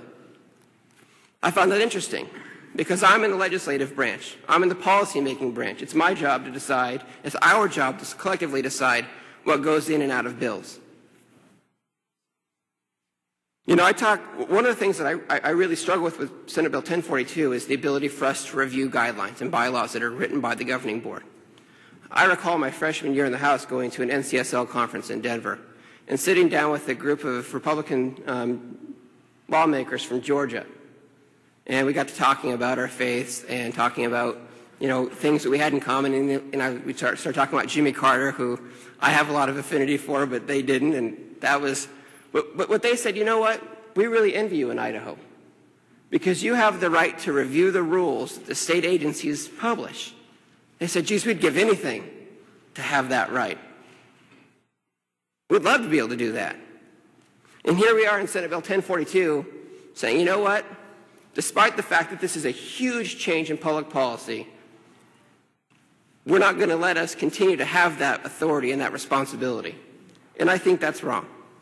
I think we should continue to want to have that authority. My next concern is on the impact on our physician community. My district is home to a lot of physicians, given the proximity to St. Luke's and the employment hub that is. I worry that the governing board that's presented here doesn't guarantee a single practicing physician. It doesn't. Not a single one. The one that's supposed to be the advocate for the patient isn't guaranteed a seat on this board. The phrase is loosely referred to as a health care provider. Well, that could be it could be a hospital, that could be an RN, that could be a dentist, that could be a chiropractor. It doesn't have to be the person that we expect to give us the best counsel in our health care decisions, which is our doctor. That person doesn't have to be at the table helping us make decisions. I think that's wrong. The next question and the next concern that I have is the impact of the sequester on this issue. And I really hope that the senator from 32 will address that, because I think that's a serious concern. If the federal government doesn't act the way that they should, doesn't step up to the plate and do their job, then we at the state level are going to be forced to deal with it ourselves. And I worry that under this provision, costs will be shifted to consumers to make up the difference. And that goes to my next concern, which is the consumer cost. The point's been made that this exchange is supposed to be, quote, financially self-sustaining. Now, the federal exchange requires that most of the costs of operating are not borne by consumers, by the users of the system. We have no such guarantee in this bill.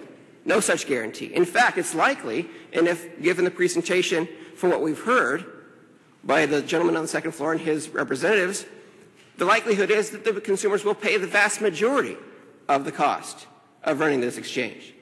That to me is unfair. And in fact, we call it a fee, but I've sat in a lot of committee hearings, Mr. President, and I've heard my colleagues on this side, in the Senate and in the House, lambast a fee increase for 25 cents from a group that said that they wanted it. And yet we're not willing to stand up and say that we want the authority to approve fees on folks that are forced to enter into an exchange market. We're advocating that responsibility, folks. That bugs me.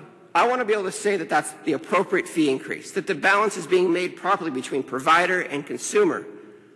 I want to have the final say in that. And in this legislation, we don't.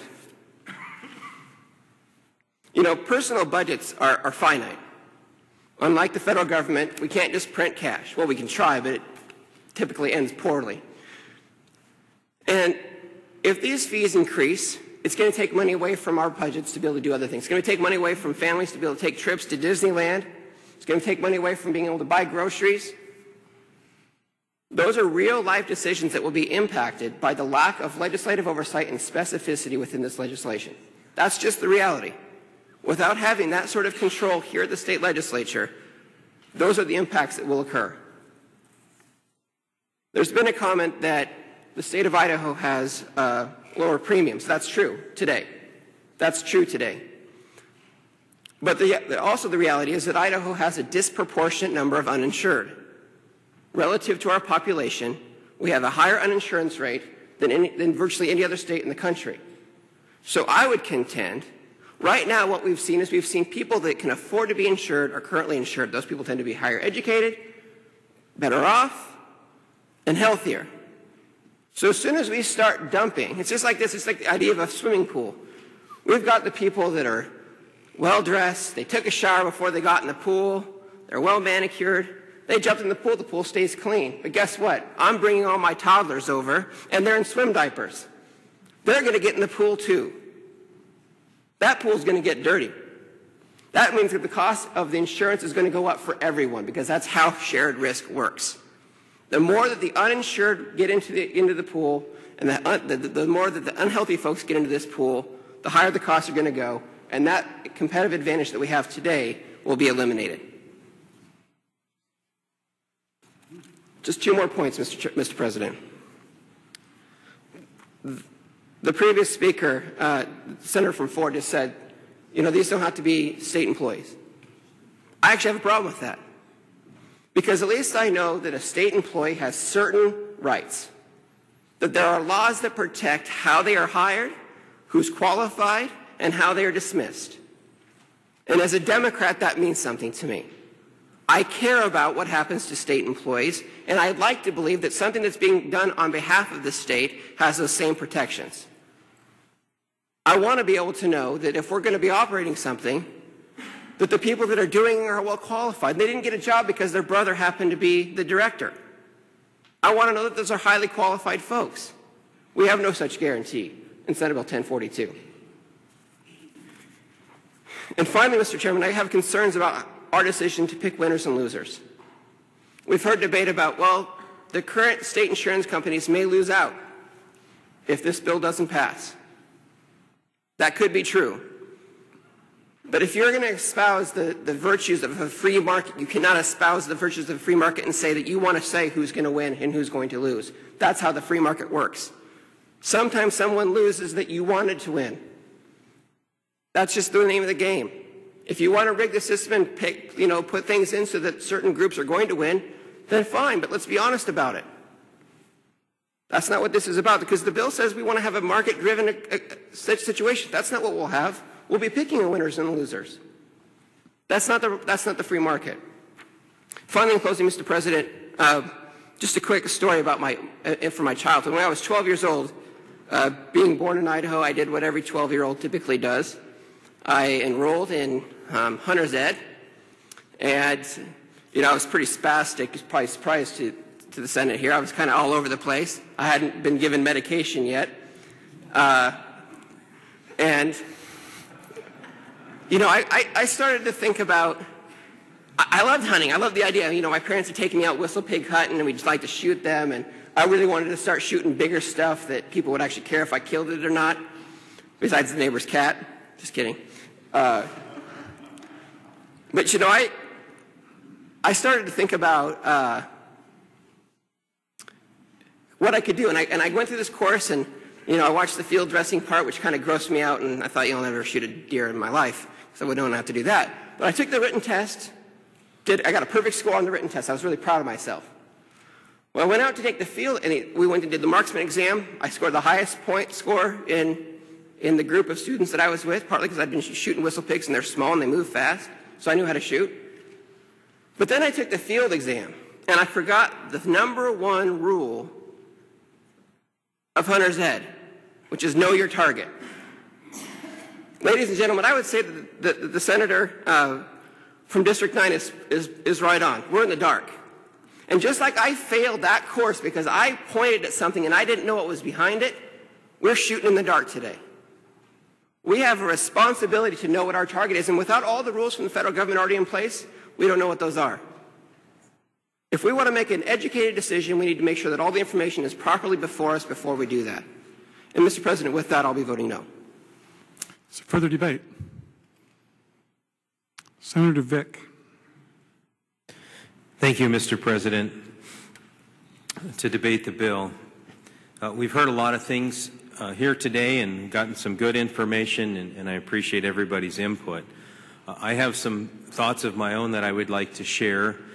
We've talked about, and I asked questions about the cost of the exchange, because that's important, as I see as my responsibility to make sure that we're doing things in the appropriate way. And we've heard comparisons that other states are $3, $4, maybe $7. I just want to share with the body that the state of Maryland, which is probably one of the most committed and the furthest along in their development of a state exchange, they believe that the cost of their state exchange will be 150 to 200% of the cost of running a federal exchange. And so when we don't have any controls in our legislation, that gives me some concern. We have been told also here today that if we don't have a state exchange, we cede our authority to the federal government, and we don't want to go there.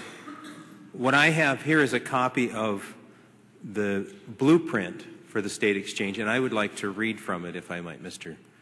President. Having identified the source, Senator may read. And I'm just going to read short sentences here and there, just to give you a sense of what you might be agreeing to. Section 3.4 says, as far as what our language standards will be, we will depend on future guidance on language standards is expected from CMS. And for those of you who may not know, that's the Center for Medicaid and Medicare Services. On another page, it says the exchange will utilize the federal services for Social Security number validation. On another page, it says system integration necessary to support future state Affordable Care Act mandated program requirements. And then finally it says, using, and I don't even know what these letters mean, but using the APTC CSR Federal Service, also using the Federal Data Service Hub. I say whether we pass a state exchange or we don't pass a state exchange, we have ceded our authority to the federal government. But I also share some of the concerns that have been expressed here about one that I raised earlier about giving up our ability to appropriate funds, control costs, review rules. And one of the things that has really concerned me during the debate is that so many people have said, I believe, or we believe, or I think. And I think that lends itself to this, we don't really know what we're doing. And people have made the comment that we will for sure have a federal exchange. And if I might, I would like to read from an editorial from yesterday from the Wall Street Journal. Senator may read. Health and Human Services will manage the exchanges in 32 states starting in October, but has released only 19 pages of regulatory guidance. Obamacare is so convoluted and HHS so incompetent that the entitlement may explode on the launch pad. Why any governor would climb into this ship is a political mystery, but then they have their bad reasons. And Mr. President, I don't say that because I know that's a fact. I say that because there are many things that we do not know. We don't know whether we have, if we wait a year, if we have the ability to regain lost ground. It was said here today we can't make that up. We don't know that. But with that, I would like to just relate a story from my legislative experience that I had, because I have learned from my mistakes, as I know all of you have. But what I would hope is that maybe some of you can learn from my mistake so you don't have to make the same mistake yourself. In order to do that, I would like to go back to a different century and to a different state in order to tell you a story about learning from history and past mistakes and what we can learn from it.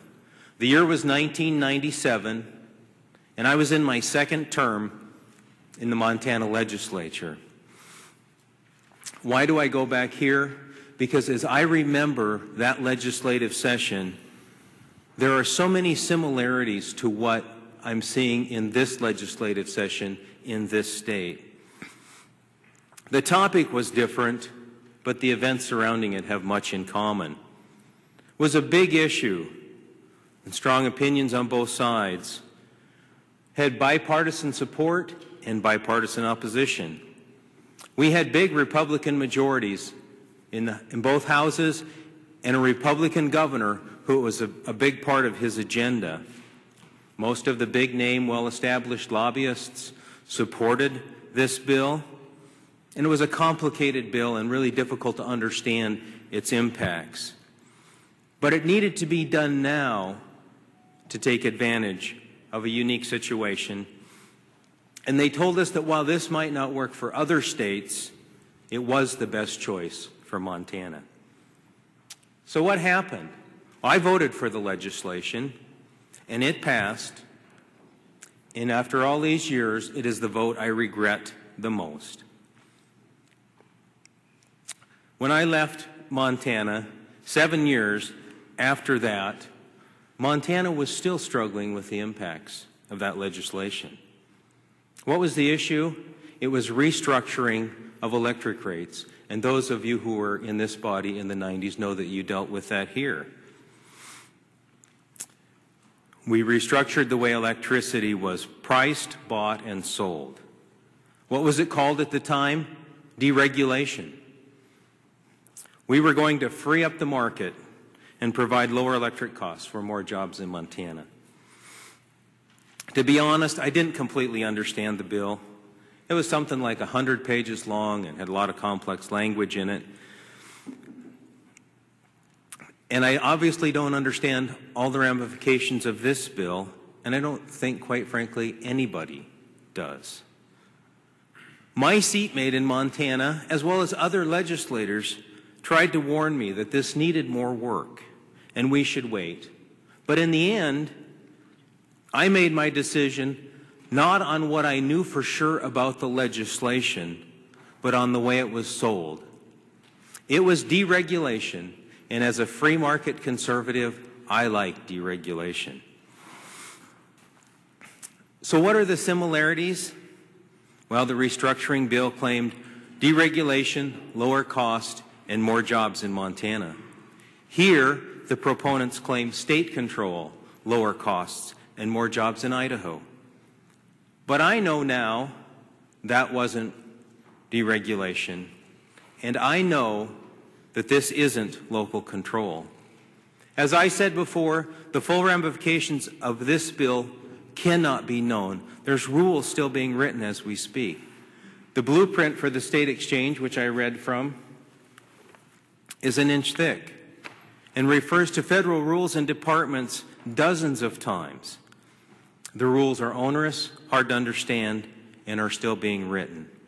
But let's go back to Montana for a second. We passed the bill, and shortly after that, the market for electricity changed dramatically. Electric rates didn't go down, they went up. But we had crushed regulation, destroyed competition, lost control of costs, and it was a mess.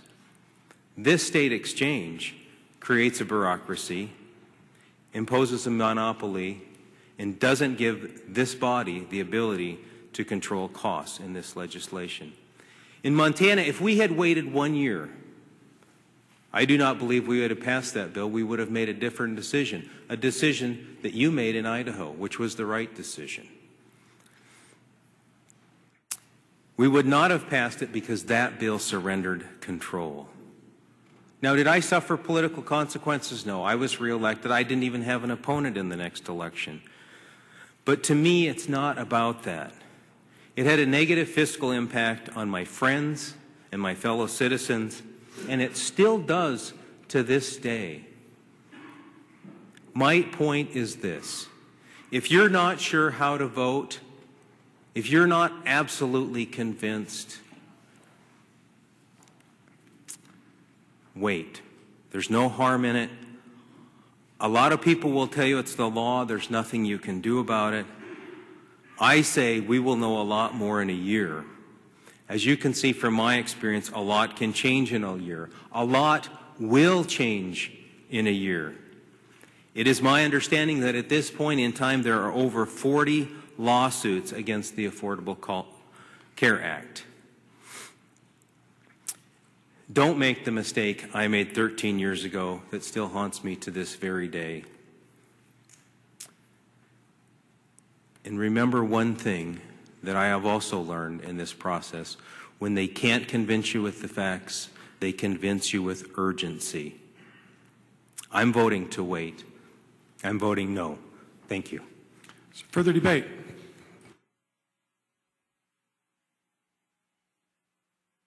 Senator Sidaway. Thank you, Mr. President. I wondered if the good senator from 27 would yield to a couple of questions, please. Senator Cameron from 27, would you yield? I would be happy to. Senator Sidaway from 35, to state your question. Thank you, Mr. President. Good senator, if I have a policy with a company, and let's just say that it's one of the blues, and I'm satisfied with that policy, I think that it's a fair price, and when I have a health problem and go to the doctor or the hospital, I have my copay or my deductibles, and I'm satisfied with those.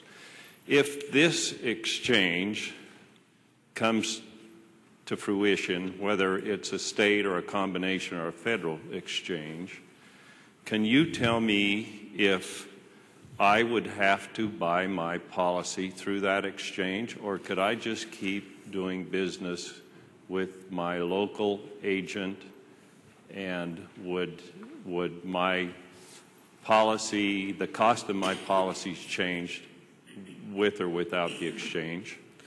Mr. President, and Senator Cameron. And good Senator from 35, under a state-based exchange, under Senate Bill 1042, you would be able to keep your policy. You would not be required to go through the exchange. It is completely voluntary. It's voluntary for the carriers to participate, and it's voluntary for you to participate as to whether you purchase it. And a follow-up, please. Senator Cameron, would you respond? Senator Sidaway. Thank you. And with that said, do you have any idea of how many people that aren't currently enrolled in an insurance company or enrolled with insurance today would take advantage of enrollment in insurance company with the exchange and without the exchange? Are there any numbers? Senator Cameron.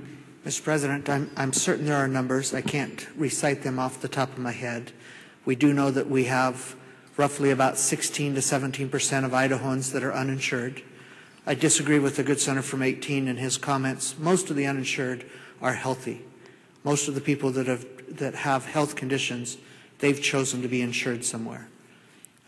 So those uninsureds, it depends on the federal act, and it depends on the enforcement. The argument that was made before the Supreme Court was whether people would be mandated to purchase coverage, whether employers would be mandated to purchase coverage. The mandate now exists. We don't like it, but it now exists. Some of those people will undoubtedly go to an exchange to purchase their coverage, and some of them, the exchange may actually help meet the federal requirements, as onerous as they may be. Thank you. And for one more, Mr. President. Senator Cameron, would you yield further? I would yield. Senator Sidaway. Thank you, and thank you, good Senator. So would you walk me through the process just a little bit if our medical providers are not allowed to be the facilitators of enrolling you into a program? They may be able to be a navigator. So let's say that an indigent shows up in the emergency room of a hospital and he has obvious injuries, or he's suffering, let's say, not from injuries but from illness, and he has no insurance. In order for that hospital to be guaranteed payment of whatever services they were going to provide that person, is there a process for the hospital to kind of immediately enroll someone into a program? Because, we hear that pre-existing conditions, and no matter how high the costs go, that there are no limitations once you're enrolled in the program. And I realize there are probably different programs in there, but if someone showed up on the hospital steps ill, could they then on the spot take advantage of enlisting in an exchange? Mr. President. Senator Cameron. Mr. President, good senator from 35. Let me attempt to answer it the best I can, and if it's not adequate or if I miss a part, please let me know. Under our current arrangement, someone can show up at the hospital. The hospital is expected to be able to serve them. They can certainly, until about a week ago, the hospital folks could help them apply for the pre-existing condition high-risk pool. That now, by the way, I failed to mention that in my debate, but the federal government has decided to close that pool now. So that was an option that was available, and many hospitals and counties were taking advantage of that. We have close to 3,000 Idahoans enrolled on the federal pre-existing condition high-risk pool. Under the new Affordable Care Act, an individual could either go to an agent or they could go to a navigator. We have yet to define what that navigator will be. Most likely that may get defined in state statute.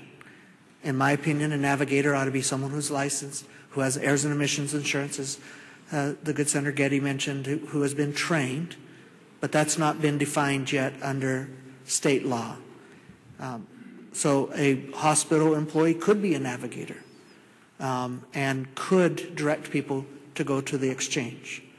The benefit of the exchange is they could go online, they could put in their information, their personal data, they would be able to pull up and see in a fair, unbiased manner company choices based on the data that they have provided.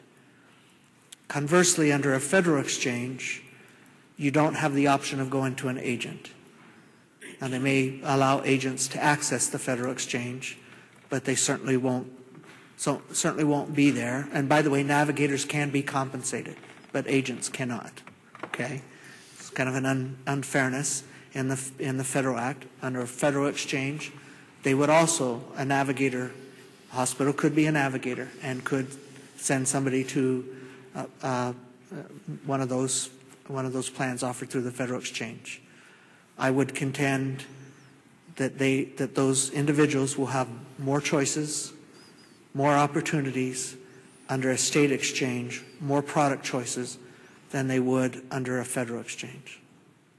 Senator Sidaway. And one final question. Senator Cameron, would you yield? I would. Senator Sidaway. Thank you, good Senator, for answering this. And you know, at the top of page 4 of the bill, that first line there, it said, "Take any legal action to recover any amounts lawfully owed to the exchange or otherwise consistent with this chapter."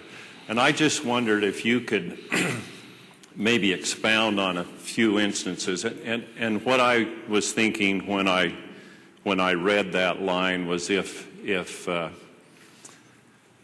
the exchange was the avenue to get money, and you had someone that came in and wanted to sign up on the spot, much as the incident that we just described, and he said, "Okay, I'll sign up," and he got into the exchange and filled out his information. That dropped him down to whatever box, and it showed him the programs, and that shot him over to box number 3 that actually said, in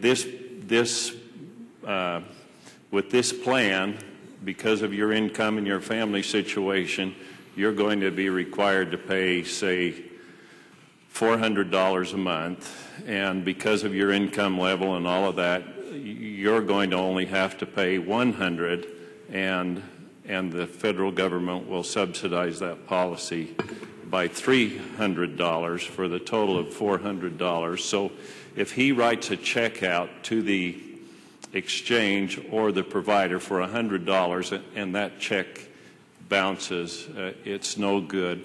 Would this paragraph allow the exchange, the operators of the exchange, to go after that person, or would the company that he wrote that check to be obligated to go after him for those insufficient funds? Senator Cameron. Thank you, Mr. President, and good Senator from 35. First, the exchange is not going to be receiving necessarily checks or be going after individuals. They don't have the authority to do so. That's not in their purview. This section, Section E, that starts on the top of page 4, is really a continuation after reading Section D and C. And C is the part that has the ability for the exchange to collect assessments and user fees. Here's how it works in the high-risk pool. And frankly, we have that same language in the high-risk pool, and we've had to use it. High-risk pool is our pool for individuals who are unhealthy And the carriers have the opportunity to choose whether to cede the risk or apply the risk to the high-risk pool. After those claims are then paid, the carriers can be assessed, if there's still money needed, to pay the remainder of the claims, because the providers have to be paid. We've had occasion where a carrier said, you know what, I'm not paying your assessment. We're not playing ball. We're not going to pay the assessment. That's really what that's for. And so that the exchange board, if they have to issue an assessment, and they probably will, at least initially, have to issue an assessment for the initial operation expenses. And if we have a carrier who's licensed to do business in this state, who's chosen to participate in the exchange, again, remember it's voluntary, if they've chosen to participate, then they would be required to pay the assessment for participation.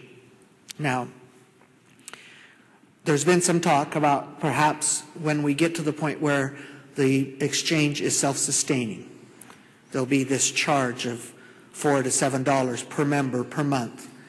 That most likely will be folded inside of the, in fact, I know it will be folded inside the insurance premium that you get. So if you go to the exchange and you want to buy coverage from Blue Cross, your bill is then, your contract is then with Blue Cross. All the exchange did was act as a facilitator for you choosing your plan. The exchange together with your agent, hopefully. Okay, so your contract is then with Blue Cross. Blue Cross is going to send you the bills. You're going to write Blue Cross the check. Included in that check is that $4 or $7 per member per month charge. Since it was purchased through the exchange is going to track who purchased coverage through the exchange with Blue Cross. Blue Cross is then going to have to remit everybody that purchased on a $7 per month basis what that would be. If they somehow refused or somehow there was some disparity there, then that's where the legal, the ability to recover or have legal actions would be there under page 4. Thank you. Thank you, good Senator. So further debate.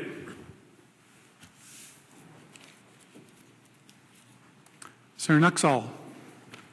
To debate the second time. Is there any senator that wishes to debate for the first time? Senator Lakey. Thank you, Mr. President, Senators. As I've been contemplating and going through this process, I at one point used the word, I despise Obamacare. I got a nice phone call from a very nice lady in my district that told me she thought that was a little bit harsh in using that word. And I may be learning what is harsh and what isn't harsh as I participate in the Senate, but I don't apologize for my strong feelings on this issue. And those strong feelings don't come without a recognition that we do and we have needed changes in the healthcare system in this country. But I don't like the federal mandate. I think this is an issue that should be handled by the states. I don't like the way it was pushed through. I think it's bad policy and a bad decision. And in my opinion, it is a push towards socialized medicine. But again, we're not debating Obamacare today. I do appreciate the comments from my fellow senators, most of whom I think have the same heart as was described earlier. I received many comments from constituents, both for and against Senate Bill 1042 from my district and from around the state. I would note, though, that the vast majority of the comments that I did receive from the business community, both small, medium, and large businesses and business owners, were vastly in support of doing a state exchange and not letting a federal exchange happen, or not doing a federal exchange. Ultimately, for me, this is about dealing with reality. It comes down to reality. The reality is we have the law as it stands now. We have to comply with the law, and if we don't like it, we strive to change it. The reality is our choice is either a federal exchange or a state-based exchange. To think that if we don't implement a state exchange that the federal exchange won't happen is not reality. I hope for and I support political, legal, and other efforts to repeal, challenge, or alter the Affordable Health Care Act. But I don't look at that as a defeatist attitude. That is the reality of the battle space that we're operating in today. Senate Bill 1042 I see as an effort to establish our state autonomy. I support it not out of a desire or a recognition that we need to submit to the federal government, but rather out of a strong desire to not be a choiceless victim. I think Senate Bill 1042 tries to establish free market principles, even though we do not have a free market option. There are no taxpayer funds involved. As has been stated repeatedly, this is a voluntary option. And as I've talked to folks, there was a lot of confusion on that issue. A lot of people think it's a mandated option. I'm not saying that I suspect that may be where some want to go with it, but under the state exchange that we're proposing, it's voluntary. There's no limits on participation, and it does not create another state government entity. I also think my fellow freshmen on the other side of the rotunda also have some worthwhile efforts that are being pursued in their chamber.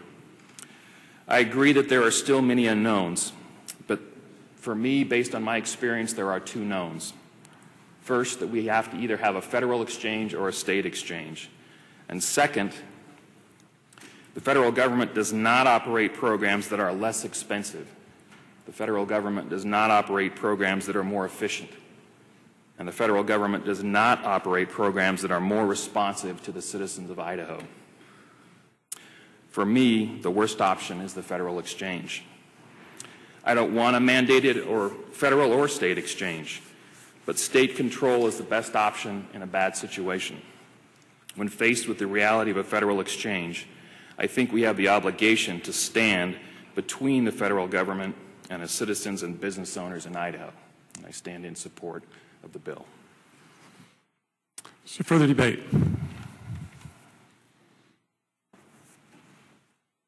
Senator Nonini. Thank you, Mr. President. To debate the bill, and prior to debating the bill, Mr. President, I would like to invoke Rule 39, paragraph H. I am also a licensed insurance producer, and although come from a different perspective than my colleague from 27, my position on this piece of legislation probably lends me to completely be out of business in the future, not just a decrease in income, but probably no income. But I will stand on my principles. So, having invoked Rule 39, Section 8, I would like to debate the bill in opposition to the bill. And many things to say. We're into our 5th hour, soon to be our 6th hour, and I predict we'll probably be here for 2 or 3 more after that. A lot to say. First of all, I would like to start off by complimenting the gentleman on the second floor. I believe that in his heart he is doing the right thing. I disagree, as many of us in this Capitol do disagree with the gentleman on the second floor, but I believe his intentions and his heart are in the right place. And I would also agree that we just do have 2 options before us today. We are either going to have a state exchange or we're going to have a federal exchange. And we can talk about other options at a later date, but those are not before us today. I also don't fault the companies that a lot of people in this chamber are taking their advice from. I don't fault companies for trying to be profitable. That's a business model we all accept. A vendor wants to come in and get a contract and get some business, whether that vendor is going to be a web-based vendor or a navigator vendor or an insurance company vendor. I can't fault them for their business models, but what I can fault them for is at whose expense are they going to be profitable. That bothers me greatly, Mr. President. Mr. President, I would like to read from Northwest Nazarene University School of Business, Dr. Peter R. Crabb, Ph.D., Professor of Finance and Economics. May I read, sir? Having identified the source, the senator may read. Thank you. Thank you. And prior to reading, most of the argument we've heard here this morning and this afternoon is centered around a state-based exchange is going to be less costly to operate. It's going to give some flexibility. I will get into the flexibility part in a minute, but let's get technical. And I'm sorry for this, Mr. President and fellow senators, but please bear with me on this because I think it goes to the heart of this debate. And I look around and I know we all bring our own specialties from our own professional lines of work, but I don't know if there are any professor of finance and economics in this body that have a PhD. So I take some credibility in what Dr. Crabb has to say, and he is an Idaho man just down the street at NNU. The first argument against the state-run health insurance exchange concerns two important economic principles of insurance markets: adverse selection and moral hazard. Adverse selection is a tendency for credit and insurance products to be purchased by only those who have greater than average need. This raises costs to providers of credit and insurance. The people that want insurance are the ones that have the most risk to insure. PPACA, the patient, well, as we refer to it, and I'll try to use the term the Affordable Care Act, and the President uses his own name in it. I actually find the term disrespectful to the party on the other side of the aisle, so I will try not to use that term and try to keep it as the Affordable Care Act. The Affordable Care Act addresses the adverse selection problem in the health insurance market by mandating coverage for everyone. However, with such actions, the moral hazard problem is exacerbated. When everyone has insurance, economic theory predicts health care costs and the associated insurance premiums will rise. Let me repeat that. When everyone has insurance, economic theory predicts health care costs and the associated insurance premiums will rise. Now let's talk a minute about moral hazards and what Dr. Crabb has to say about that. Moral hazards make markets less competitive and prices higher because individuals take too much risk. Those with health insurance have less incentive to be careful how they live or how they purchase health care.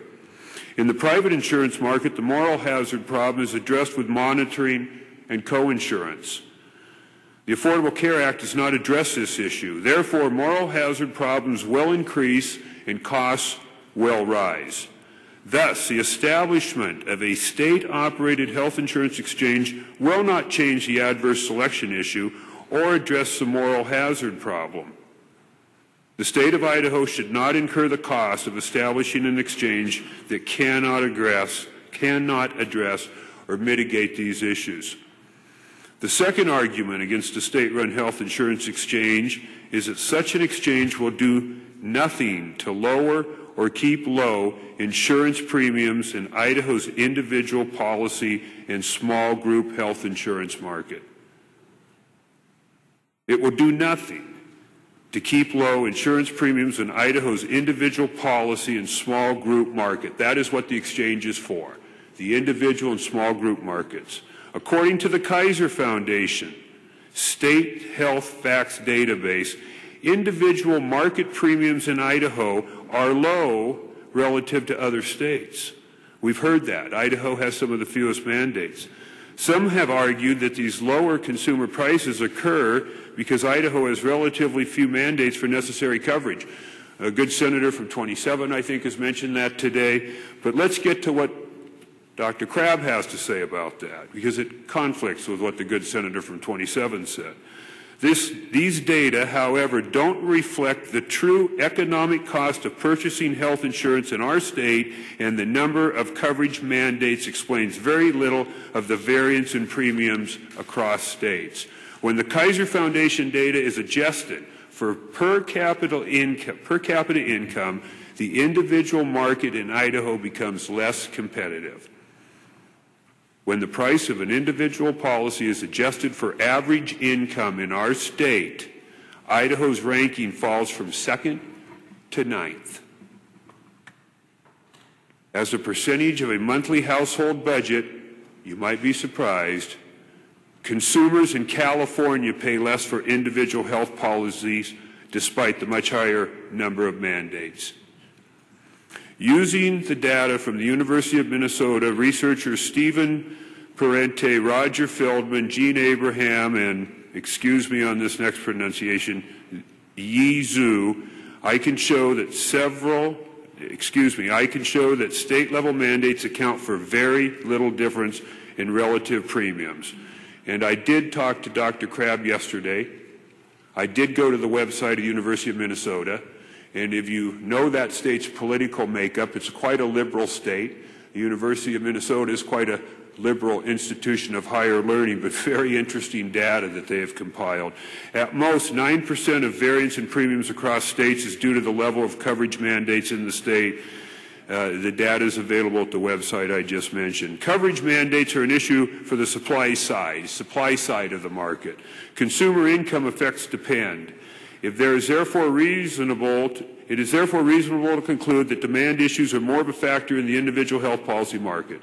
The establishment of a state-operated health insurance exchange will not change the number of mandates or change consumer income.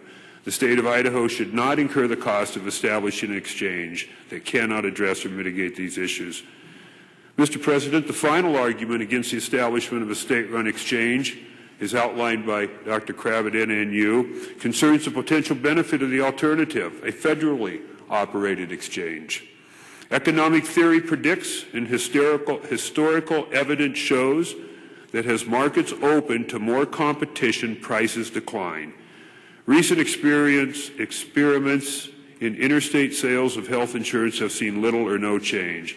Without a national market, there is little incentive of insurance companies or healthcare providers to make the capital and labor investments needed for sales across state lines. The situation is analogous to interstate banking. In 1975, Maine opened its markets to branch banking and saw little change in services or prices. It was not until all states followed in the early 90s that benefits of interstate banking were evident. That's just one piece of information, but I think it's credible. It's credible, and what frustrates me through this debate and through this conversation, Mr. President, is those of us that have trying to rely on what I feel, and I know what some of my colleagues feel, are credible think tanks, the Heritage Foundation, the American Legislative Exchange Council, of which the good senator from 11, I believe, is our Senate leader within that group. We call it ALEC as an acronym. The Cato Institute, the Goldwater Institute. Conservative think tanks have studied this. They've got scholars that have worked for them for years. They've got attorneys that are well trained in analyzing this. They have read the bill. And yet they all say that this is not the way to go. But yet, again, I don't fault the vendors that are trying to exercise a business model and be profitable and protect their own turf. That's what they should do. But again, Mr. President and Senators, at whose expense? At the expense of the taxpayers. Mr. President, might I cite some code sections from the Affordable Care Act? Senator May, cite. Thank you. This is a U.S. Code subsection 18041's A, 1, D, C, and K. Thanks for the citation. The federal government will have full control even over state-funded exchanges, and HHS has the final say about which doctors, insurance plans, and benefits can participate. Therefore, states that create exchanges are voluntarily surrendering their sovereignty to the federal government. You know, we have heard that we're maintaining our sovereignty with a state exchange, but it doesn't seem to be with me, Mr. President. I would go on to cite again, Section 42 U.S. Code, this time subsections 18031 D through F, 26 U.S. Code subsections 36B F3 and 4980 HA. States that create exchanges are required to hand over to the federal government names and other sensitive information about citizens and their health care choices, and must play key roles in enforcing the penalty on those who do not purchase the requisite insurance.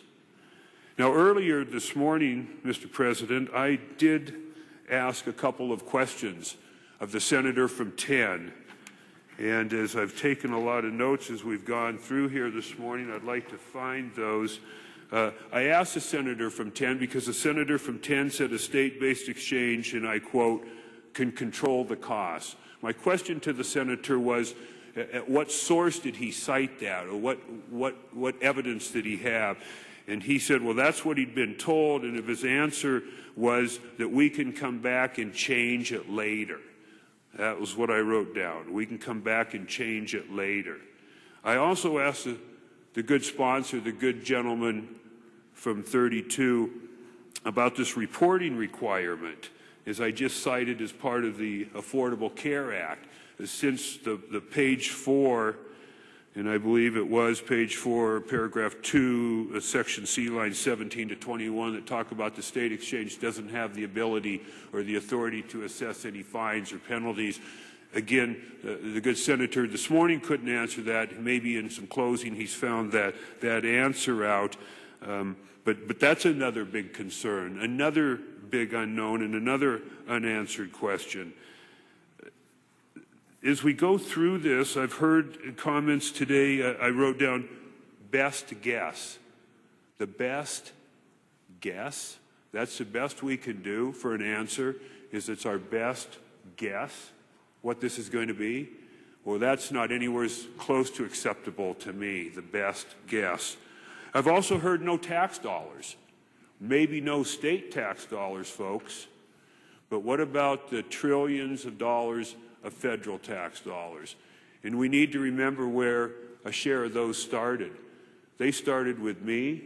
They started with you. They started with you. They started with our constituents. Those are tax dollars. They're going to subsidize these plans. Again, so many unknowns as we President, move. I ask unanimous consent, Senate go at ease. Without objection, the Senate will be at ease.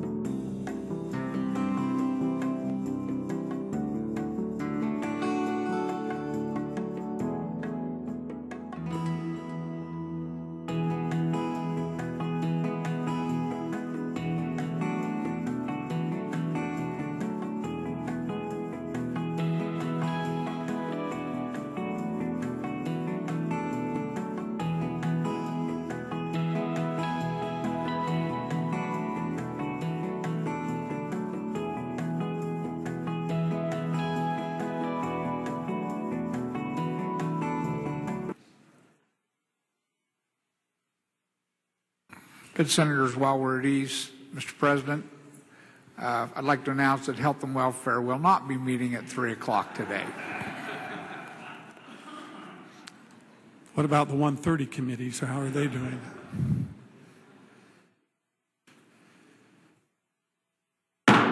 Senate will come to order. Before going at ease, the Senate was in 13th order of business, had under consideration Senate Bill 1042. Senator Nonini had been recognized to debate the bill. Thank you, Mr. President. Before I go on with my debate, the purpose of the at ease was for myself and Senator Rice to have a comment about a comment that I made regarding my question to him this morning.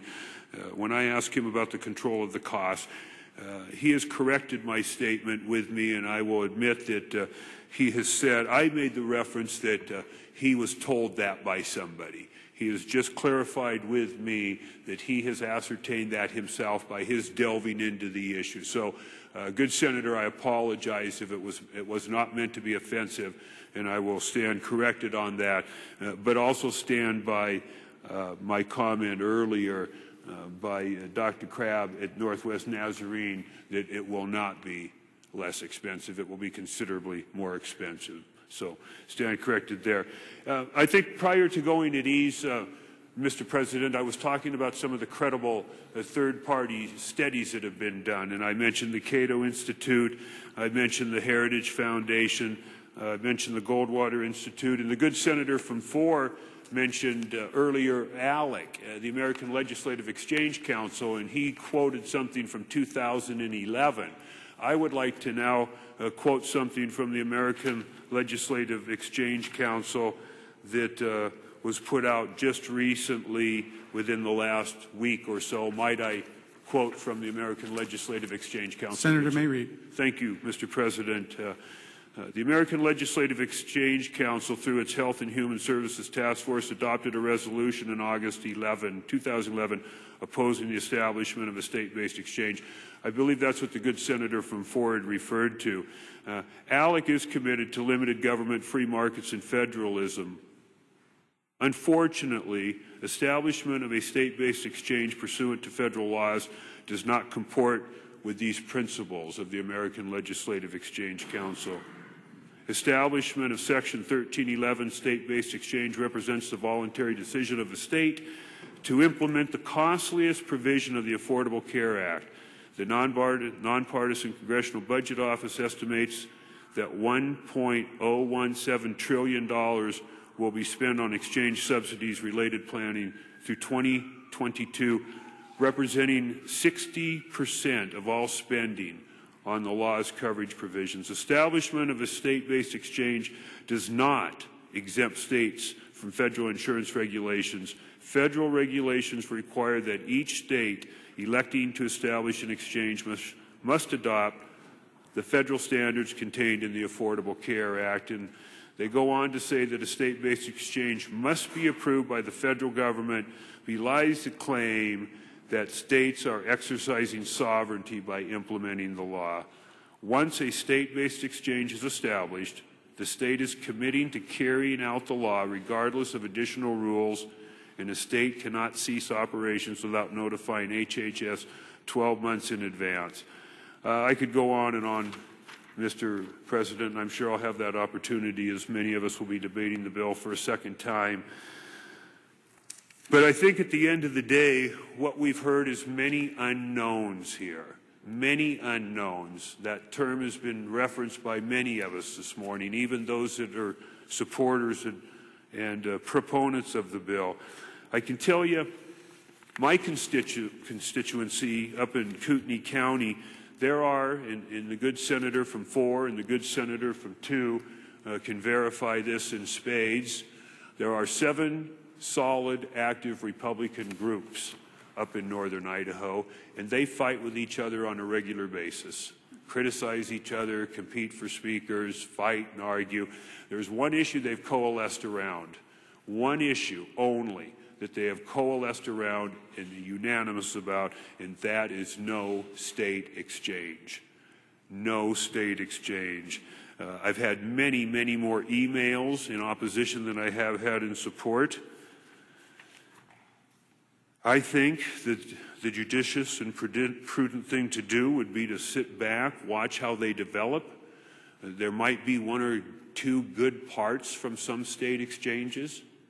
There might even be, surprisingly enough, 1 or 2 good parts from a federal exchange. But how do we know if we jump into it right now? I think if we were prudent and we watched how they developed, if the feds think they can come to Idaho and set up their exchange, then so be it. If there's a reasonable doubt in anyone's mind about this debate today, that your questions haven't been answered, and mine definitely have not been answered. If there is a reasonable doubt at all in your minds, I think the prudent thing to do is to protect our citizens, watch how they develop, let the federal government try. I'm not sure they'll be successful or not, but I can't jump off that cliff. I've worked in the healthcare industry for 27 years, and I served 8 years in the House before coming over here. And in those 8 years in the House, Mr. President, I worked on a number of pieces of healthcare legislation. Legislation that would lower the cost of healthcare in Idaho. Legislation that would make healthcare and its costs more transparent to the citizens of Idaho. And at every turn, my biggest opponents were the insurance companies in Idaho and the Idaho Hospital Association. So I hope that sends some doubt as to why would they be so opposed to things that would open up competitive markets. Why would the Idaho Hospital Association be so opposed to transparency? What is it that they don't want our citizens to know? I recently renewed one of my accounts, one of my insurance accounts, a large account. And we had, the plan has 3 options to choose from. One of those options is a very rich $250 deductible, $20 copay, 3-tier prescription benefit plan, very rich benefits. And we've been trying to get people away from that plan. We've been trying to move to high deductible health savings accounts, another piece of legislation I have worked on and continue to work on with the senator from 8. Good ideas out there and private market solutions. And so I went to 2 of the insurance companies that were quoting the business, and I said, let's not even throw the $250 deductible plan out there anymore. It's too overutilized. It costs too much money. And the answer from 2 separate companies was, oh, Bob, we need to have that plan. That plan is our most expensive plan, our highest premium, and our largest profit margin plan. That is where insurance companies make their largest profit, by keeping people on low deductible, high utilization type plans. I'll end this part of my debate, Mr. President and Senators, by saying again and repeating again, the insurance industry, the vendors that want to play in this market, I don't fault them for their business model. I don't fault them for trying to capitalize on maybe what they see as 2 more years of some private insurance sales before we might end up with a single payer system. But I will repeat, at whose expense are they benefiting? And I can't stand by and let them benefit at the expense of my constituents and Idaho's citizens. I will be a solid no vote, and I would encourage the same, Mr. President. Thank you. So further debate. Mr. President. Senator McKenzie. Thank you. Debate a second time. Does any senator wish to debate for the first time? Senator Hagedorn. Thank you, Mr. President. I was going to save my debate for final, because I know we're all probably getting tired. I just had a text from one individual that said he's ready to eat a shoe because he's already missed lunch. We've heard a lot of things from a lot of people. I'm not a lawyer. I'm not an insurance salesman. Sitting in between 2, my head wants to explode with jokes, but I can't go down that road.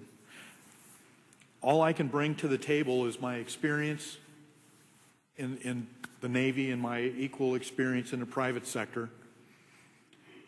And some of the things that I've read, and I've got to tell you, I've heard from a number of people today how painful of an experience this debate has been and is going to be. This is probably one of the hardest decisions that I've had to make in this legislative body. But today is much easier than the sleepless, sweat-soaked nights that I have had since the gentleman on the second floor made this decision. I have studied and tried to figure out, why the heck are we going down this road? Why the heck would we want to be involved with a healthcare exchange? And I've come to the conclusion that, sadly, we have no choice. As much as I don't like that choice, either choice, we're there. And if I could, maybe walk back with me. I'm a student of behavior and history of behavior. And that people and organizations' behavior tell me a lot of things. In 2010, the majority of this body, whether you were on this side of the rotunda or the other side of the rotunda, were the first in the nation to stand up against Obamacare. We stood tall and said we did not want to have Obamacare in this state. It was not in concert with what we wanted for our citizens. And we created and passed House Bill 391 as amended. And may I read from the sine die report of the 2010 session, Mr. President? Senator may read. From the sine die report, I just want to refresh everyone what that bill was about. The Idaho Health Freedom Act codifies this state policy that every person in the state of Idaho is and shall continue to be free from government compulsion in the selection of health insurance options, and that liberty is protected by the Constitution of the United States and the state of Idaho.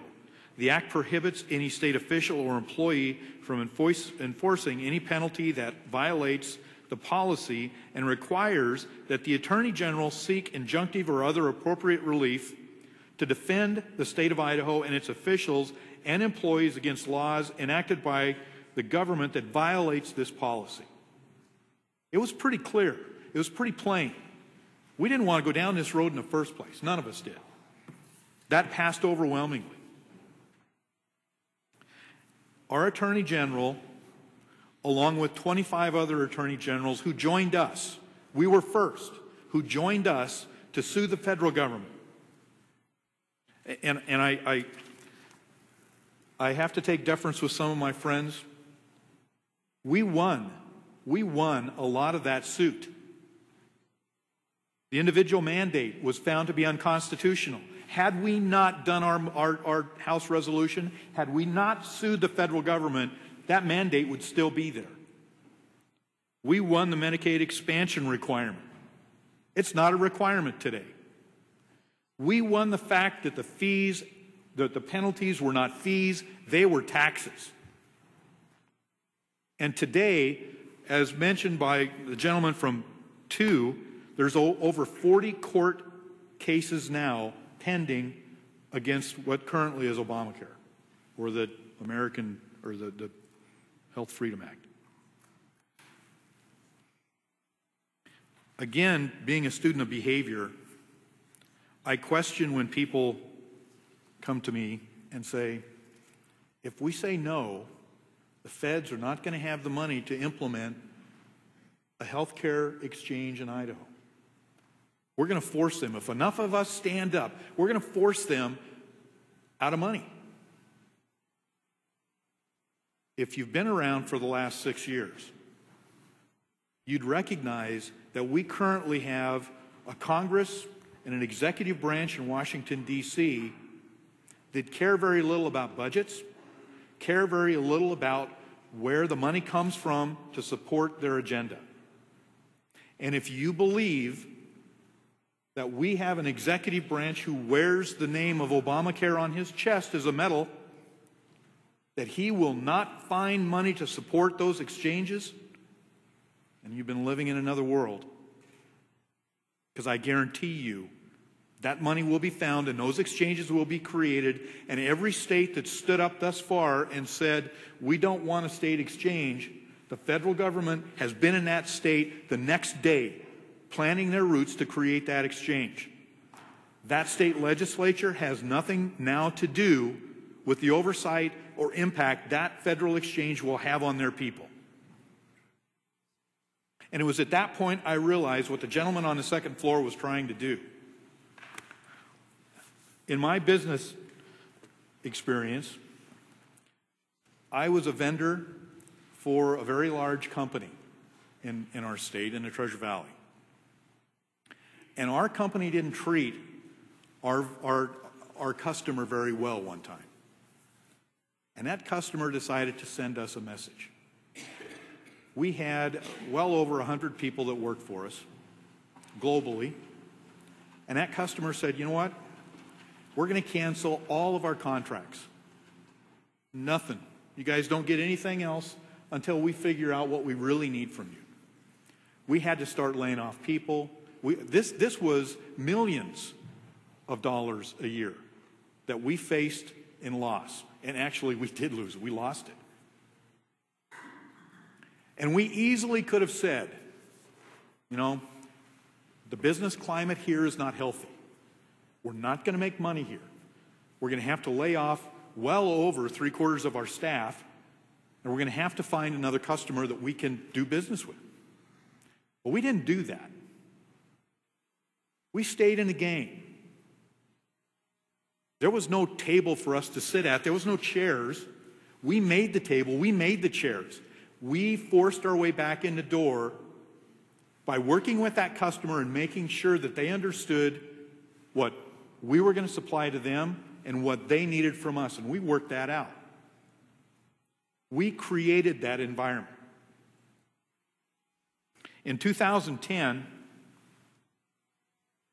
when we did House Bill 391, we took offensive action.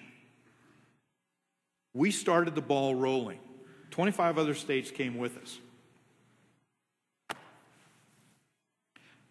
And now we're in a situation where the Supreme Court has made a ruling. We won quite a bit of it, but a lot of Obamacare is still left on the table. A lot of it is being challenged. And those challenges aren't going to be decided in the next 8 months. All those 40 cases are not going to be decided. Why do we have to act now? Because our choice is now. Our choice is allow the feds to come into our state unfettered, or to try and manage it and create a table of our own to help manage this abominable law that elected officials in Washington, D.C. have bestowed upon us. In 2007, it reminds me in 2007 of a football game. And I know we've got Vandals in here, and I know we've got Broncos in here. But in this particular case, our Broncos were at the Fiesta Bowl. And we started out really well. Halftime, we weren't doing so well. But in the last seconds of the game, Coach Pete directed a hook and ladder play that won the game over Oklahoma. And we were all excited about that. That put BSU, it put Idaho on the map. Nobody walked out during halftime and left the field and said, you know what, it's a big game, but we're just not doing well. We probably should just leave. You don't leave. When you're facing a fight, you don't turn your back on your opponent. You stay in the fight. If you have to create a table in order for you to fight, that's what you do. And ladies and gentlemen, in 2010, we took the offense. We started the game.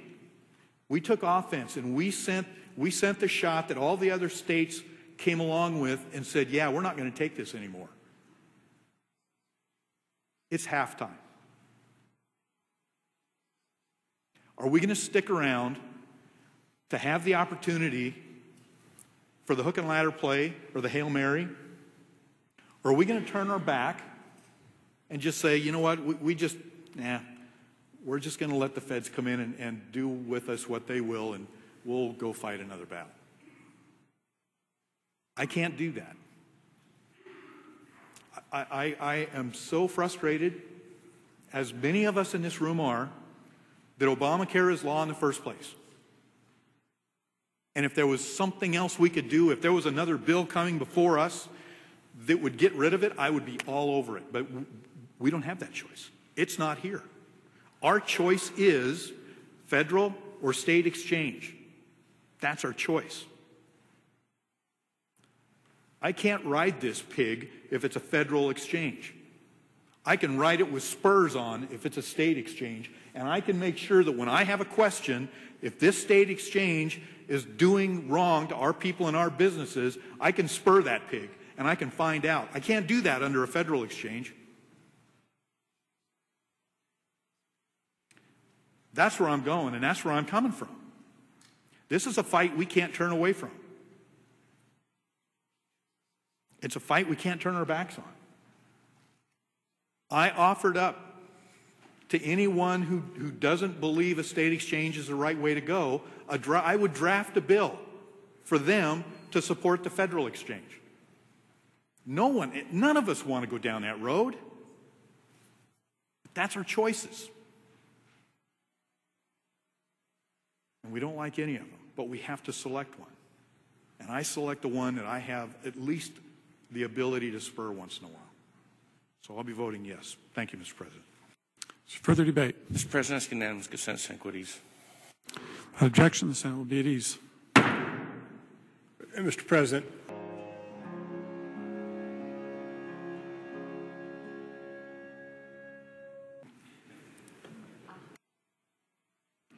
Thank you, Senator. Senator Sidaway, do you have an announcement?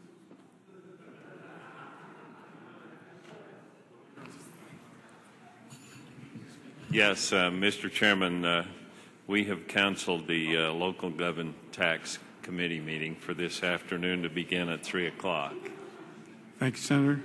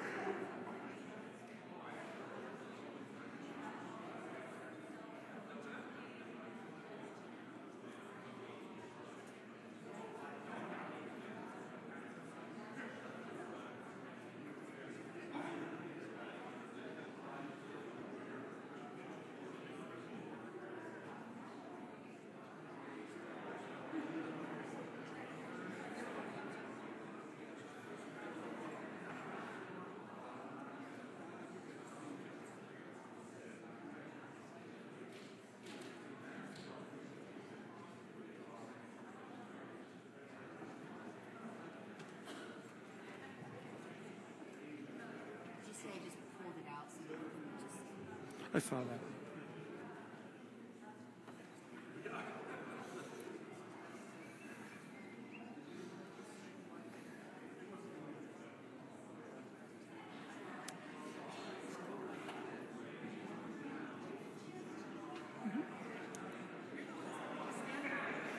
Oh, I was.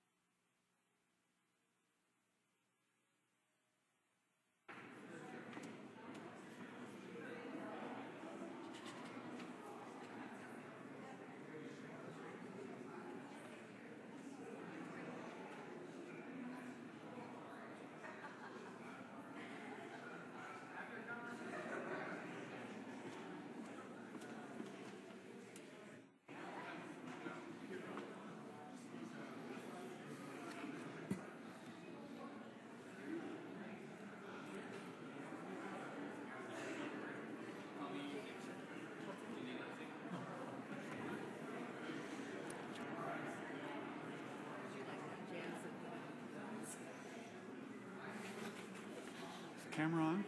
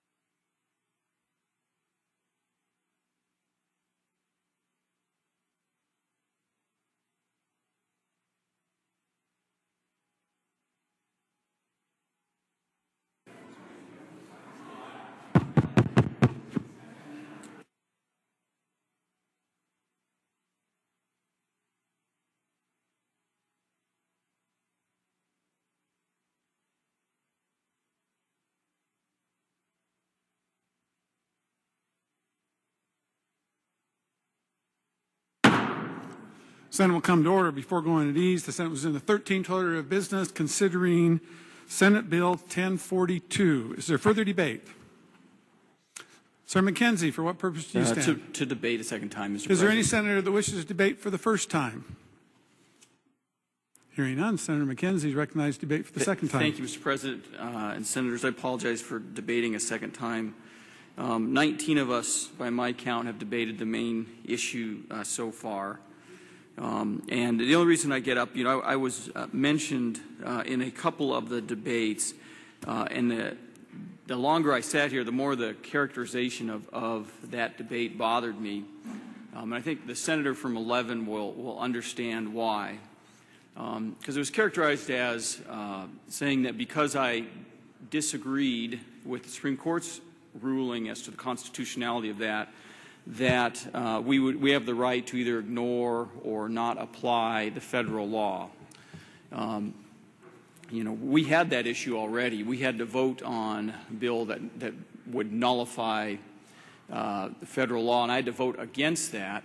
And as the senator from 11 knows, the consequences of that vote, we had our names up on, I think, the biggest digital billboard in Canyon County as supporters of Obamacare, and I think there's still bumper stickers and a sign on a truck with my name on it because I don't believe that's right. I think the Supreme Court is the body that makes that decision, and I believe after the ruling on the Affordable Care Act, the federal government does have the right to take away the liberty of Idaho citizens in that regard. But what the issue comes down to me is whether I'm going to go along or resist that by not implementing a state exchange. And to explain how I got here a little bit more, I think 2 weeks ago, candidly, I would have probably voted differently on this. And then Saturday, I was in my library and I picked up a book that I've had since the early 80s, and as I was thinking today, it's an object that I may have owned longer than any other object that I've owned, other than maybe some quarters from the bicentennial from 1976. But it's a book. It's by a Russian author, Alexander Solzhenitsyn, The Gulag Archipelago. It's about the concentration camps in the former Soviet Union. And I'd remembered something that I'd read there. I read it, I think, almost 30 years ago. I hadn't picked it up for a while, but there's a passage that particularly struck me. And Mr. President, if I could read, it's The Gulag Archipelago. It was printed by Harper and Row in 1973, and I'd be reading from page 13 and footnote 5. Having identified the source very carefully, the Senator may read. Thank you. And it talks about when people are arrested for the camps and they're taken away, and people were rounded up sometimes randomly, often randomly. Often they had no reason to know why, and they didn't know why. And he wrote, at what exact point then should one resist? When one's belt is taken away, when one is ordered to face into a corner, when one crosses the threshold of one's home? An arrest consists of a series of incidental irrelevancies of a multitude of things that don't matter. There seems no point in arguing about any one of them individually, especially at a time when the thought of the person arrested are wrapped up tightly around the big question, what for? And yet all those incidental irrelevancies taken together implacably constitute arrest. And then he goes on and says, and how we burned in the camps later thinking, what would it have been if? And he says, if I had resisted, if when they came to my neighbor, I had resisted, if I'd gone out and sabotaged their vehicles when they were inside. And he says, if we didn't love freedom enough, and even more, we had no awareness of the real situation. We spent ourselves in one unrestrained outburst in 1917, and then we hurried to submit.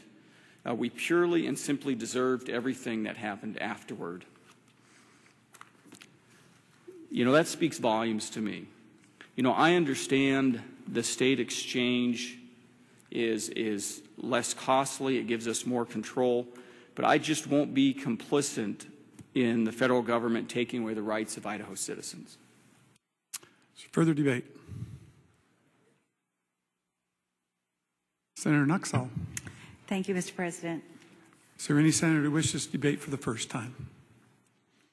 Hearing none, Senator Nuxall is recognized to debate for a second time. Okay, thank you. First of all, I appreciate the civility in all of the debate, the help in the leadership in running this. And I was going to make this longer, but there's so much that's been covered, and I don't want to carry on. So, but I will. There's still some things I do want to bring up, and I know that we all agree that Obamacare, or the Affordable Care Act, is an extremely unjust law, and but a state exchange will be implementing that, exactly, an unjust law. And so we are setting up actually a national health insurance. We're setting up socialized medicine. And really, this is the most important vote that I think I will ever make. So my question is, how does controlling an unjust law make it just? That's a good, I don't understand how controlling an unjust law makes it a just law. So an exchange that implements a government takeover and forces us to violate our rights is also unjust. And can we call that state sovereignty? You know, does control of a socialized medicine change the socialistic principles on which it's based? Now, you know, there's two arguments that keep coming up. One is control and one is law. And so if we talk about control, I just talked about, you know, we don't have control over the pro-life issue. We don't have control over the freedom issue. We don't have control over the property issue and the penalties with our money. Another thing I want to point out is in working on the JFAC committee and health and welfare, just to point out we really don't have control. The HHS just changed their rules on the federal state match for newly eligible under the mandatory Medicaid expansion under the Affordable Care Act. Now, since Idaho has not made the decision to expand yet, HHS says that new people coming in under the new rules will have to take the 70-30 match instead of the 100% in which they had originally promised. So there's thousands of rules and they keep changing. Where do we have control? And then the Department of Insurance submitted a blueprint for the creation of the Idaho State Health Exchange on December 14th of 2012. If I can read from that blueprint, Mr. President. Senator may read.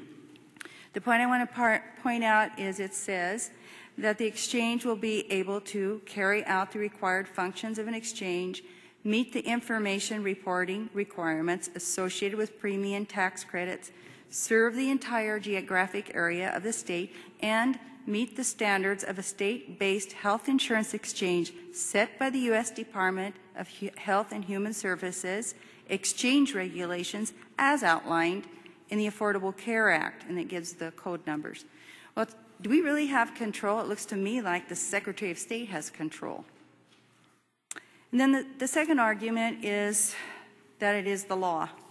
And I just want to point out that in 1857, we need to remember that Dred Scott, the black slave whom the Supreme Court determined was not a citizen or protected by our Constitution, was a decision derived from the Supreme Court at that time. And the states didn't follow that decision of the Supreme Court. They didn't say it's the law, and it was probably the most unjust decision made by the Supreme Court. And here we have another unjust decision made by the Supreme Court. Now, our founding fathers like Washington, Adams, and Jefferson fought against the unjust law of England, and that's why we have the United States and our Constitution, which defends our rights. What if they'd have said, well, it's the law, let's implement it, and we will control it? Would we be free today? And then some have quoted Justice Roberts' opinions in the Supreme Court decision.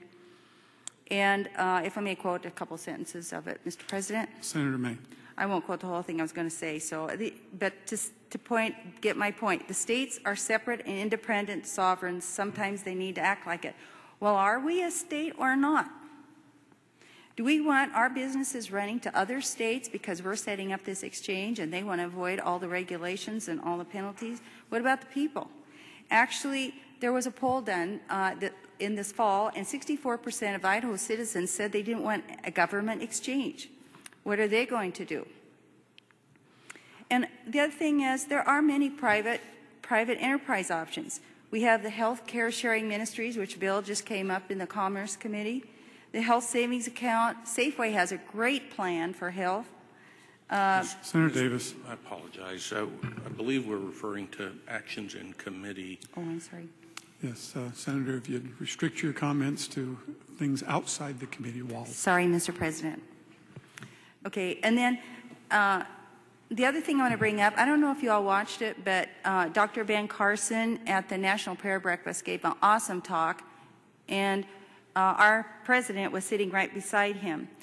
And I don't know if you know this man, but there's a movie out called Gifted Hands, and this man is unbelievable. He was raised by a mother who didn't know how to read or write, and she insisted that he had to read 2 books a week. He didn't like that. He could only watch so many programs. She was single, very poor, just made her living by cleaning. And she changed when her son had trouble in school with a knifing incident. She moved him to a different school. This man is now at Johns Hopkins University, he's the only one who has ever separated Siamese twins at the head, and they both lived. And he's done many surgeries after that. He's the one who gave the talk at that National Prayer Breakfast. And he sat right next to Obama, and he suggested that we set up health savings accounts for our children. Mr. President, I apologize. I would ask Davis? unanimous consent, Senate Goody, so call the chair. Objection, Senator Geddes.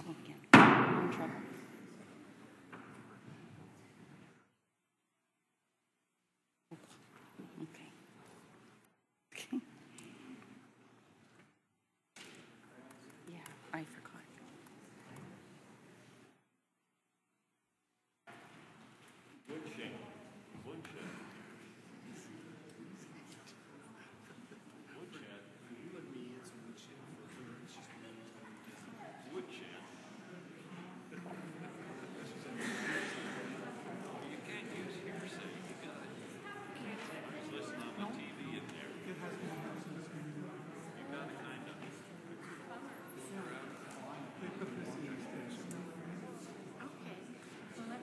It doesn't work very well. I mean, you can't see very well.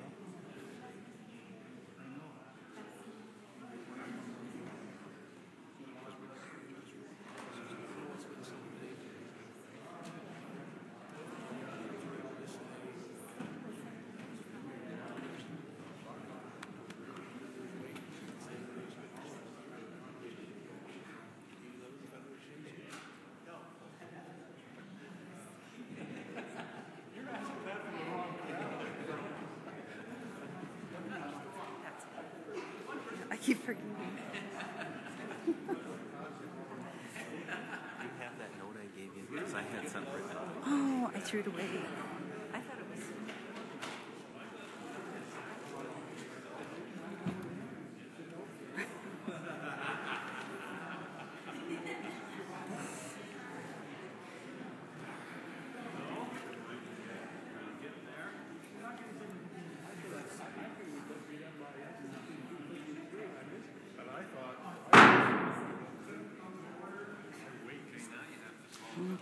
Before going to these, the was in 13th order of business, and Senator Nuxall was debating Senate Bill 1042.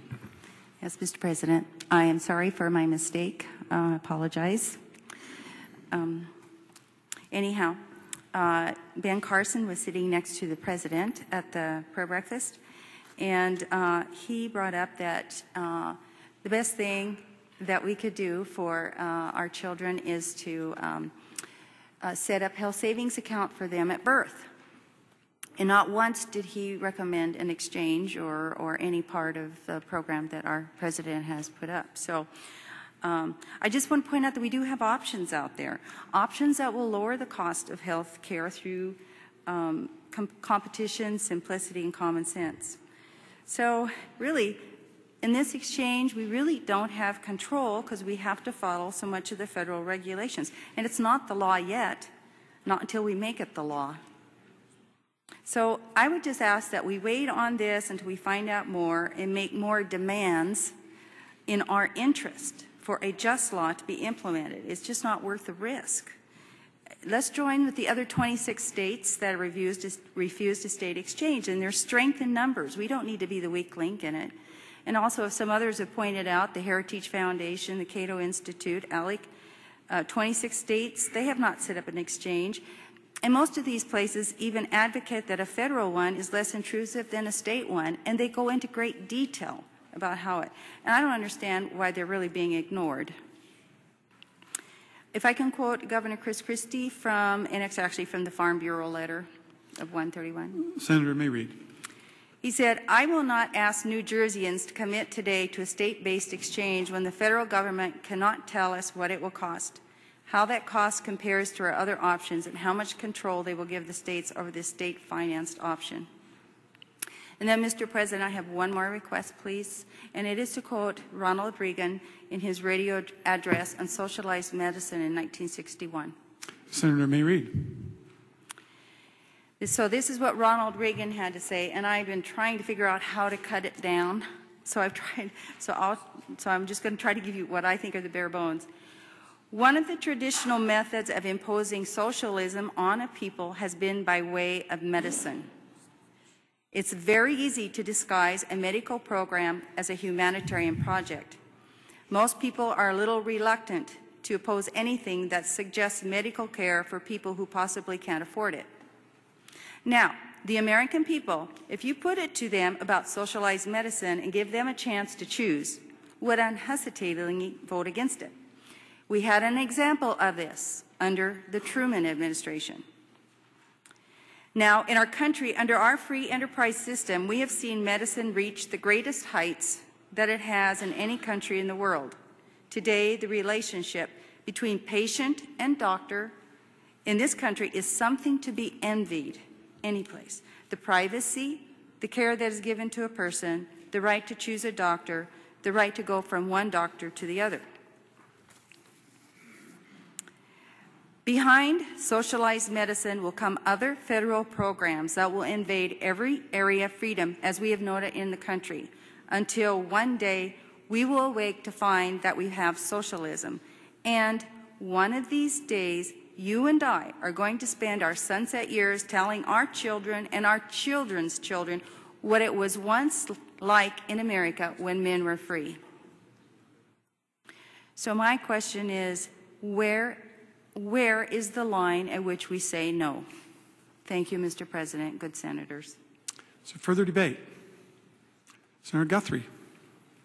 Thank you, Mr. President. I apologize. I debated on whether I would debate, and I promise my remarks will be brief. Mr. President, senators, this issue has been long-running and long in coming, and I suspect today that there's many feelings of relief and some of anxiety. To say the least, the talking points on either side have become redundant. We all know in the chambers this will be a split vote. Because this issue has been on the radar screen for some time, it's understanding that many senators have formed an opinion on this issue. And while I believe that there are times when a significant number of votes can be swayed in floor debate, I'm not convinced that that's likely to happen here today. And I believe if we were to debate for another 5 minutes or another 5 hours, I doubt the needle would be appreciably moved on this issue. I would like to talk for just a second about the common ground that does exist among many here today, if not most, and that's that I think we recognize the troubling nature of this federal policy. The real difference today is how we best work to mitigate that onerous federal law. I believe each of us have done a fair amount of research, and the bottom line is we just differ on what the best solution is, and there are no easy answers. While I will be supporting Senate Bill 1042, I recognize, appreciate, and respect that many of you will not.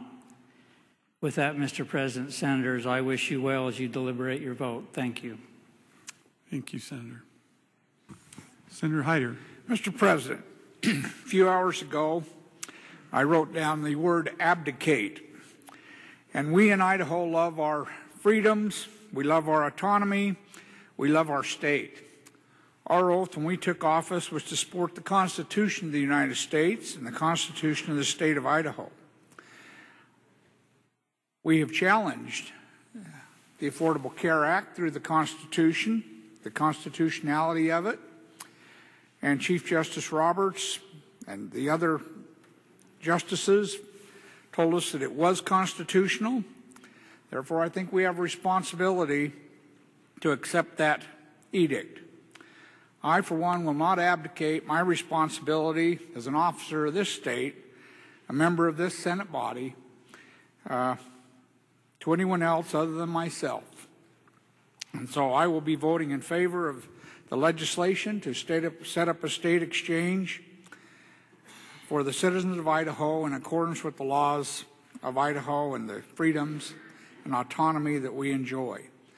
Those are the only two choices today, is whether to allow the federal government to come in and set up an exchange or whether Idaho will set up their own exchange. And I, for one, believe that Idaho will do a much better job of serving the people of Idaho if we take this responsibility upon ourselves. Thank you. Is there further debate?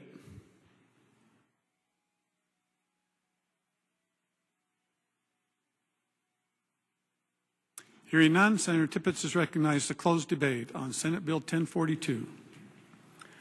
Thank you, Mr. President. Mr. President, I have reached the conclusion that my opening debate must have been so painful for the members of the body that were willing to do anything they could to keep me from giving this closing debate. Maybe the good that's come from this long debate is that as longer the debate's gone, the shorter my closing debate has gotten. But there's still a few things that I want to address. And first of all, I recognize that I do owe the senator from 3 a response to his question earlier. I did talk to folks in the Department of Insurance. They couldn't identify the penalties, Senator, that you were referring to, but they did assure me that all enforcement related to insurance exchanges is by the U.S. Treasury Department, that there is no enforcement by the state, no penalties imposed by the state or the exchange. I don't know that that's a complete answer to your question, but that's what I got from them. Senators, thank you for your in-depth analysis and discussion of this important issue. I know we've been here for a long time, but I think that's good, frankly. I think it's much better to have long, in-depth debate than sometimes rush things through here without adequate discussion and consideration. Now, a lot of debate has been centered on the fact that this doesn't fix problems with the Affordable Care Act. No, it doesn't. It doesn't do that at all. And we don't have the means to fix the things that we don't like in the Affordable Care Act. Let me talk a little bit again about the issue of the likelihood that we'll have a federal exchange if we choose not to implement a state-based exchange. In my efforts to determine how legitimate that argument is that we only have these 2 choices, I went to the people that I thought would best know the answer to that question. In private conversations, I asked that question to both Director Deal of Department of Insurance and Director Armstrong at Health and Welfare. Both told me there was, and I quote, absolutely no doubt, absolutely no doubt, those are their words, that we'll have a federal exchange if we do not establish a state-based exchange. Director Armstrong actually said to me that there's absolutely no doubt in my mind that a federal exchange will be operational in Idaho on January 1st if we do not establish a state exchange. It will be the same plan that will be operational in 26 other states. He also told me that the department has been testing against the federal data hub for the last couple of months, that they've had weekly conversations with representatives of the federal government preparing for the possibility of a federal exchange. In case we don't enact a state exchange, we will have a federal exchange. Now, there's been discussion about the cost of insurance going up. Yeah, that's going to happen. There's no doubt in my mind, but it's not because of Senate Bill 1042. It's because of the Patient Protection and Affordable Care Act and the changes that they're making in that system and the increased coverage. It's not because of Senate Bill 1042, and we can't fix that. I wish we could. Let me remind you, make it very clear that no one will be required to purchase insurance through an insurance exchange. No one will be required to purchase insurance through an exchange. Many will want to simply because that's the only way they can qualify for premium subsidies, but it won't be a mandate. But the private market will still exist, and anyone who's insurable will be able to purchase their health care insurance through the private market without ever involving the health care exchange. The state exchange will be an open market. We've heard that many times. We will have many health care carriers, insurance carriers, participating in the market. Consumers will have lots of choices. We're not sure that's the case in the case of a federal exchange.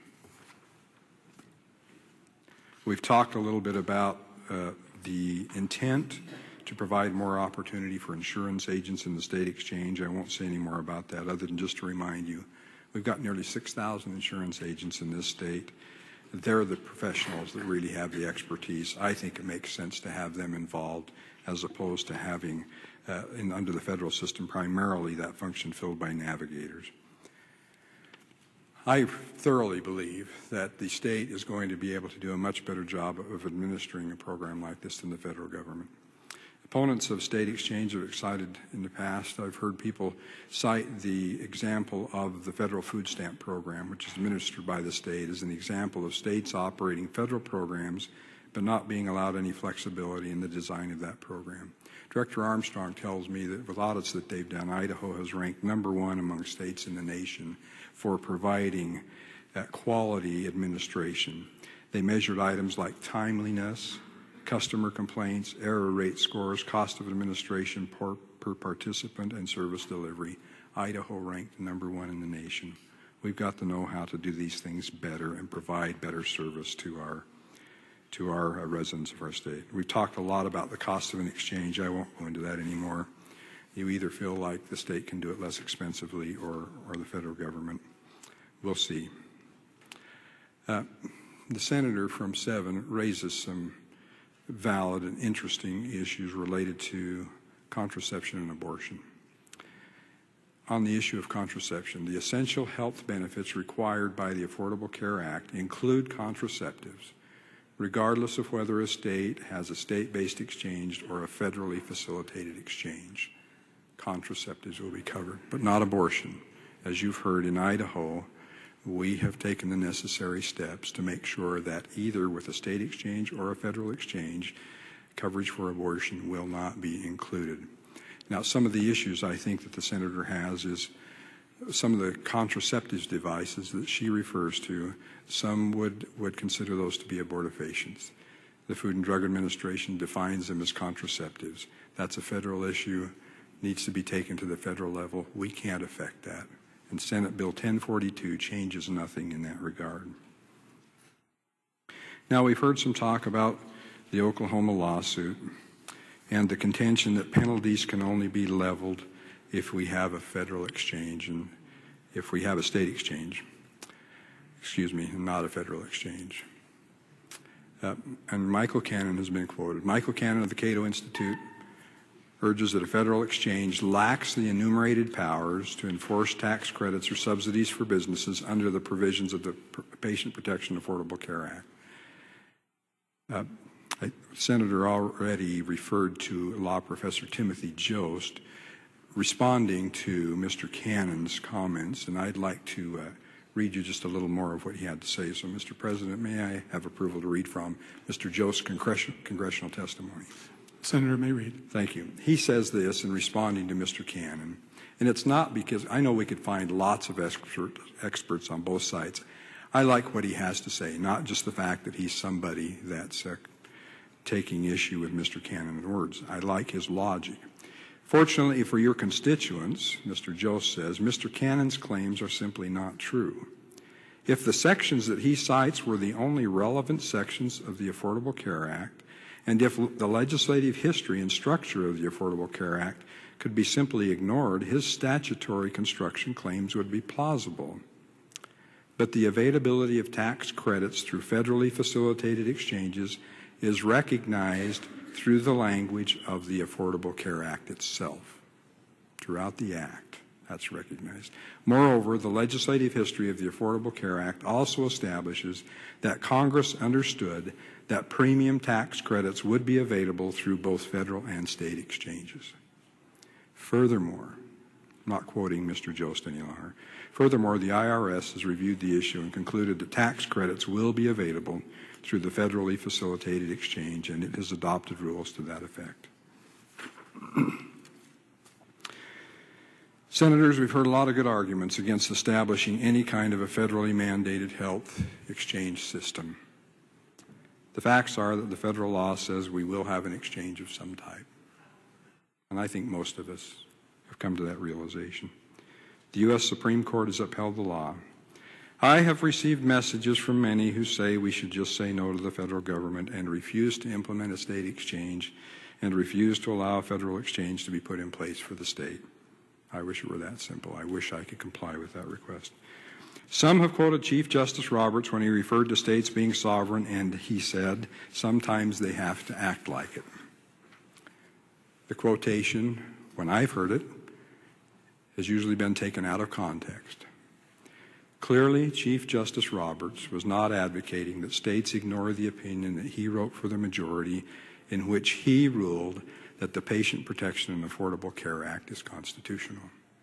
He was not advocating that states not comply with the law. He was actually talking about the expansion of the Medicaid program. The court held that while the federal government can influence a state's decision to accept a new federal program by linking federal dollars to the program, that influence cannot take the form of coercion. The court held that threatening to take away existing funds if a state did not expand the Medicaid program amounted to holding a gun to the head of the states and was therefore unconstitutional. The court's independent sovereign statement was in reference to the Medicaid expansion, not the individual mandate or any other portion of the Affordable Care Act, including the state exchange issue. The opinion says, and Mr. President, may I have approval to quote briefly from that opinion? It's the opinion that Justice Roberts wrote on the constitutionality. Yes, Senator, having identified the source, may read. The opinion says, Congress may attach appropriate conditions to federal taxing and spending programs to preserve its control over the use of federal funds. In the typical case, we look to the states to defend their prerogatives by adopting the simple expedient of not yielding to federal blandishments when they do not want to embrace the federal policies as their own. The states are separate and independent sovereigns. Sometimes they have to act like it. That's the end of the quotation from the opinion. In other words, he was simply saying that if states didn't want the federal mandates associated with the Medicaid expansion, they shouldn't accept the blandishments or the money that came from the federal government. If states want to be in control, they should act like it and not accept the federal blandishments or the funds. That's what he was talking about. He wasn't suggesting we not comply with the law. Senators, we are a nation governed by laws. We don't always agree that the laws we are required to comply with are just, fair, or legal.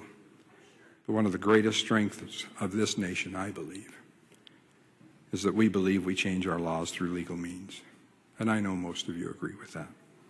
There are those in the state who would take exception to that.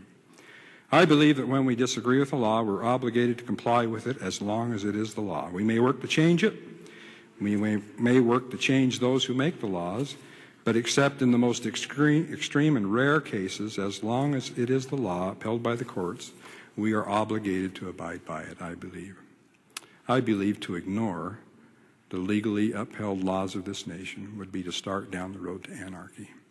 Some in the state would have us start that journey. I'm not one of them.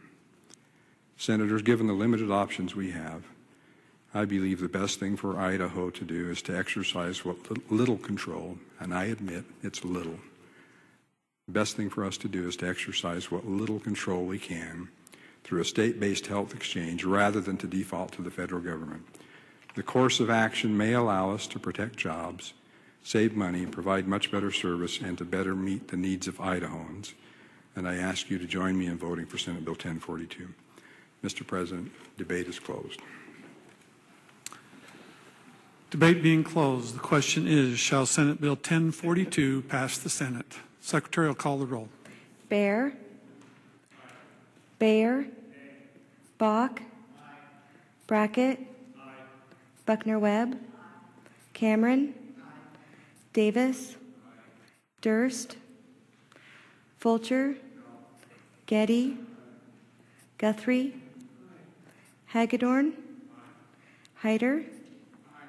Hill. Johnson. Keogh. Lacey. Lakey. Lodge.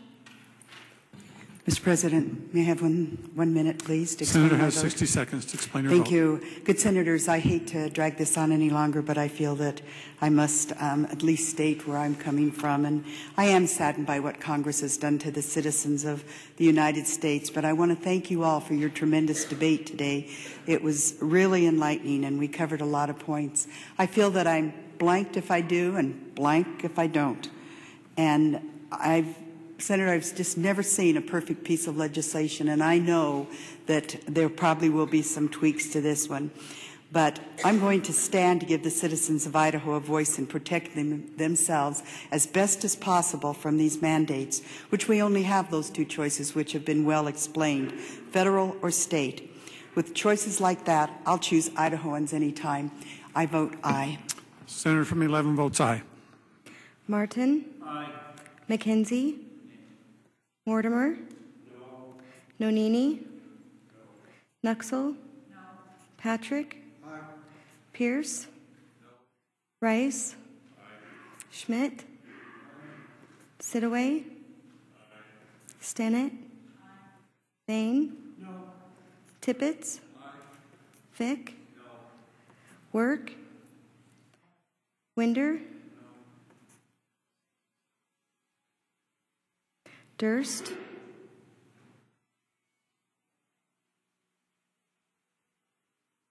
Johnson,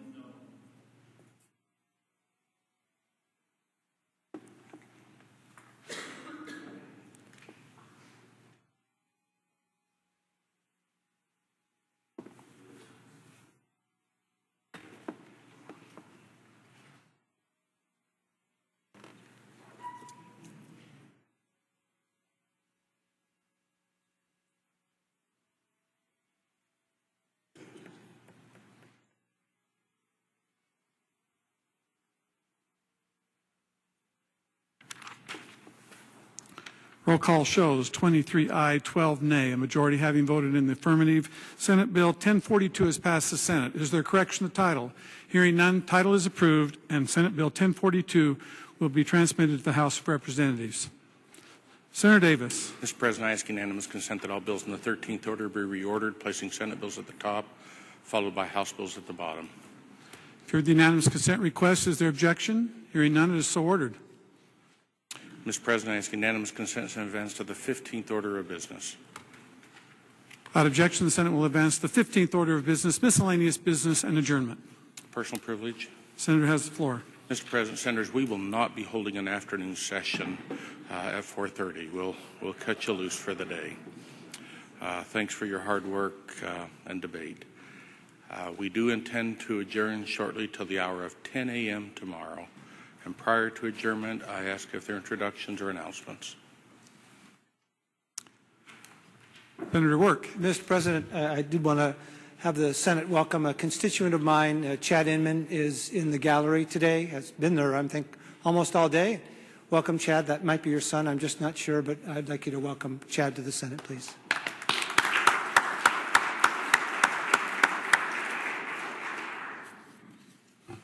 Senator Winder. Thank you, Mr. President, for announcement. Senator has the floor. Thank you, Mr. President. Just a reminder, Ada County Lincoln Days dinner tonight. Reception starts at 6, dinner at 7 at the Boise Center on the Grove. And I believe there are still some tickets. So if you want to come over and find out, please get over there early and see if you have a ticket or not. Senator Hagedorn. Thank you, Mr. President, for an announcement. Senator has the floor. Thank you, Mr. President. I would like to ask the body to welcome constituents and friends, Mary May and her son Matt, and Star City Councilman Gary Smith from my district. And they've been here all day, and appreciate your patience with all of us. Thank you.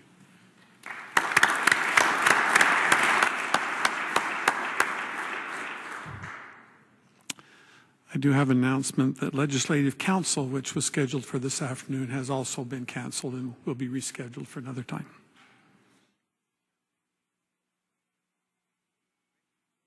Senator Davis. Mr. President, I move the Senate adjourn till the hour of 10 a.m. tomorrow. Mr. President, second the motion. You've heard the motion and the second. It's a non-debatable motion. All in favor say aye. Aye. Opposed nay. Ayes have it. Senate stands adjourned.